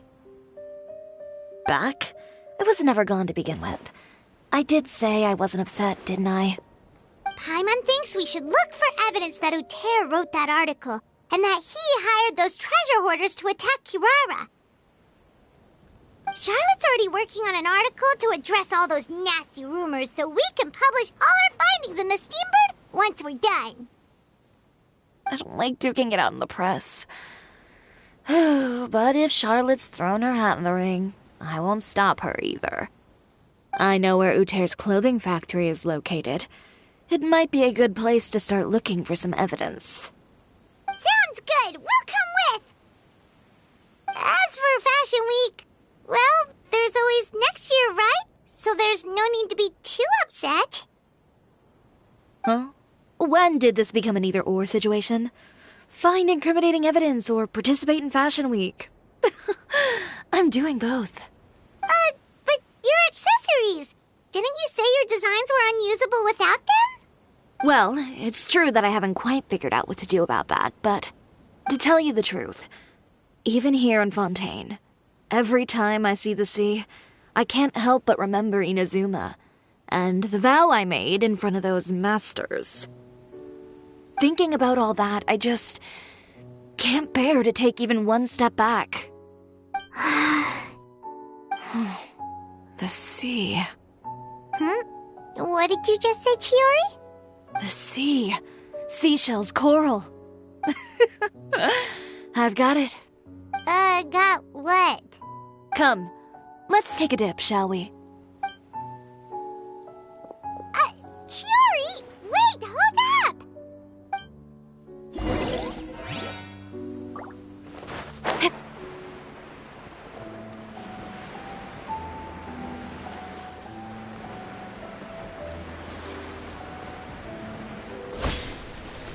Chiori, why did you just jump into the sea all of a sudden?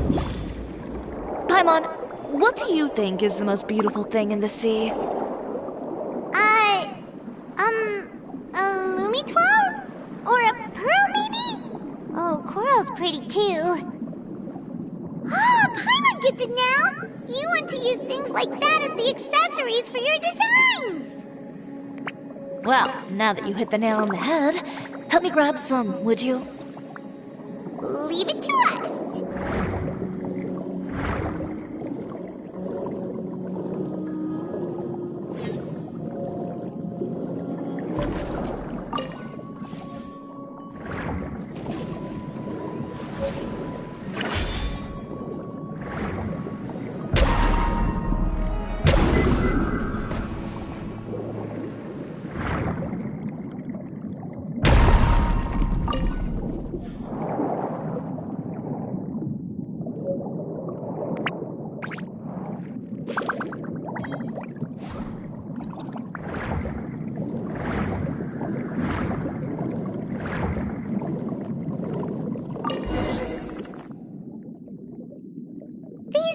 Enough, right? Paimon picked all the prettiest ones in this area. Chiori, will these do? Everything looks great. I've also collected a pretty big batch, so we should have enough. Great! So are we gonna head back now and make some new designs? Yes, but don't forget, we've got more than just the designs to worry about when we get back.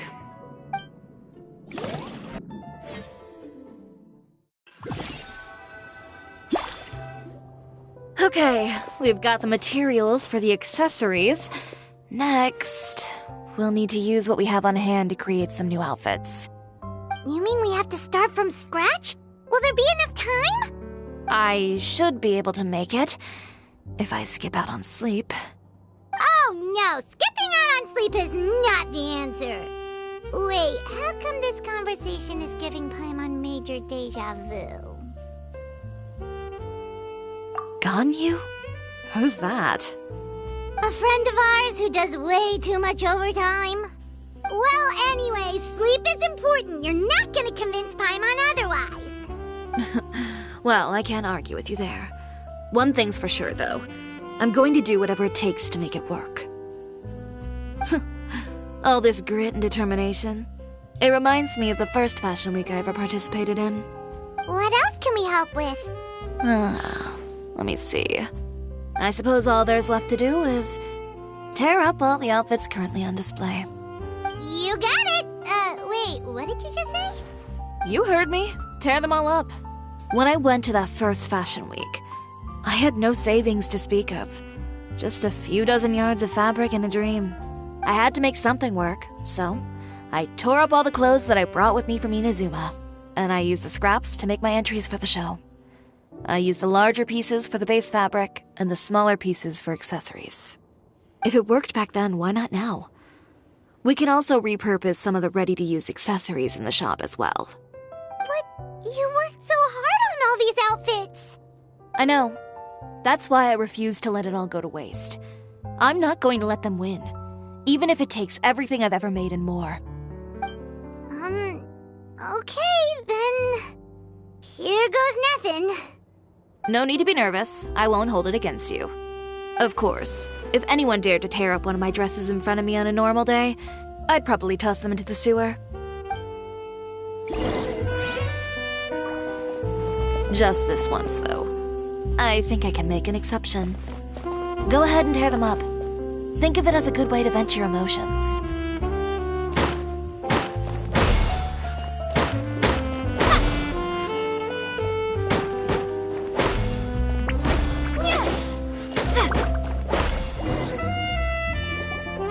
Good job. That should do it. Chiori, are you alright? Sorry for taking so long. I got caught up and... Whoa. What happened to your shop? Who did this? Those monsters. Slandering you in the papers wasn't enough for them, was it? They even sent people to wreck your shop. Give me their names. Since they're all too eager to tear up other people's clothes, I think it's about time the Spina di Rosula return the favor. Maybe you should calm down a bit first, cause you see,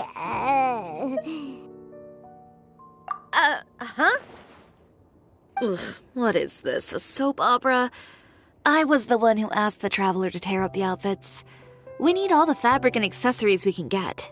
Oh, so that's what happened. I guess I got a bit ahead of myself just now. Back to what you were doing, everyone. You can all just pretend like I didn't say anything. Navia sure is scary when she's angry. If there's one thing I can't stand, it's a false accusation. No one's gonna orchestrate some conspiracy to take down one of my friends and get away with it. You and Chiori are really close. Of course. Everyone knows that Chiori makes the most gorgeous outfits in town. All of the Spina di Rosula's formal wear is custom tailored here.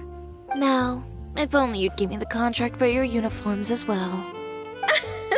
As if you'd enjoy designing something as boring and formulaic as a uniform. That's why I didn't ask you in the first place, silly. Plus, with how much your intel has helped us out in the past, to the Spina, you're more of an intelligence agency than a fashion boutique.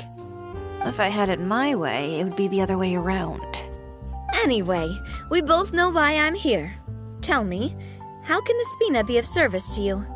If it's not too much trouble, can I borrow some skilled hands to help with some simple sewing work? I'll need all the help I can get if I'm going to finish these outfits over the next few days. Oh, no problem. I've got a few of those guys all ready to go.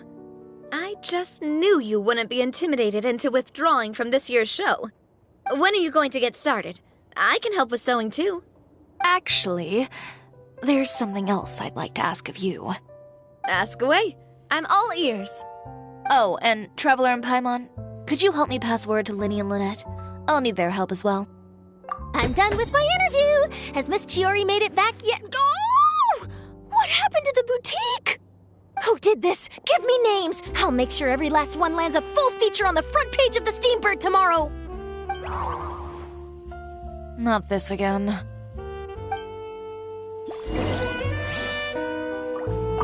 What should we do about these clothes everywhere? Need any help? Sort them by the type of fabric first, and then by color. Oh, and don't forget to remove any accessories and put them to the side. That sounds pretty straightforward. I'll help too.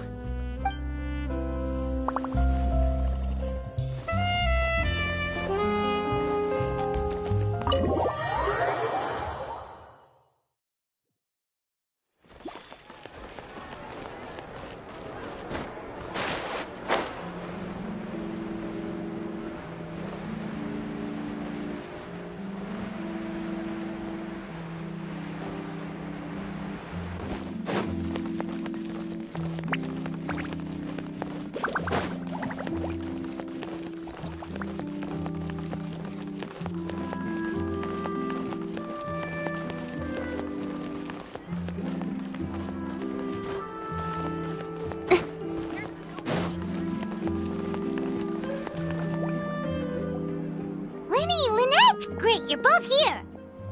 A moment later and you'd have missed us. We read the article in the papers. We were just about to go find Miss Chiori. She helped design a number of our costumes in the past and even sponsored one of our performances. The time has come, it seems, for us to return the favor. Oh, perfect! She was the one who sent us! In that case, I assume that there's something we can do to help. Just say the word and we'll take care of it. Okay, so it's like this. Is that all we'll need to do? Should be a piece of cake for the two of us. Paimon's glad to hear it! Well then, guess it's about time we go and find some evidence for all the bad stuff Uterra's been doing, right? Chiori said we shouldn't disturb her over the next couple of days. We can check in with her again once she's done with all the new designs. But the show's in another 2 days, isn't it? Will she be able to make the deadline? Well, according to her, she wants to first beat Uter fair and square at the show, and then defeat him in the court of public opinion. She said that it'd be like, A two-pronged approach? Courtesy first, confrontation second? Yeah, something like that. Understood. Then we'll have faith in her decision. We'll go make some preparations. See you at the venue in 2 days. All right, we're counting on you.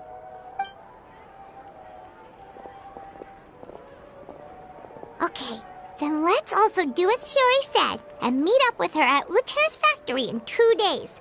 We'll gather the evidence then. Oh, Paimon sure hopes she won't have a hard time making all those new outfits for the show.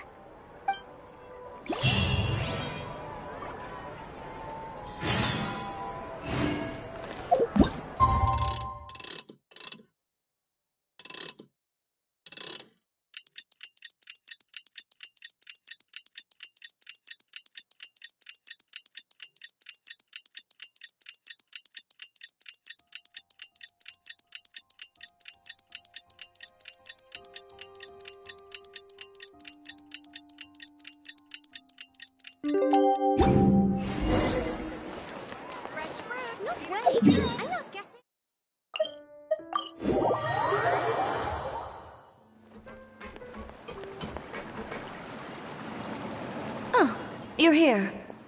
Chiori! How are the new outfits coming along? You look kinda tired. Just a few steps left now. I've handed the rest over to Elof. We should be able to make tonight's show. Wow, that's cutting it real close. Are you sure she'll be okay without you? Don't worry. I have no intention of giving ground on either front. With the fashion show scheduled for tonight, Uter has closed his factory. This is our only chance to secure any incriminating evidence. Okay, Paimon totally gets that this is all his fault and he totally deserves it, but wouldn't we technically be trespassing on his property if we just barge in like this? His factory is usually open to the public. It may not be open for business right now, but that doesn't mean visitors can stop by for a tour. We're just curious customers after all, aren't we? Well, When you put it that way... Anyway, Uter's factory is right over there. Let's hurry up and get moving. Why would he open a factory over there? We have different marketing strategies. While I specialize in high-end custom garments, he prefers low prices and large sales volumes.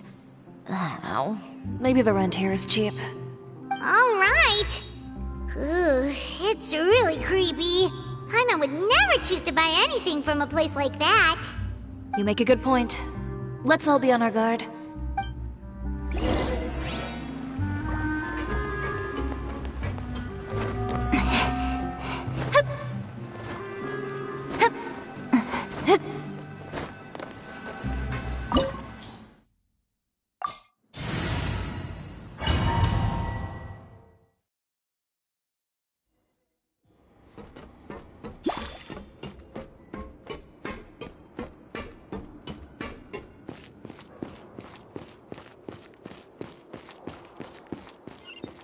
We're in.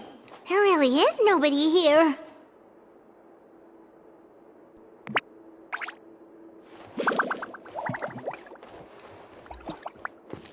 Welcome, dear visitors. Oh, Paimon nearly fell out of the air. What is that thing? A mechanical guide.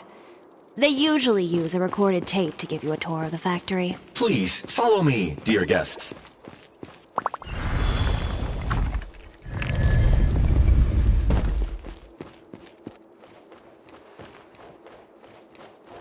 First stop on our tour is a look at the gradual evolution of our clothing brand.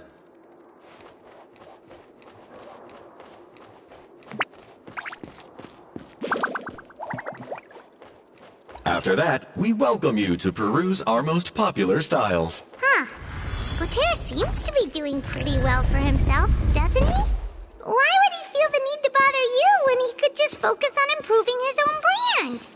This is the studio where our designs are made. Please, take a look around at your leisure. Yep, this seems like Uter's workspace, all right. Let's see what we can find.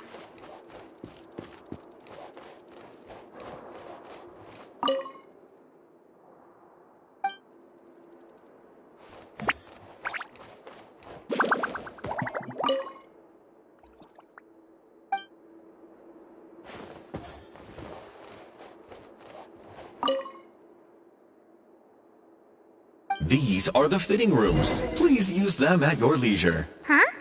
There seems to be something in this fitting room.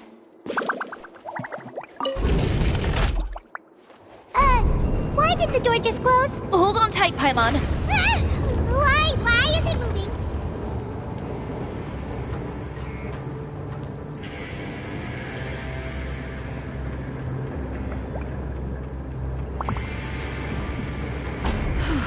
It seems to have stopped.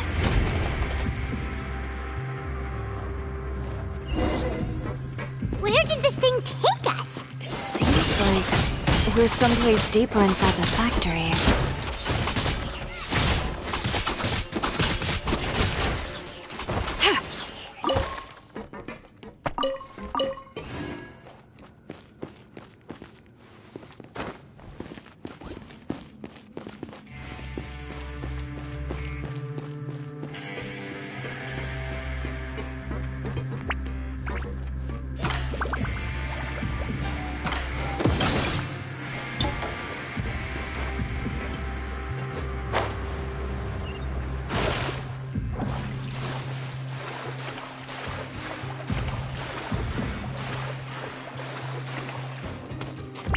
Look out! There are guards here! Nowhere to hide. Lend me a hand.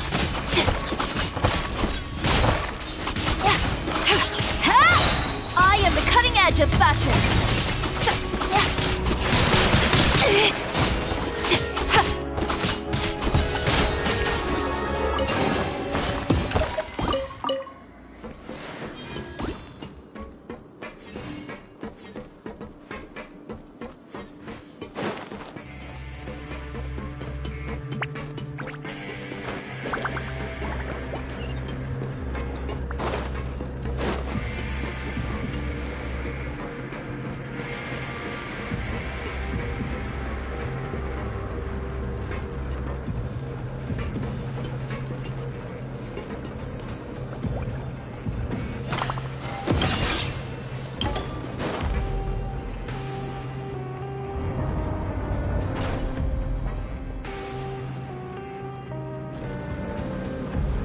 This place is filthy!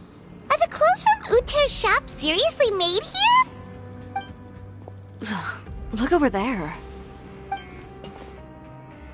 Ooh, that water looks super nasty!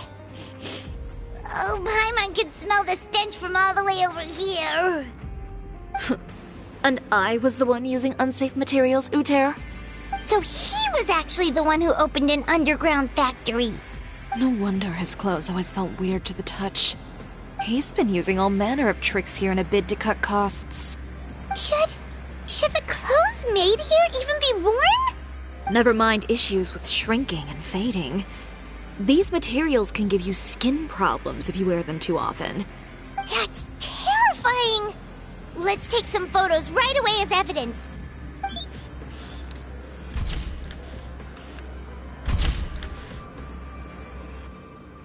This way he won't be able to try and deny anything in court. Alright, let's keep going.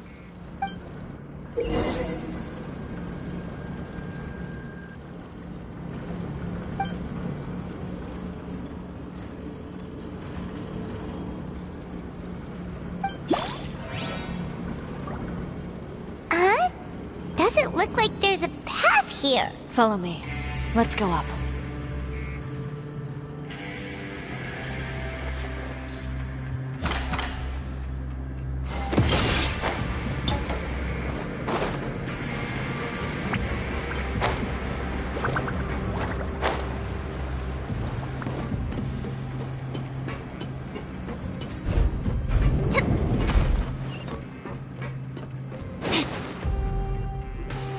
This place seems like some kind of warehouse. Ugh, and it stinks too. Huh? What's going on? Our way in's been blocked. Seems like he knew we'd be coming. You did say he knew you really well, didn't you? Yes. And that's because we used to be partners. But you're practically at each other's throats. Now you're telling us you used to work together? When I first came to Fontaine, we were both fledgling designers who longed to gain a foothold in the world of fashion. We shared the same goal, so we decided to work together. In the beginning, we both wanted to make clothes that would stand out from the crowd and shatter tradition. The kind of clothes that would turn heads and leave people in awe. But with every criticism we received, and every sponsor that rejected us, Uter's confidence disappeared little by little. Finally, right before Fashion Week, he came to the conclusion that we wouldn't be able to make the designs we always dreamed of, and we parted ways. For my part, I gambled it all and devoted everything I had to that 1 week. I came out the other side with something that really made me proud. I was nervous to present it, of course, but I knew it was my chance to show the industry what I was made of. In the end, well... You received the acclaim of all Fontaine while Uter gave up on his dream and turned to making this sketchy stuff. I don't know the exact details of what happened after that. All I know is, after I opened Chiori Boutique, he's harassed me every year since. He's just jealous of what you've accomplished. A guy like that doesn't deserve your sympathy. Well, let's focus on getting out of here first. Missing the show is as good as letting him win. There are some control panels over there. Let's see if any of those buttons do anything.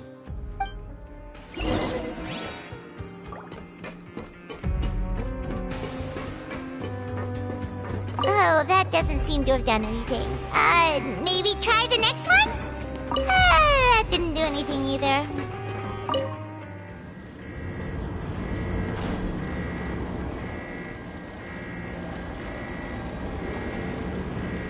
Warning. Warning. Unauthorized intruders entering expulsion mode.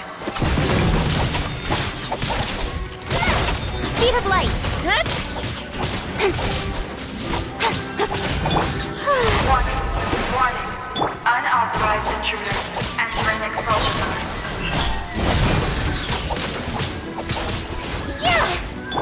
Lend me a hand.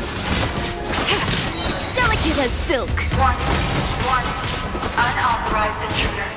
Entering expulsion mode.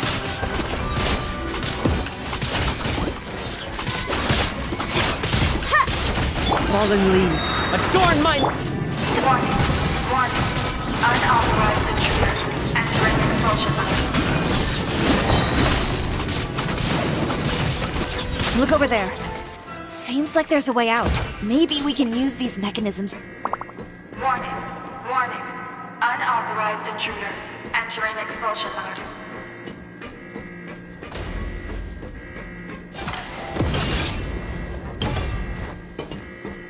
Warning. Warning. Unauthorized intruders. Entering expulsion mode.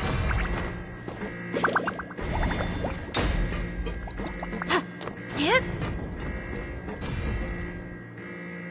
Warning. Warning. Unauthorized intruders. Entering expulsion mode.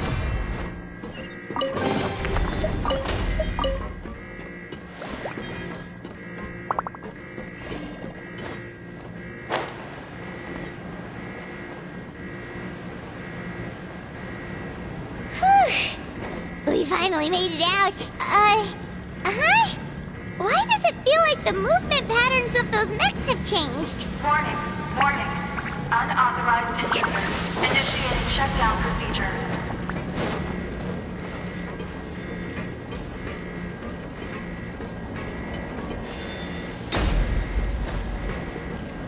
Warning. Warning. Unauthorized intruders. Initiating shutdown procedure.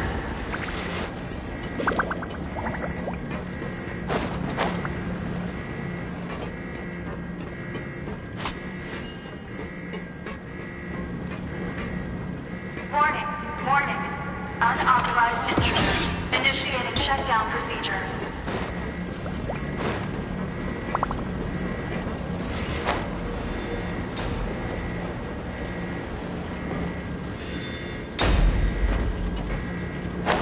Warning.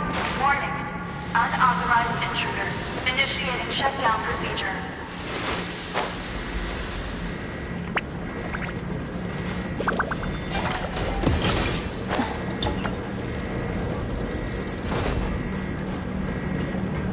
Warning.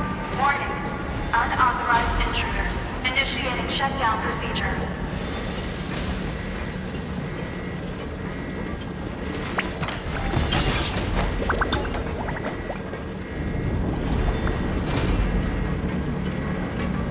Warning.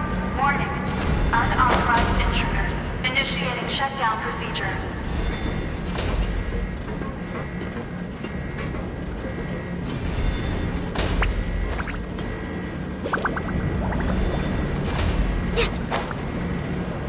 Warning. Warning. Unauthorized intruders. Initiating shutdown procedure.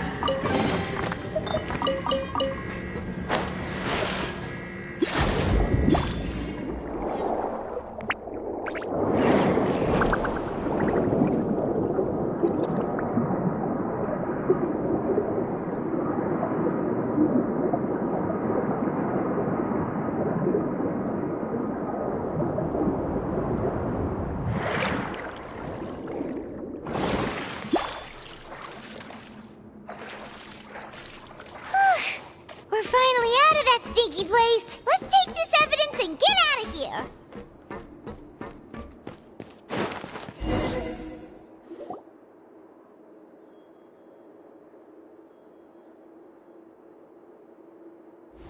Finally, the entrance! At last!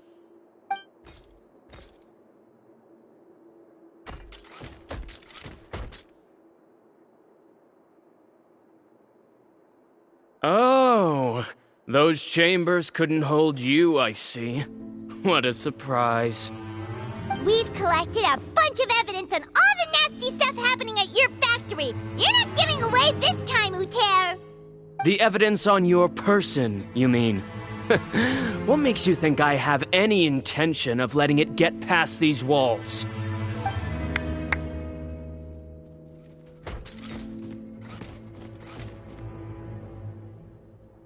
More mechanical guards? Really? Ever thought about using these funds for a legitimate purpose? Oh, but this is a legitimate purpose. What? Destroying Chiori Boutique? Or continuing to make your rotten rags? Proving that fashion is merely a laughable farce. A carnival of ignorance! You know what your problem is, Uter?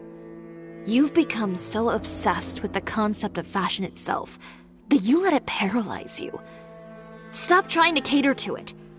Focus on your own work, and you get to decide what fashion means. Spare me the lecture, why don't you? Sooner or later, you'll cater to all the voices too, you know. After all, what is fashion but another form of public opinion? Fashion is about aspiring towards a certain ideal, but it's up to you to decide what it is. My brand caters to no one but myself and my vision. That's my ideal, and it's not going to change. Well, once the people witness their former darling's spectacular fall, they'll understand how laughable that ideal truly is. That's what you've been trying to prove all this time? Your jaded understanding of the industry is the reason you've had it out for my brand for so long? You weren't like this before, Uter. What happened to the man who wanted to make something that would bring the entire world to its knees? He realized long ago how utterly naive and ridiculous that dream was. You gave up on your dream, but that wasn't enough, was it? You had to find a way to prove to yourself that it could never have been possible at all. You think you understand, but you're just a bitter man who let his regrets dictate his choices. You regret giving up on your dream. So you stopped at nothing to prove to yourself that it wasn't the wrong choice. This whole thing, Uter. It's pathetic. Pathetic? Why don't you take a look in the mirror? You're a fool daydreaming about taking all of Teyvat by storm. Well, good luck doing that when even Fontaine doesn't have a place for you anymore. You're right.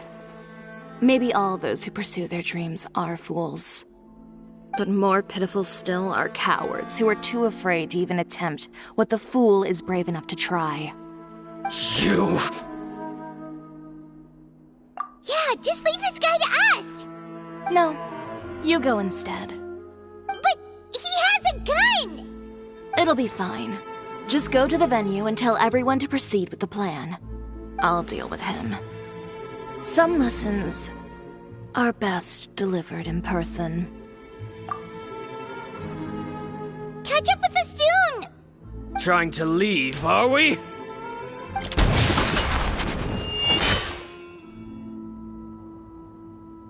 I've held back all this time because of our past partnership, Uter. But all that changed after our tour of your factory. Still trying to talk tough, I see. No matter what you've been through, no matter why you've become like this, if I may borrow the words of a friend, a guy like you doesn't deserve my sympathy. Allow me to show you the true meaning of the Chiori brand. The Chiori brand represents more than a person or a trademark. It's a way of life. Greetings, friends at Fontaine Fashion Week. Please feast your eyes on the extravaganza that Chiori Boutique has prepared for you today.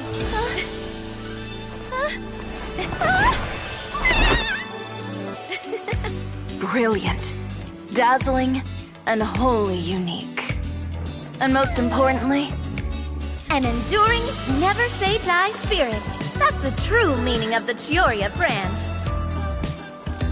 And now, let's welcome the thundering seamstress, Miss Chiori herself! Did Chiori not...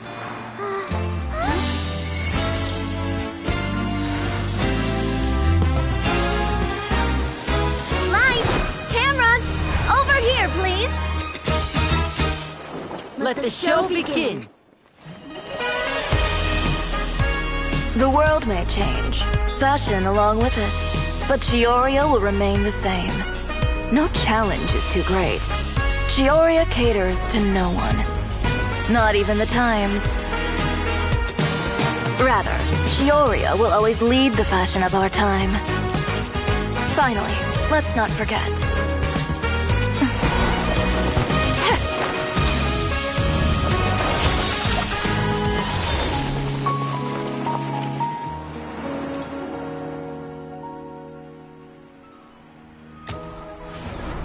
Only those who do not give up on their dreams are worthy of this brand. Well then, I suppose all that's left to say is, Happy Fashion Week, fellow dreamers.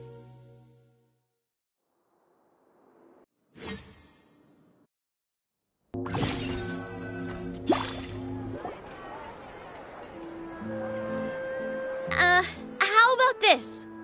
A little more to the left. Like this? Perfect. Phew. Oh, that looks great! Miss Chiori, can I take a picture? Of course. I didn't know you'd make a brand new signboard. I made it before Fashion Week. I figured it'd be best to put it up after the success of the show. Well, how can you become renowned through all of Tevat without a fancy signboard of your own? The Spina's way ahead of you in that regard. Now that you mention it, perhaps our magic troupe could use one of those. Our signatures are the Grinmalkin cat and the Bogglecat box. Oh, and we need to add Pear as well. Pear would need an alias, of course. How about... the Hangry Bird.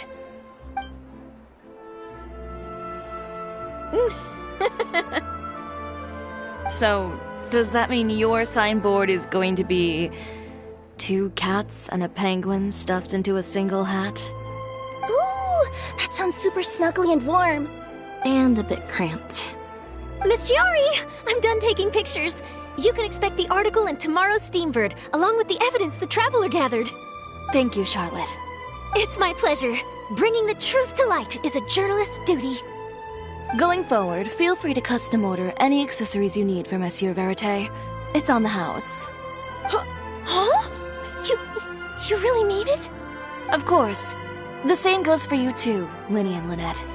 If you have need of any costumes in the future, just drop me a note. What about something other than a costume?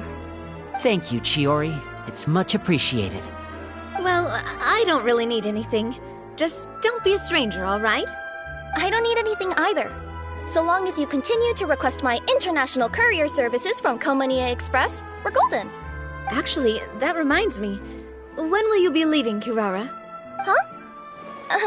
About that.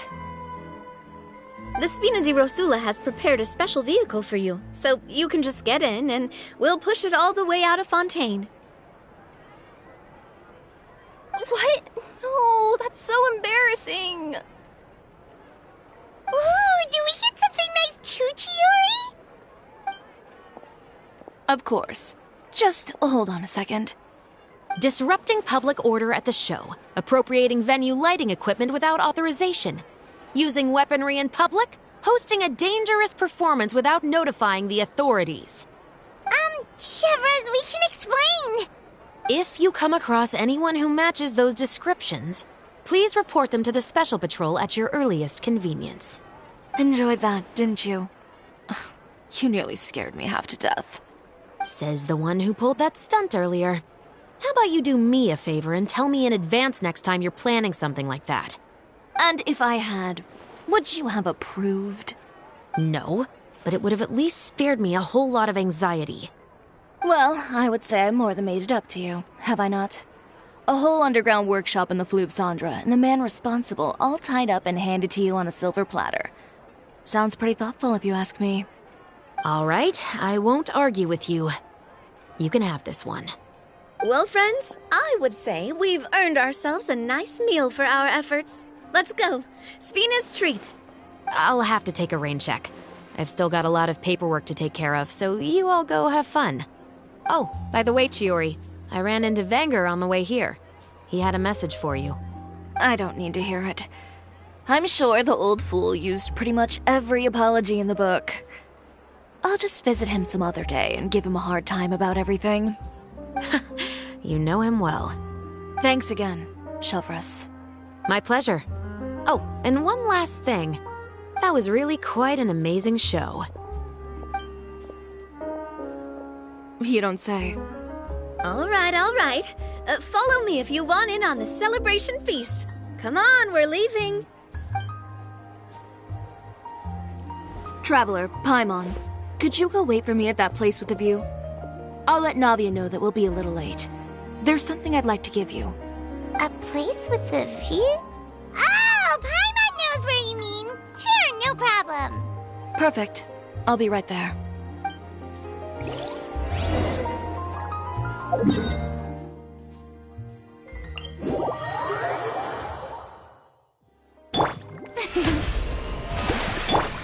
Hey!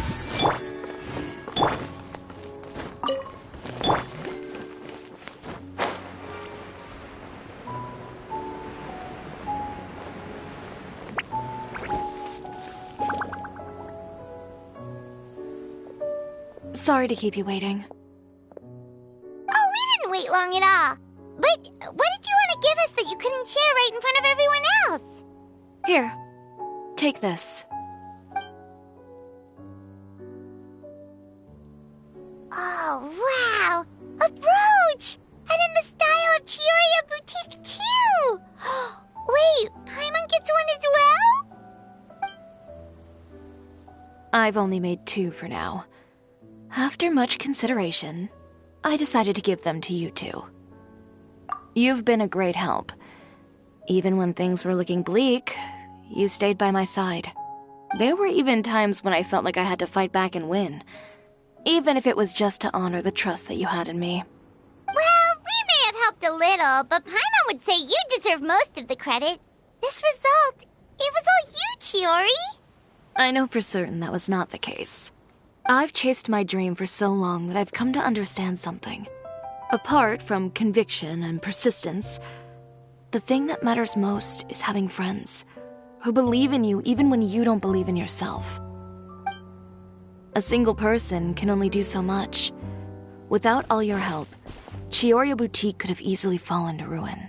Well, Paimon doesn't think it would have ever gotten to that point. Not if you had anything to say about it. But, about the stuff you said at the show, you aren't worried it'll rub some people the wrong way?